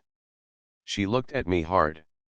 Do you think he won't, if he has the chance, turn on me? Yes, I venture still to think it. At all events, I want to try. Get off with his sister as soon as possible and leave me with him alone. I was amazed, myself, at the spirit I had still in reserve, and therefore perhaps a trifle the more disconcerted at the way in which, in spite of this fine example of it, she hesitated. There's one thing, of course, I went on. They mustn't, before she goes, see each other for 3 seconds. Then it came over me that, in spite of Flora's presumable sequestration from the instant of her return from the pool, it might already be too late. Do you mean, I anxiously asked, that they have met? At this she quite flushed. Ah, miss, I'm not such a fool as that. If I've been obliged to leave her 3 or 4 times, it has been each time with one of the maids, and at present, though she's alone, she's locked in safe. And yet, there were too many things. And yet what? Well, are you so sure of the little gentleman?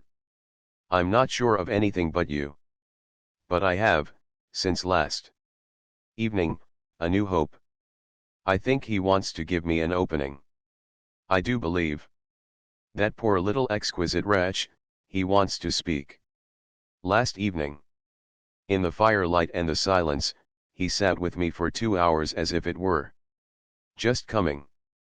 Mrs. Grose looked hard, through the window, at the grey, gathering day.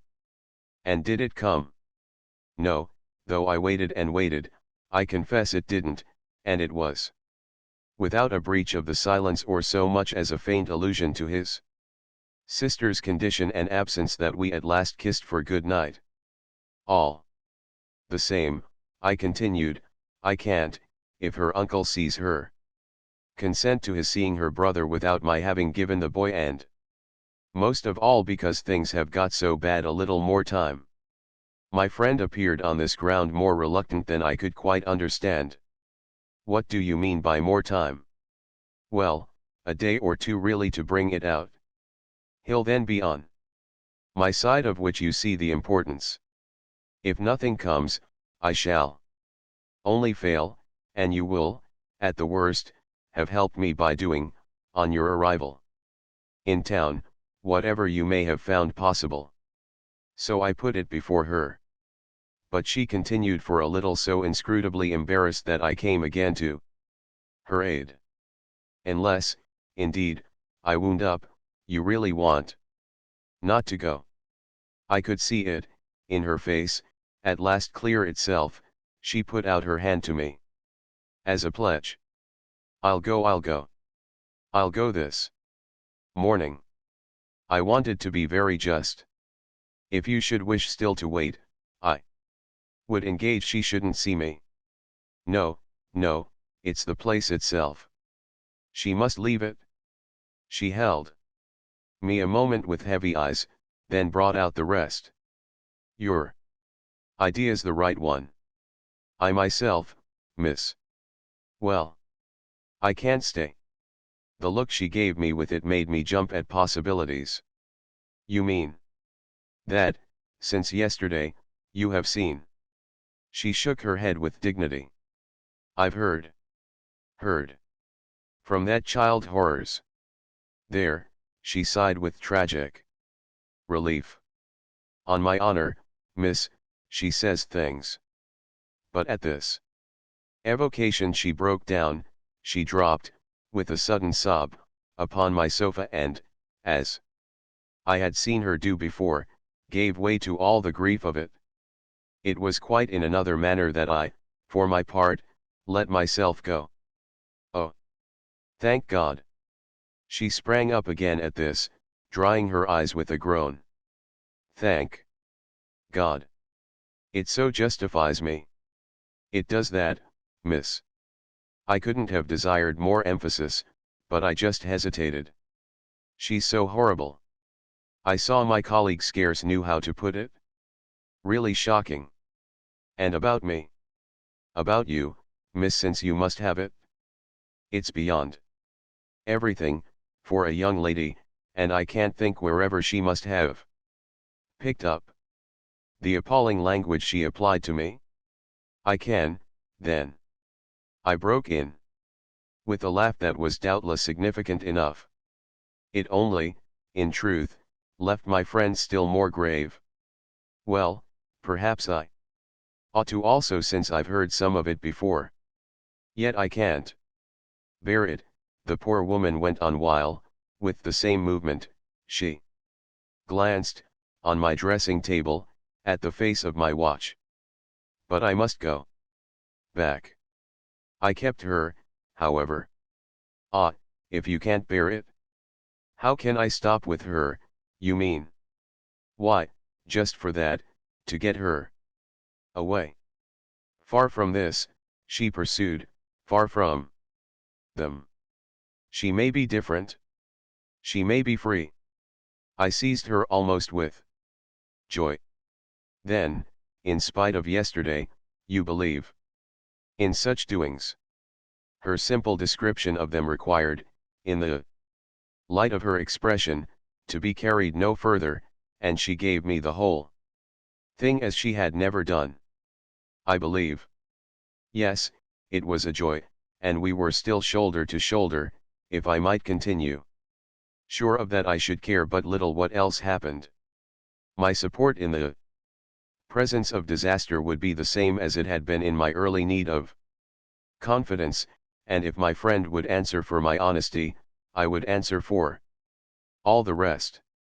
On the point of taking leave of her, nonetheless, I was to some extent embarrassed. There's one thing, of course it occurs to me to remember. My letter, giving the alarm, will have reached town before you. I now perceived still more how she had been beating about the bush and how weary at last it had made her. Your letter won't have got there. Your letter never went. What then became of it? Goodness knows. Master Miles. Do you mean he took it? I gasped. She hung fire, but she overcame her reluctance. I mean that I saw yesterday, when I came back with Miss Flora, that it wasn't where you had put it. Later in the evening I had the chance to question Luke, and he declared that he had neither noticed nor touched it. We could only exchange, on this, one of our deeper mutual soundings, and it was Mrs. Groves who first brought up the plum with an almost elated "You see. Yes, I see that if Miles took it instead he probably will have read it. And destroyed it? And don't you see anything else? I faced her a moment with a sad smile. It strikes me that by this time, your eyes are open even wider than mine. They proved to be so indeed, but she could still blush, almost, to show it. I make out now what he must have done at school. And she gave, in her simple sharpness, an almost droll disillusioned nod. He stole. I turned it over. I tried to be more judicial. Well, perhaps. She looked as if she found me unexpectedly calm. He stole letters. She couldn't know my reasons for a calmness after all pretty shallow, so I showed them off as I might. I hope then it was to more purpose than in this case. The note, at any rate, that I put on the table yesterday, I pursued, will have given him so scant an advantage for it. Contained only the bare demand for an interview that he is already much ashamed of having gone so far for so little, and that what he had on his mind last evening was precisely the need of confession. I seemed to myself, for the instant, to have mastered it, to see it all. Leave us, leave us. I was already, at the door, hurrying her off. I'll get it out of him. He'll meet me, he'll confess. If he confesses, he's saved. And if he's saved, then you are. The dear woman kissed me on this, and I took her farewell. I'll save you without him, she cried as she went. XXII. Yet it was when she had got off and I missed her on the spot that the great pinch really came. If I had counted on what it would give me to find myself alone with Miles, I speedily perceived, at least, that it would give me a measure. No hour of my stay in fact was so assailed with apprehensions as that of my coming down to learn that the carriage containing Mrs. Grose and my younger pupil had already rolled out of the gates. Now I said to myself, face to face with the elements, and for much of the rest of the day, while I fought my weakness, I could consider that I had been supremely rash. It was a tighter place still than I had yet turned round in, all the more that, for the first time, I could see in the aspect of others a confused reflection of the crisis. What had happened naturally caused them all to stare. There was too little of the explained, throw out whatever we might, in the suddenness of my colleague's act.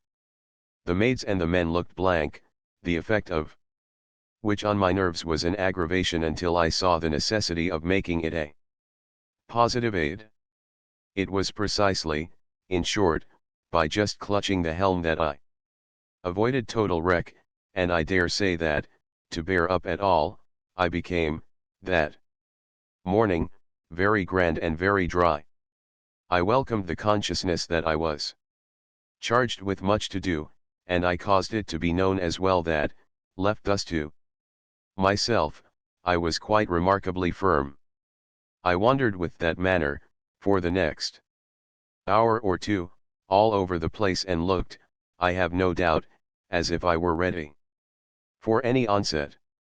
So, for the benefit of whom it might concern, I paraded with a sick heart.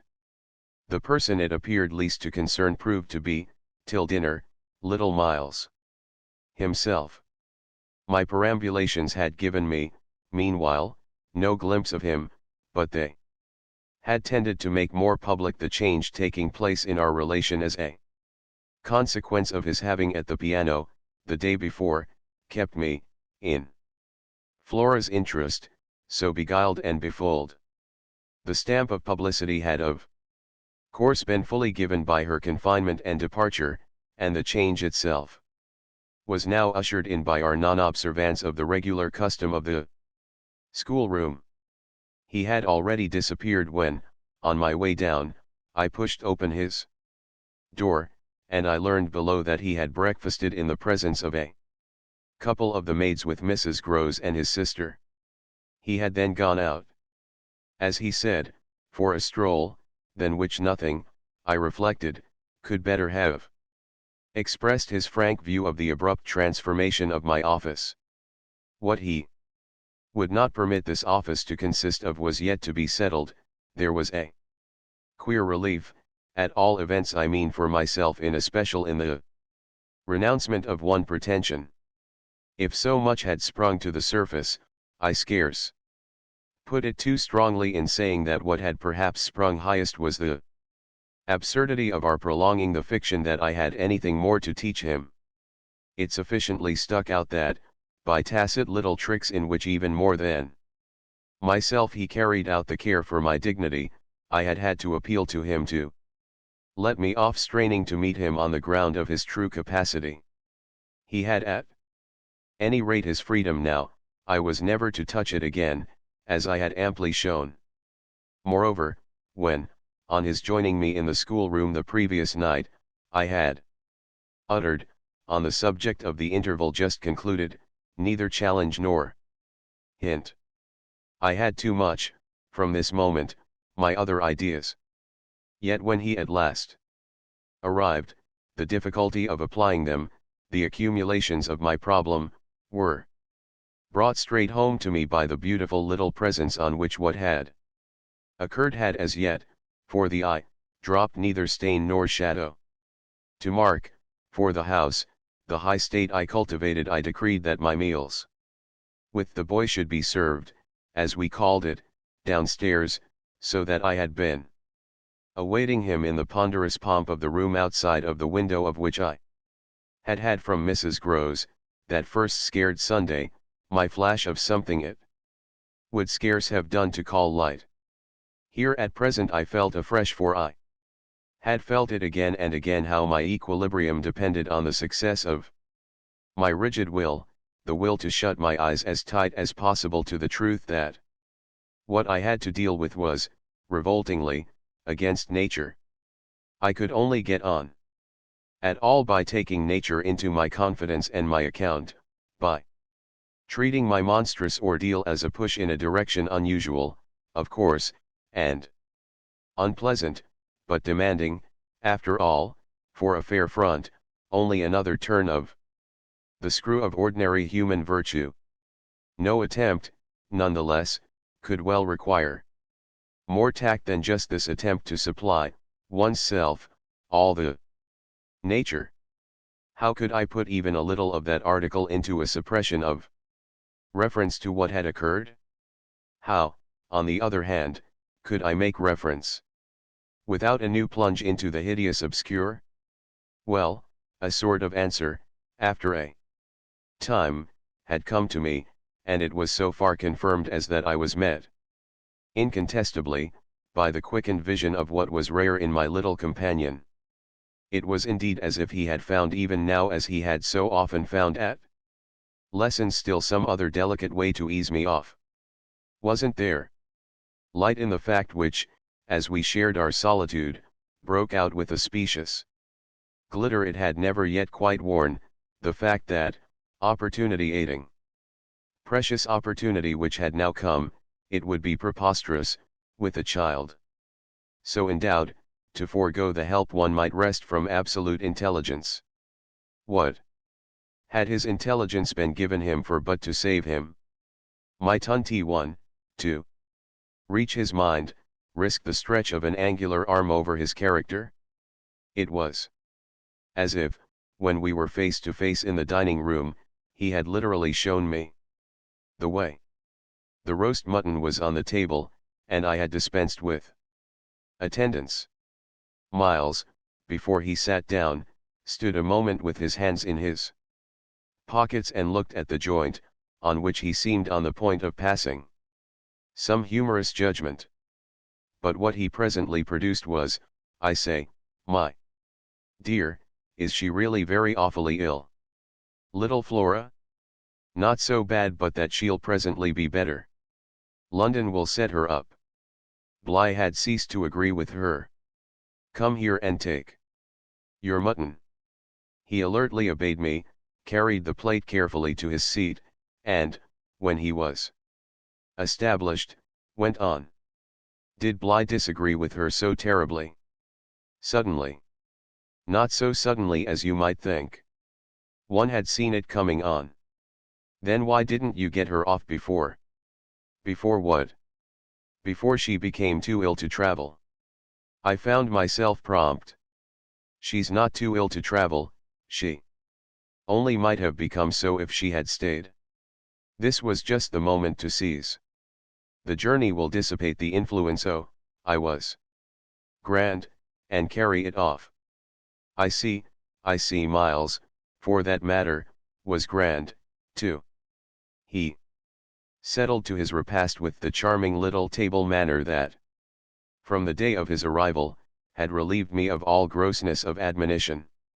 Whatever he had been driven from school for, it was not for ugly feeding. He was irreproachable, as always, today, but he was unmistakably more conscious. He was discernibly trying to take for granted more things than he found. Without assistance, quite easy, and he dropped into peaceful silence while he felt his situation. Our meal was of the briefest mine of vain pretense. And I had the things immediately removed. While this was done, Miles stood again. With his hands in his little pockets and his back to me, stood and looked out of the wide window through which, that other day, I had seen what pulled me up. We continued silent while the maid was with us as silent. It whimsically occurred to me, as some young couple who, on their wedding journey at the inn, feel shy in the presence of the waiter. He turned round only when the waiter had left us. Well, so we're alone. XXIII. Oh, more or less. I fancy my smile was pale. Not absolutely. We shouldn't like that. I went on.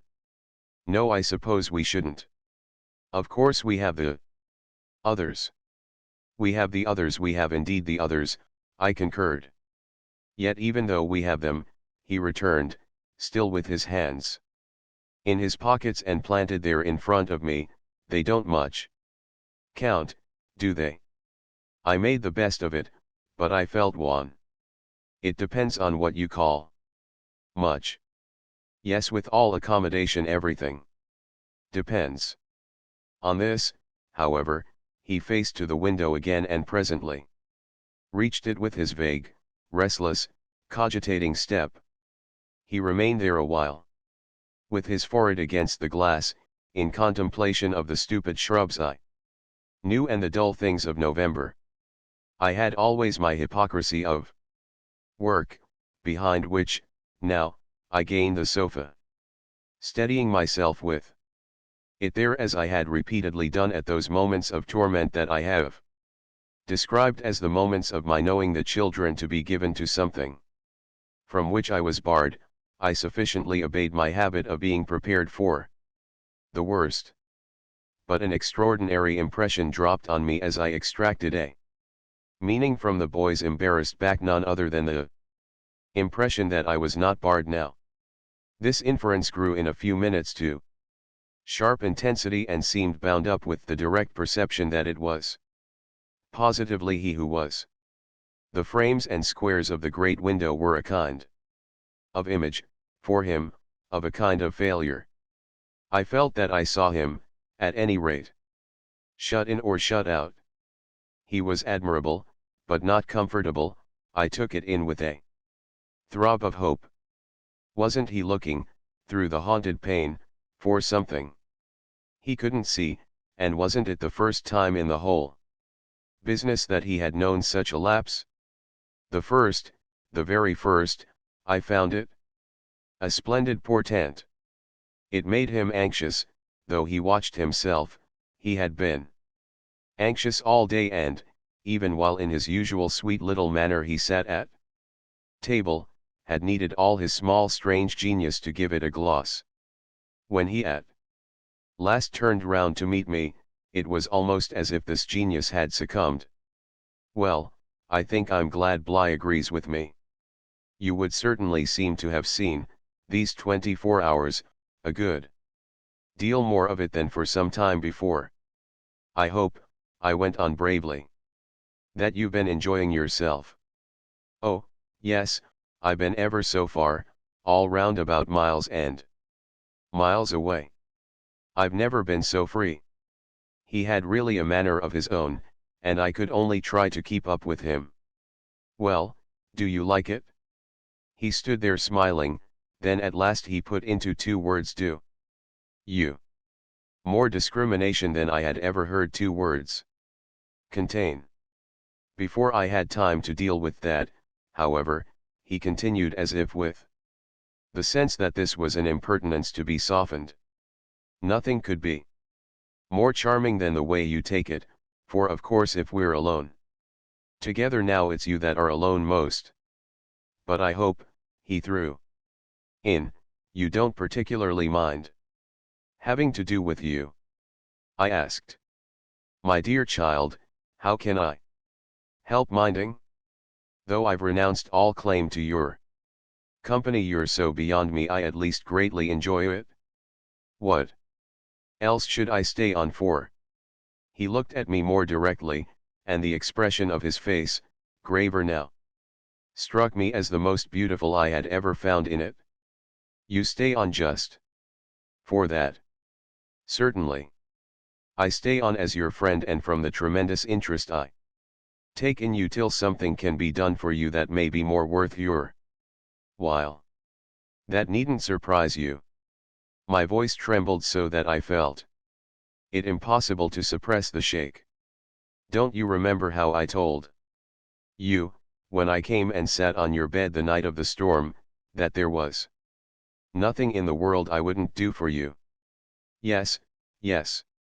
He, on his side, more and more visibly nervous, had a tone to master, but he was so much more successful than I that, laughing out through his gravity, he could pretend we were pleasantly jesting. Only that, I think, was to get me to do something for you. It was partly to get you to do something, I conceded. But, you know, you didn't do it? Oh, yes, he said with the brightest superficial eagerness. You wanted me to tell you something. That's it? Out, straight out. What you have on your mind, you know. Ah, then, is that what you've stayed over for? He spoke with a gaiety through which I could still catch the finest little quiver of resentful passion, but I can't begin to express the effect upon me of an implication of surrender even so faint. It was as if what I had yearned for had come at last only to astonish me. Well, yes, I may as well make a clean breast of it, it was precisely for that. He waited so long that I supposed it for the purpose of repudiating the assumption on which my action had been founded, but what he finally said was, do you mean now here? There couldn't be a better place or time. He looked round him uneasily, and I had the rare, the queer, impression of the very first symptom I had seen in him of the approach of immediate fear. It was as if he were suddenly afraid of me, which struck me indeed as perhaps the best thing to make him. Yet in the very pang of the effort I felt it vain to try sternness, and I heard myself the next instant so gentle as to be almost grotesque. You want so to go out again? Awfully. He smiled at me heroically, and the touching little bravery of it was enhanced by his actually flushing with pain. He had picked up his hat, which he had brought in, and stood twirling it in a way that gave me, even as I was just nearly reaching port, a perverse horror of what I was doing. To do it in any way was an act of violence, for what did it consist of but the obtrusion of the idea of grossness and guilt on a small helpless creature who had been for me a revelation of the possibilities of beautiful intercourse. Wasn't it base to create for a being so exquisite a mere alien awkwardness? I suppose I now read into our situation a clearness it couldn't have had at the time, for I seemed to see our poor eyes already lighted with some spark of a prevision of the anguish that was to come. So we circled about, with terrors and scruples, like fighters not daring to close. But it was for each other we feared. That kept us a little longer suspended and unbruised. "I'll tell you everything, Miles," said I. "I'll tell you anything you like. You'll stay on with me, and we shall both be all right, and I will tell you I will. But not now." "Why not now?" My insistence turned him from me and kept him once more at his window in a silence during which, between us, you might have heard a pin drop. Then he was before me again with the air of a person for whom, outside, someone who had frankly to be reckoned with was waiting. "I have to see Luke." I had not yet reduced him to quite so vulgar a lie, and I felt proportionately ashamed.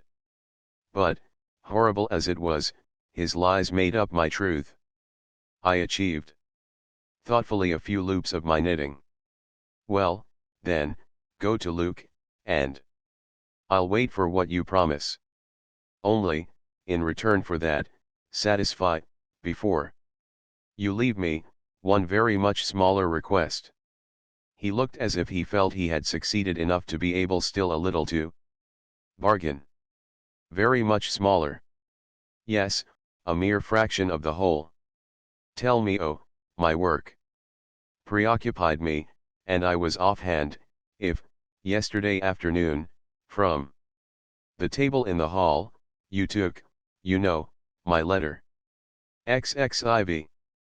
My sense of how he received this suffered for a minute from something that I can describe only as a fierce split of my attention, a stroke that at first, as I sprang straight up, reduced me to the mere blind movement of getting hold of him, drawing him close, and, while I just fell for support against the nearest piece of furniture, instinctively keeping him with his back to the window. The appearance was full upon us that I had already had to deal with here. Peter Quint had come into view like a sentinel before a prison. The next thing I saw was that, from outside, he had reached the window, and then I knew that, close to the glass and glaring in through it, he offered once more to the room his white face of damnation. It represents but grossly what took place within me at the sight to say that on the second my decision was made. Yet I believe that no woman so overwhelmed ever in so short a time recovered her grasp of the act. It came to me in the very horror of the immediate presence that the act would be seeing and facing what I saw and faced, to keep the boy himself unaware. The inspiration, I can call it by no other name, was that I felt how voluntarily, how transcendently, I might. It was like fighting with a demon for a human soul, and when I had fairly so appraised it, I saw how the human soul held out, in the tremor of my hands, at arm's length, had a perfect dew of sweat on a lovely childish forehead. The face that was close to mine was as white as the face against the glass, and out of it presently came a sound, not low nor weak, but as if from much further away, that I drank like a waft of fragrance. Yes, I took it. At this, with a moan of joy, I enfolded, I drew him close, and while I held him to my breast, where I could feel in the sudden fever of his little body the tremendous pulse of his little heart, I kept my eyes on the thing at the window, and saw it move and shift its posture. I have likened it to a sentinel, but its slow wheel, for a moment, was rather the prowl of a baffled beast. My present quickened courage, however, was such that, not too much to let it through, I had to shade, as it were, my flame. Meanwhile the glare of the face was again at the window, the scoundrel fixed as if to watch and wait. It was the very confidence that I might now defy him, as well as the positive certitude, by this time, of the child's unconsciousness, that made me go on. "What did you take it for?" "To see what you said about me." "You opened the letter?" "I opened it." My eyes were now, as I held him off a little again, on Miles's own face. In which the collapse of mockery showed me how complete was the ravage of uneasiness. What was prodigious was that at last, by my success, his sense was sealed and his communication stopped. He knew that he was in presence, but knew not of what, and knew still less that I also was and that I did know. And what did this strain of trouble matter when my eyes went back to the window only to see that the air was clear again and by my personal triumph the influence quenched? There was nothing there. I felt that the cause was mine and that I should surely get all. And you found nothing. I let my elation out. He gave the most mournful, thoughtful little head shake. Nothing. Nothing, nothing. I almost shouted in my joy. Nothing, nothing, he sadly repeated. I kissed his forehead, it was drenched. So what have you done with it? I burned it. Burned it? It was now or never. Is that what you did at school? Oh, what this brought up? At school. Did you take letters, or other things? Other things. He appeared now to be thinking of something far off. And that reached him only through the pressure of his anxiety. Yet it did reach him. Did I steal?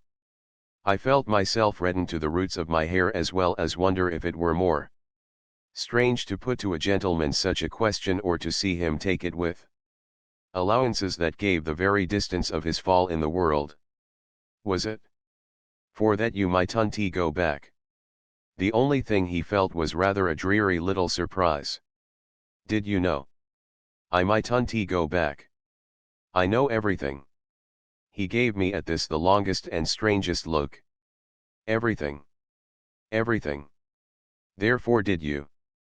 But I couldn't. Say it again. Miles could, very simply. No, I didn't steal. My face must have shown him I believed him utterly, yet my hands but it was for pure tenderness shook him as if to ask him why, if it was all for nothing, he had condemned me to months of torment. What then did you do? He looked in vague pain all round the top of the room and drew his breath, 2 or 3 times over, as if with difficulty. He might have been standing at the bottom of the sea and raising his eyes to some faint green twilight.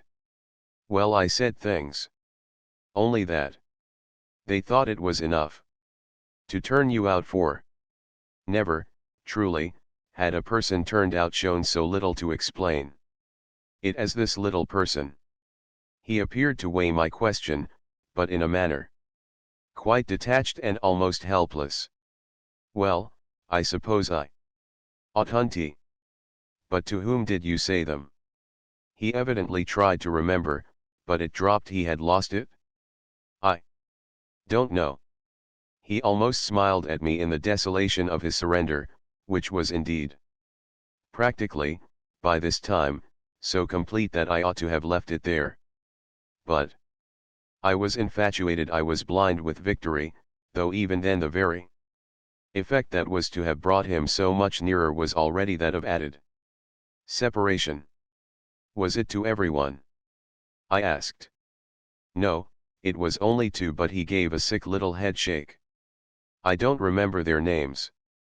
Were they then so many? No, only a few. Those I liked. Those he liked? I seemed to float not into clearness, but into a darker obscure, and within a minute there had come to me out of my very pity the appalling alarm of his being perhaps innocent. It was for the instant confounding and bottomless, for if he were innocent, what then on earth was I?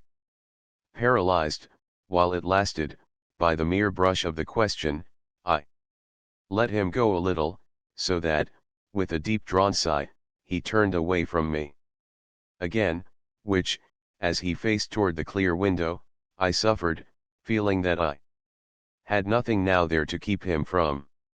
And did they repeat what you said? I went on after a moment.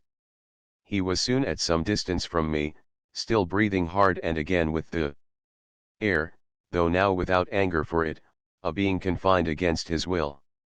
Once more, as he had done before, he looked up at the dim day as if, of what had hitherto sustained him, nothing was left but an unspeakable anxiety. Oh! Yes, he nevertheless replied, they must have repeated them to those they liked, he added. There was, somehow, less of it than I had expected, but I turned it over. And these things came round to the masters. Oh, yes, he answered very simply. But I didn't know they'd tell. The masters. They didn't, they've never told. That's why I ask you. He turned to me again, his little beautiful fevered face. Yes, it was too bad. Too bad. What I suppose I sometimes said.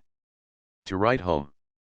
I can't name the exquisite pathos of the contradiction given to such a speech by such a speaker. I only know that the next instant I heard myself throw off with homely force, stuff and nonsense. But the next. After that I must have sounded stern enough. What were these things? My sternness was all for his judge, his executioner, yet it made him avert himself again, and that movement made me, with a single bound and an irrepressible cry, spring straight upon him. For there again, against the glass, as if to blight his confession and stay his answer, was the hideous author of our woe, the white face of damnation.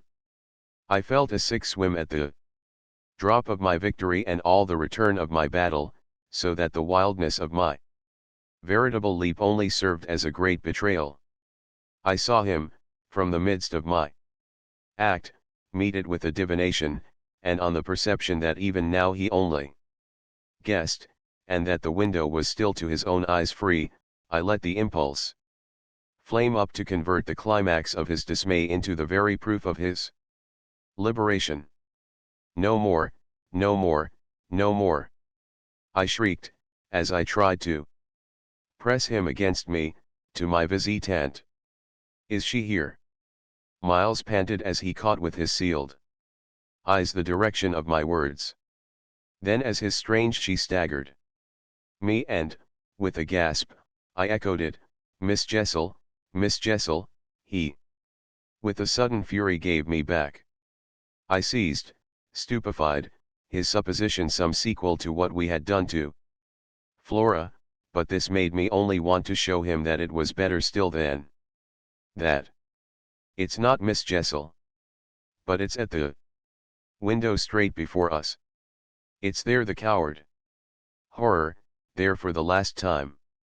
At this, after a second in which his head made the movement of a baffled dog's on a scent and then gave a frantic little shake for air and light, he was at me in a white rage, bewildered, glaring vainly over the place and missing wholly, though it now, to my sense, filled the room like the taste of poison, the wide, overwhelming presence. It's he. I was so determined to have all my proof that I flashed into ice to challenge him. Whom do you mean by he? Peter Quint, you devil! His face gave again, round the room its convulsed supplication. Where? They are in my ears still, his supreme surrender of the name and his tribute to my devotion. What does he matter now, my own? What will he ever matter? I have you, I launched at the beast. But he has lost you forever. Then, for the demonstration of my work, there, I said to Miles. But he had already jerked straight round, stared, glared again, and seen but the quiet day. With the stroke of the loss I was so proud of, he uttered the cry of a creature hurled over an abyss, and the grasp with which I recovered him might have been that of catching him in his fall. I caught him, yes, I held him, it may be imagined with what a passion, but at the end of a minute I began to feel what it truly was that I held. we were alone with the quiet day. And his little heart, dispossessed, had stopped. End of the Project Gutenberg ebook The Turn of the Screw. Updated editions will replace the previous one. The old editions will be renamed.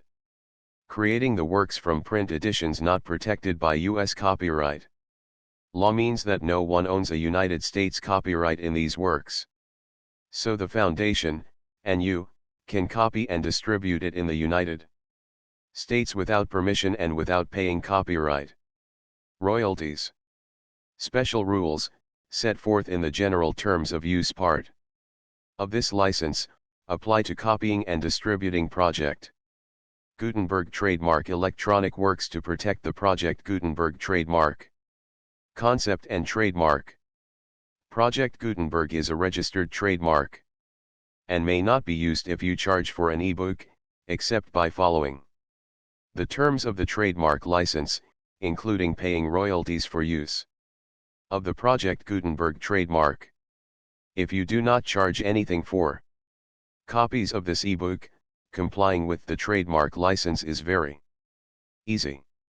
You may use this ebook for nearly any purpose, such as creation of derivative works, reports, performances, and research.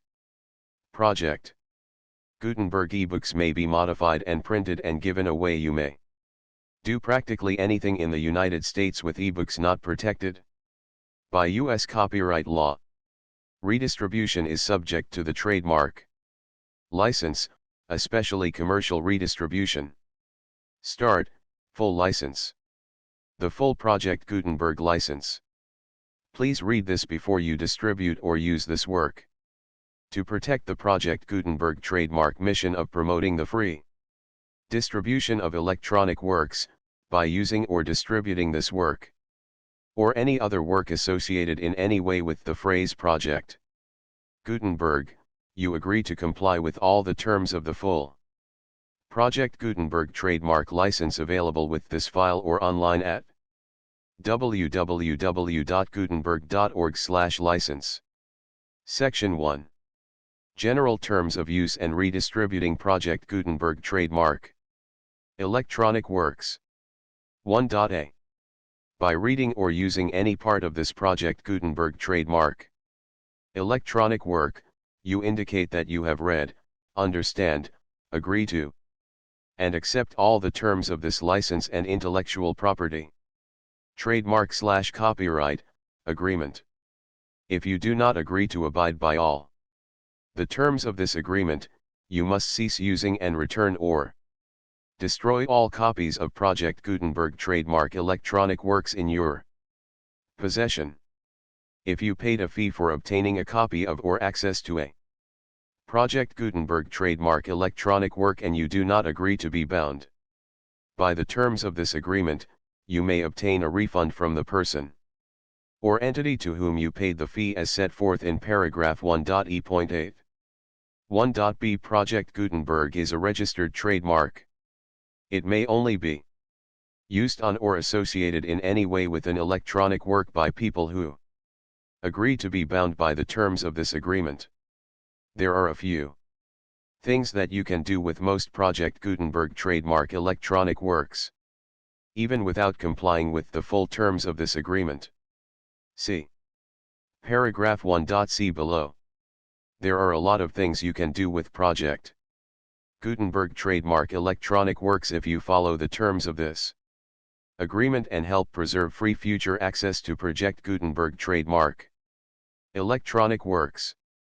See paragraph 1.e below. 1.c. The Project Gutenberg Literary Archive Foundation, the Foundation Orpgloff, owns a compilation copyright in the collection of Project Gutenberg trademark electronic works.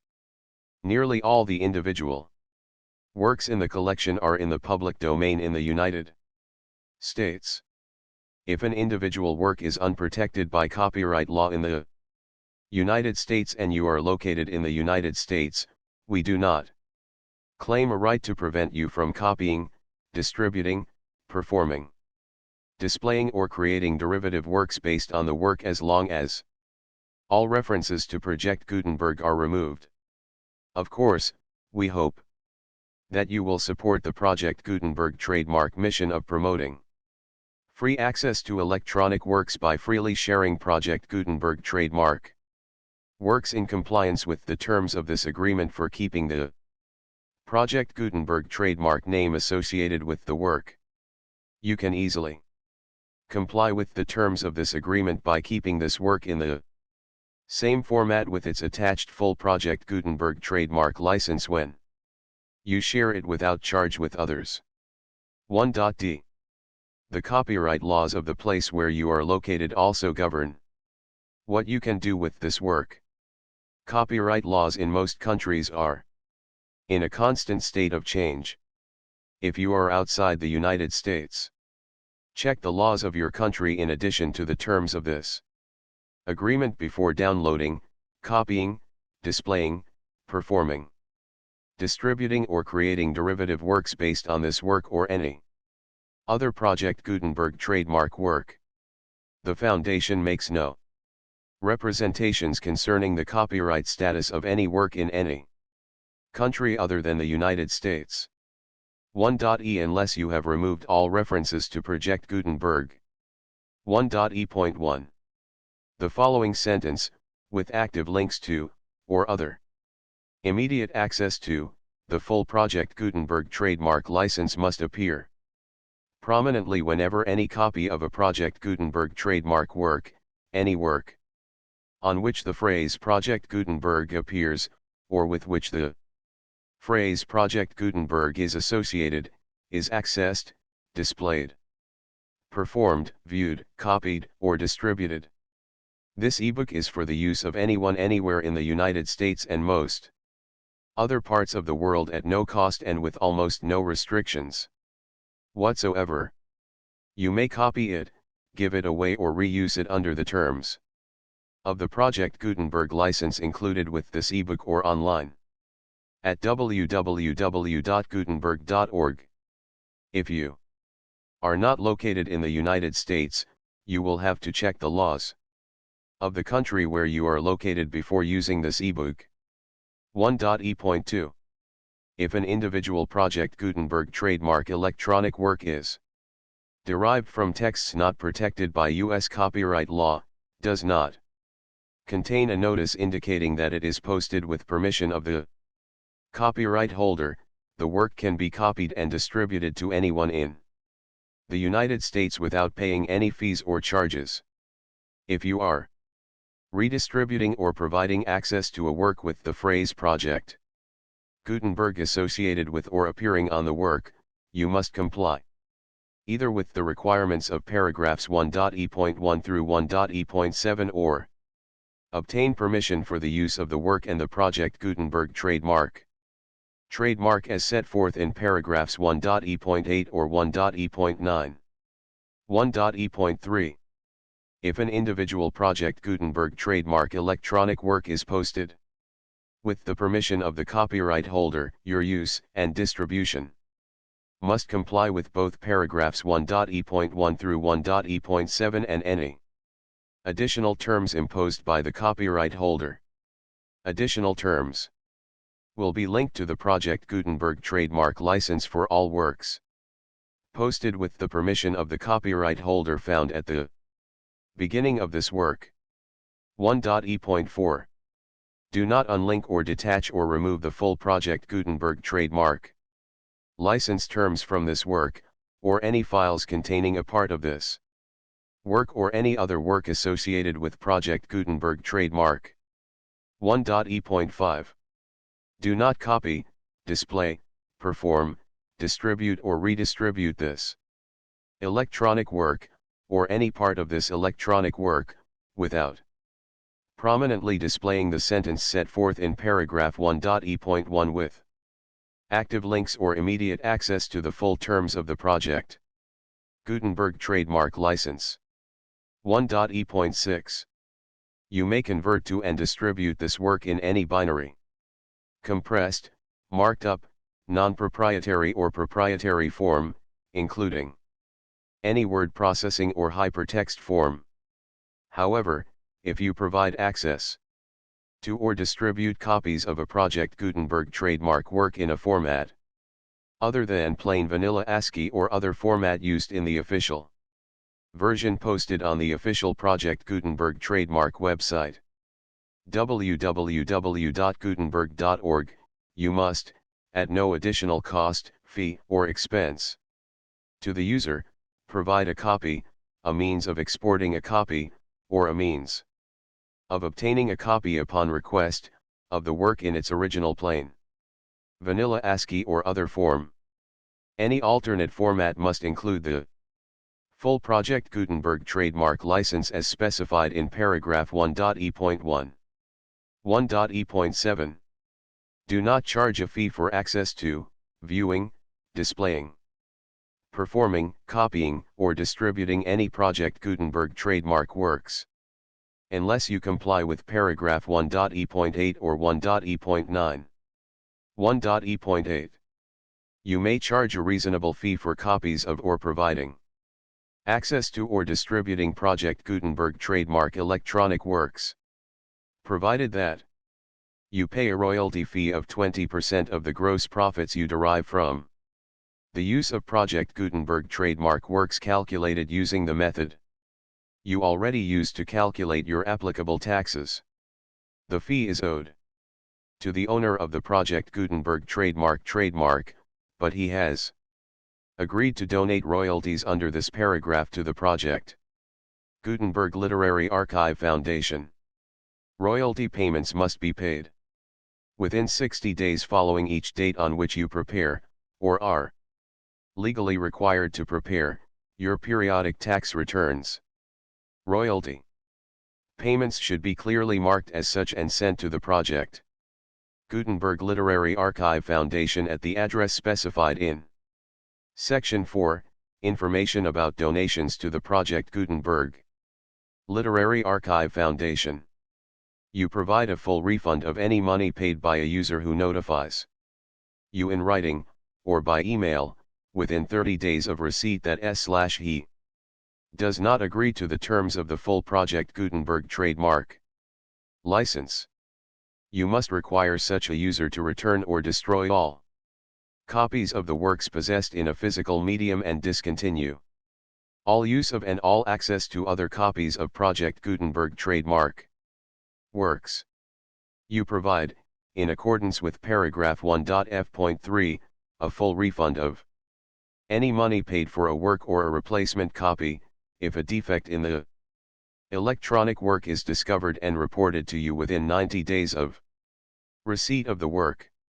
You comply with all other terms of this agreement for free distribution of Project Gutenberg trademark works. 1.e.9. If you wish to charge a fee or distribute a Project Gutenberg trademark electronic work or group of works on different terms than are set forth in this agreement, you must obtain permission in writing from the Project Gutenberg Literary Archive Foundation, the manager of the Project Gutenberg trademark. Contact the Foundation as set forth in Section 3 below. 1.f. 1.f.1. Project Gutenberg volunteers and employees expend considerable effort to identify, do copyright research on, transcribe and proofread works not protected by U.S. copyright law in creating the Project Gutenberg trademark collection. Despite these efforts, Project Gutenberg trademark electronic works, and the medium on which they may be stored, may contain defects, such as, but not limited to, incomplete, inaccurate, or corrupt data, transcription errors, a copyright or other intellectual property infringement, a defective or damaged disk or other medium, a computer virus, or computer codes that damage or cannot be read by your equipment. 1.f.2. Limited warranty, disclaimer of damages, except for the right of replacement or refund described in paragraph 1.f.3, the Project Gutenberg Literary Archive Foundation, the owner of the Project Gutenberg trademark, and any other party distributing a Project Gutenberg trademark electronic work under this agreement, disclaim all liability to you for damages, costs, and expenses, including legal fees. You agree that you have no remedies for negligence, strict liability, breach of warranty or breach of contract except those provided in paragraph 1.f.3. You agree that the foundation, the trademark owner, and any distributor under this agreement will not be liable to you for actual, direct, indirect, consequential, punitive or incidental damages even if you give notice of the possibility of such damage. 1.f.3. Limited right of replacement or refund. If you discover a defect in this electronic work within 90 days of receiving it, you can receive a refund of the money, if any, you paid for it by sending a written explanation to the person you received the work from. If you received the work on a physical medium, you must return the medium with your written explanation. The person or entity that provided you with the defective work may elect to provide a replacement copy in lieu of a refund. If you received the work electronically, the person or entity providing it to you may choose to give you a second opportunity to receive the work electronically in lieu of a refund. If the second copy is also defective, you may demand a refund in writing, without further opportunities to fix the problem. 1.f.4.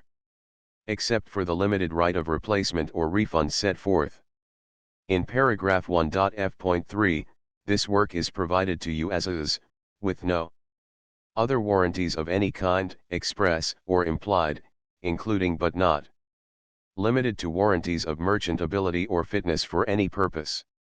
1.f.5.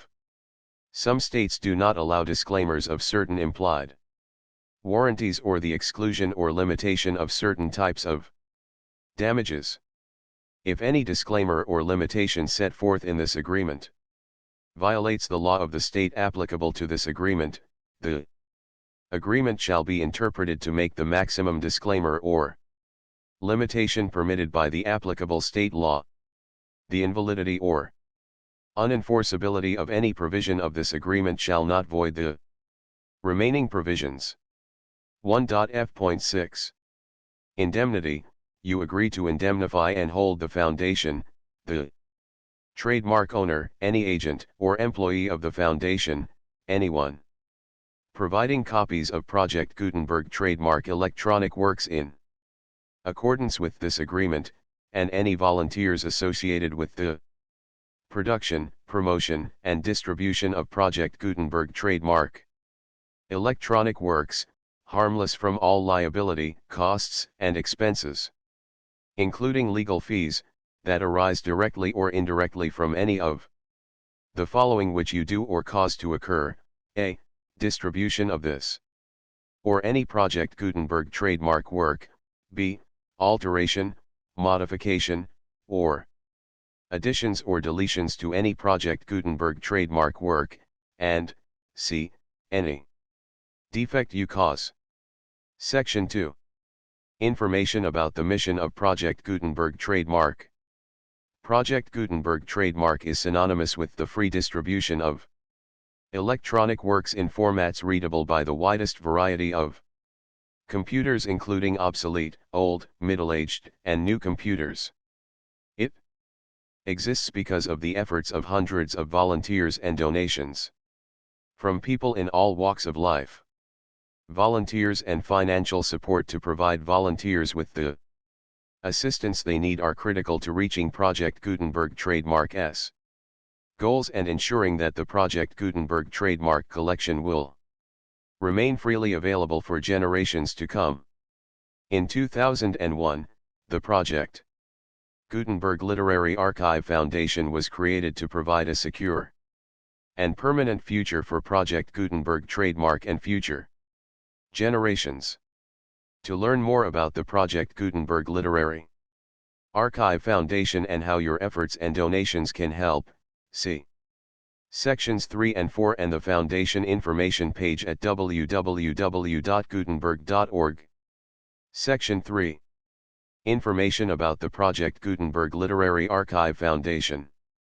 The Project Gutenberg Literary Archive Foundation is a non-profit 501(c)(3) educational corporation organized under the laws of the State of Mississippi and granted tax-exempt status by the Internal Revenue Service.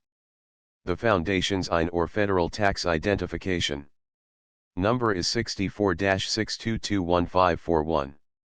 Contributions to the Project Gutenberg Literary Archive Foundation are tax-deductible to the full extent permitted by U.S. federal laws and your state's laws. The Foundation's business office is located at 809 North 1500 West, Salt Lake City, Utah 841-16801-596-1887. Email contact links and up-to-date contact information can be found at the Foundation's website and official page at www.gutenberg.org/contact. Section 4. Information about donations to the Project Gutenberg Literary Archive Foundation. Project Gutenberg trademark depends upon and cannot survive without widespread public support and donations to carry out its mission of increasing the number of public domain and licensed works that can be freely distributed in machine-readable form accessible by the widest array of equipment including outdated equipment.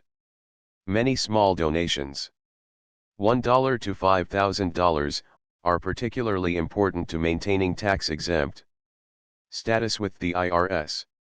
The Foundation is committed to complying with the laws regulating charities and charitable donations in all 50 states of the United States. Compliance requirements are not uniform and it takes a considerable effort, much paperwork, and many fees to meet and keep up with these requirements. We do not solicit donations in locations where we have not received written confirmation of compliance. To send donations or determine the status of compliance for any particular state, visit www.gutenberg.org/donate.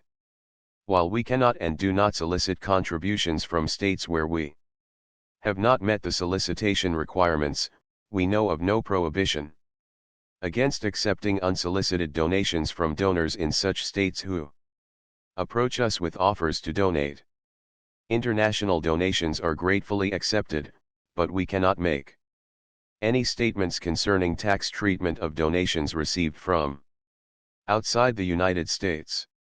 U.S. laws alone swamp our small staff.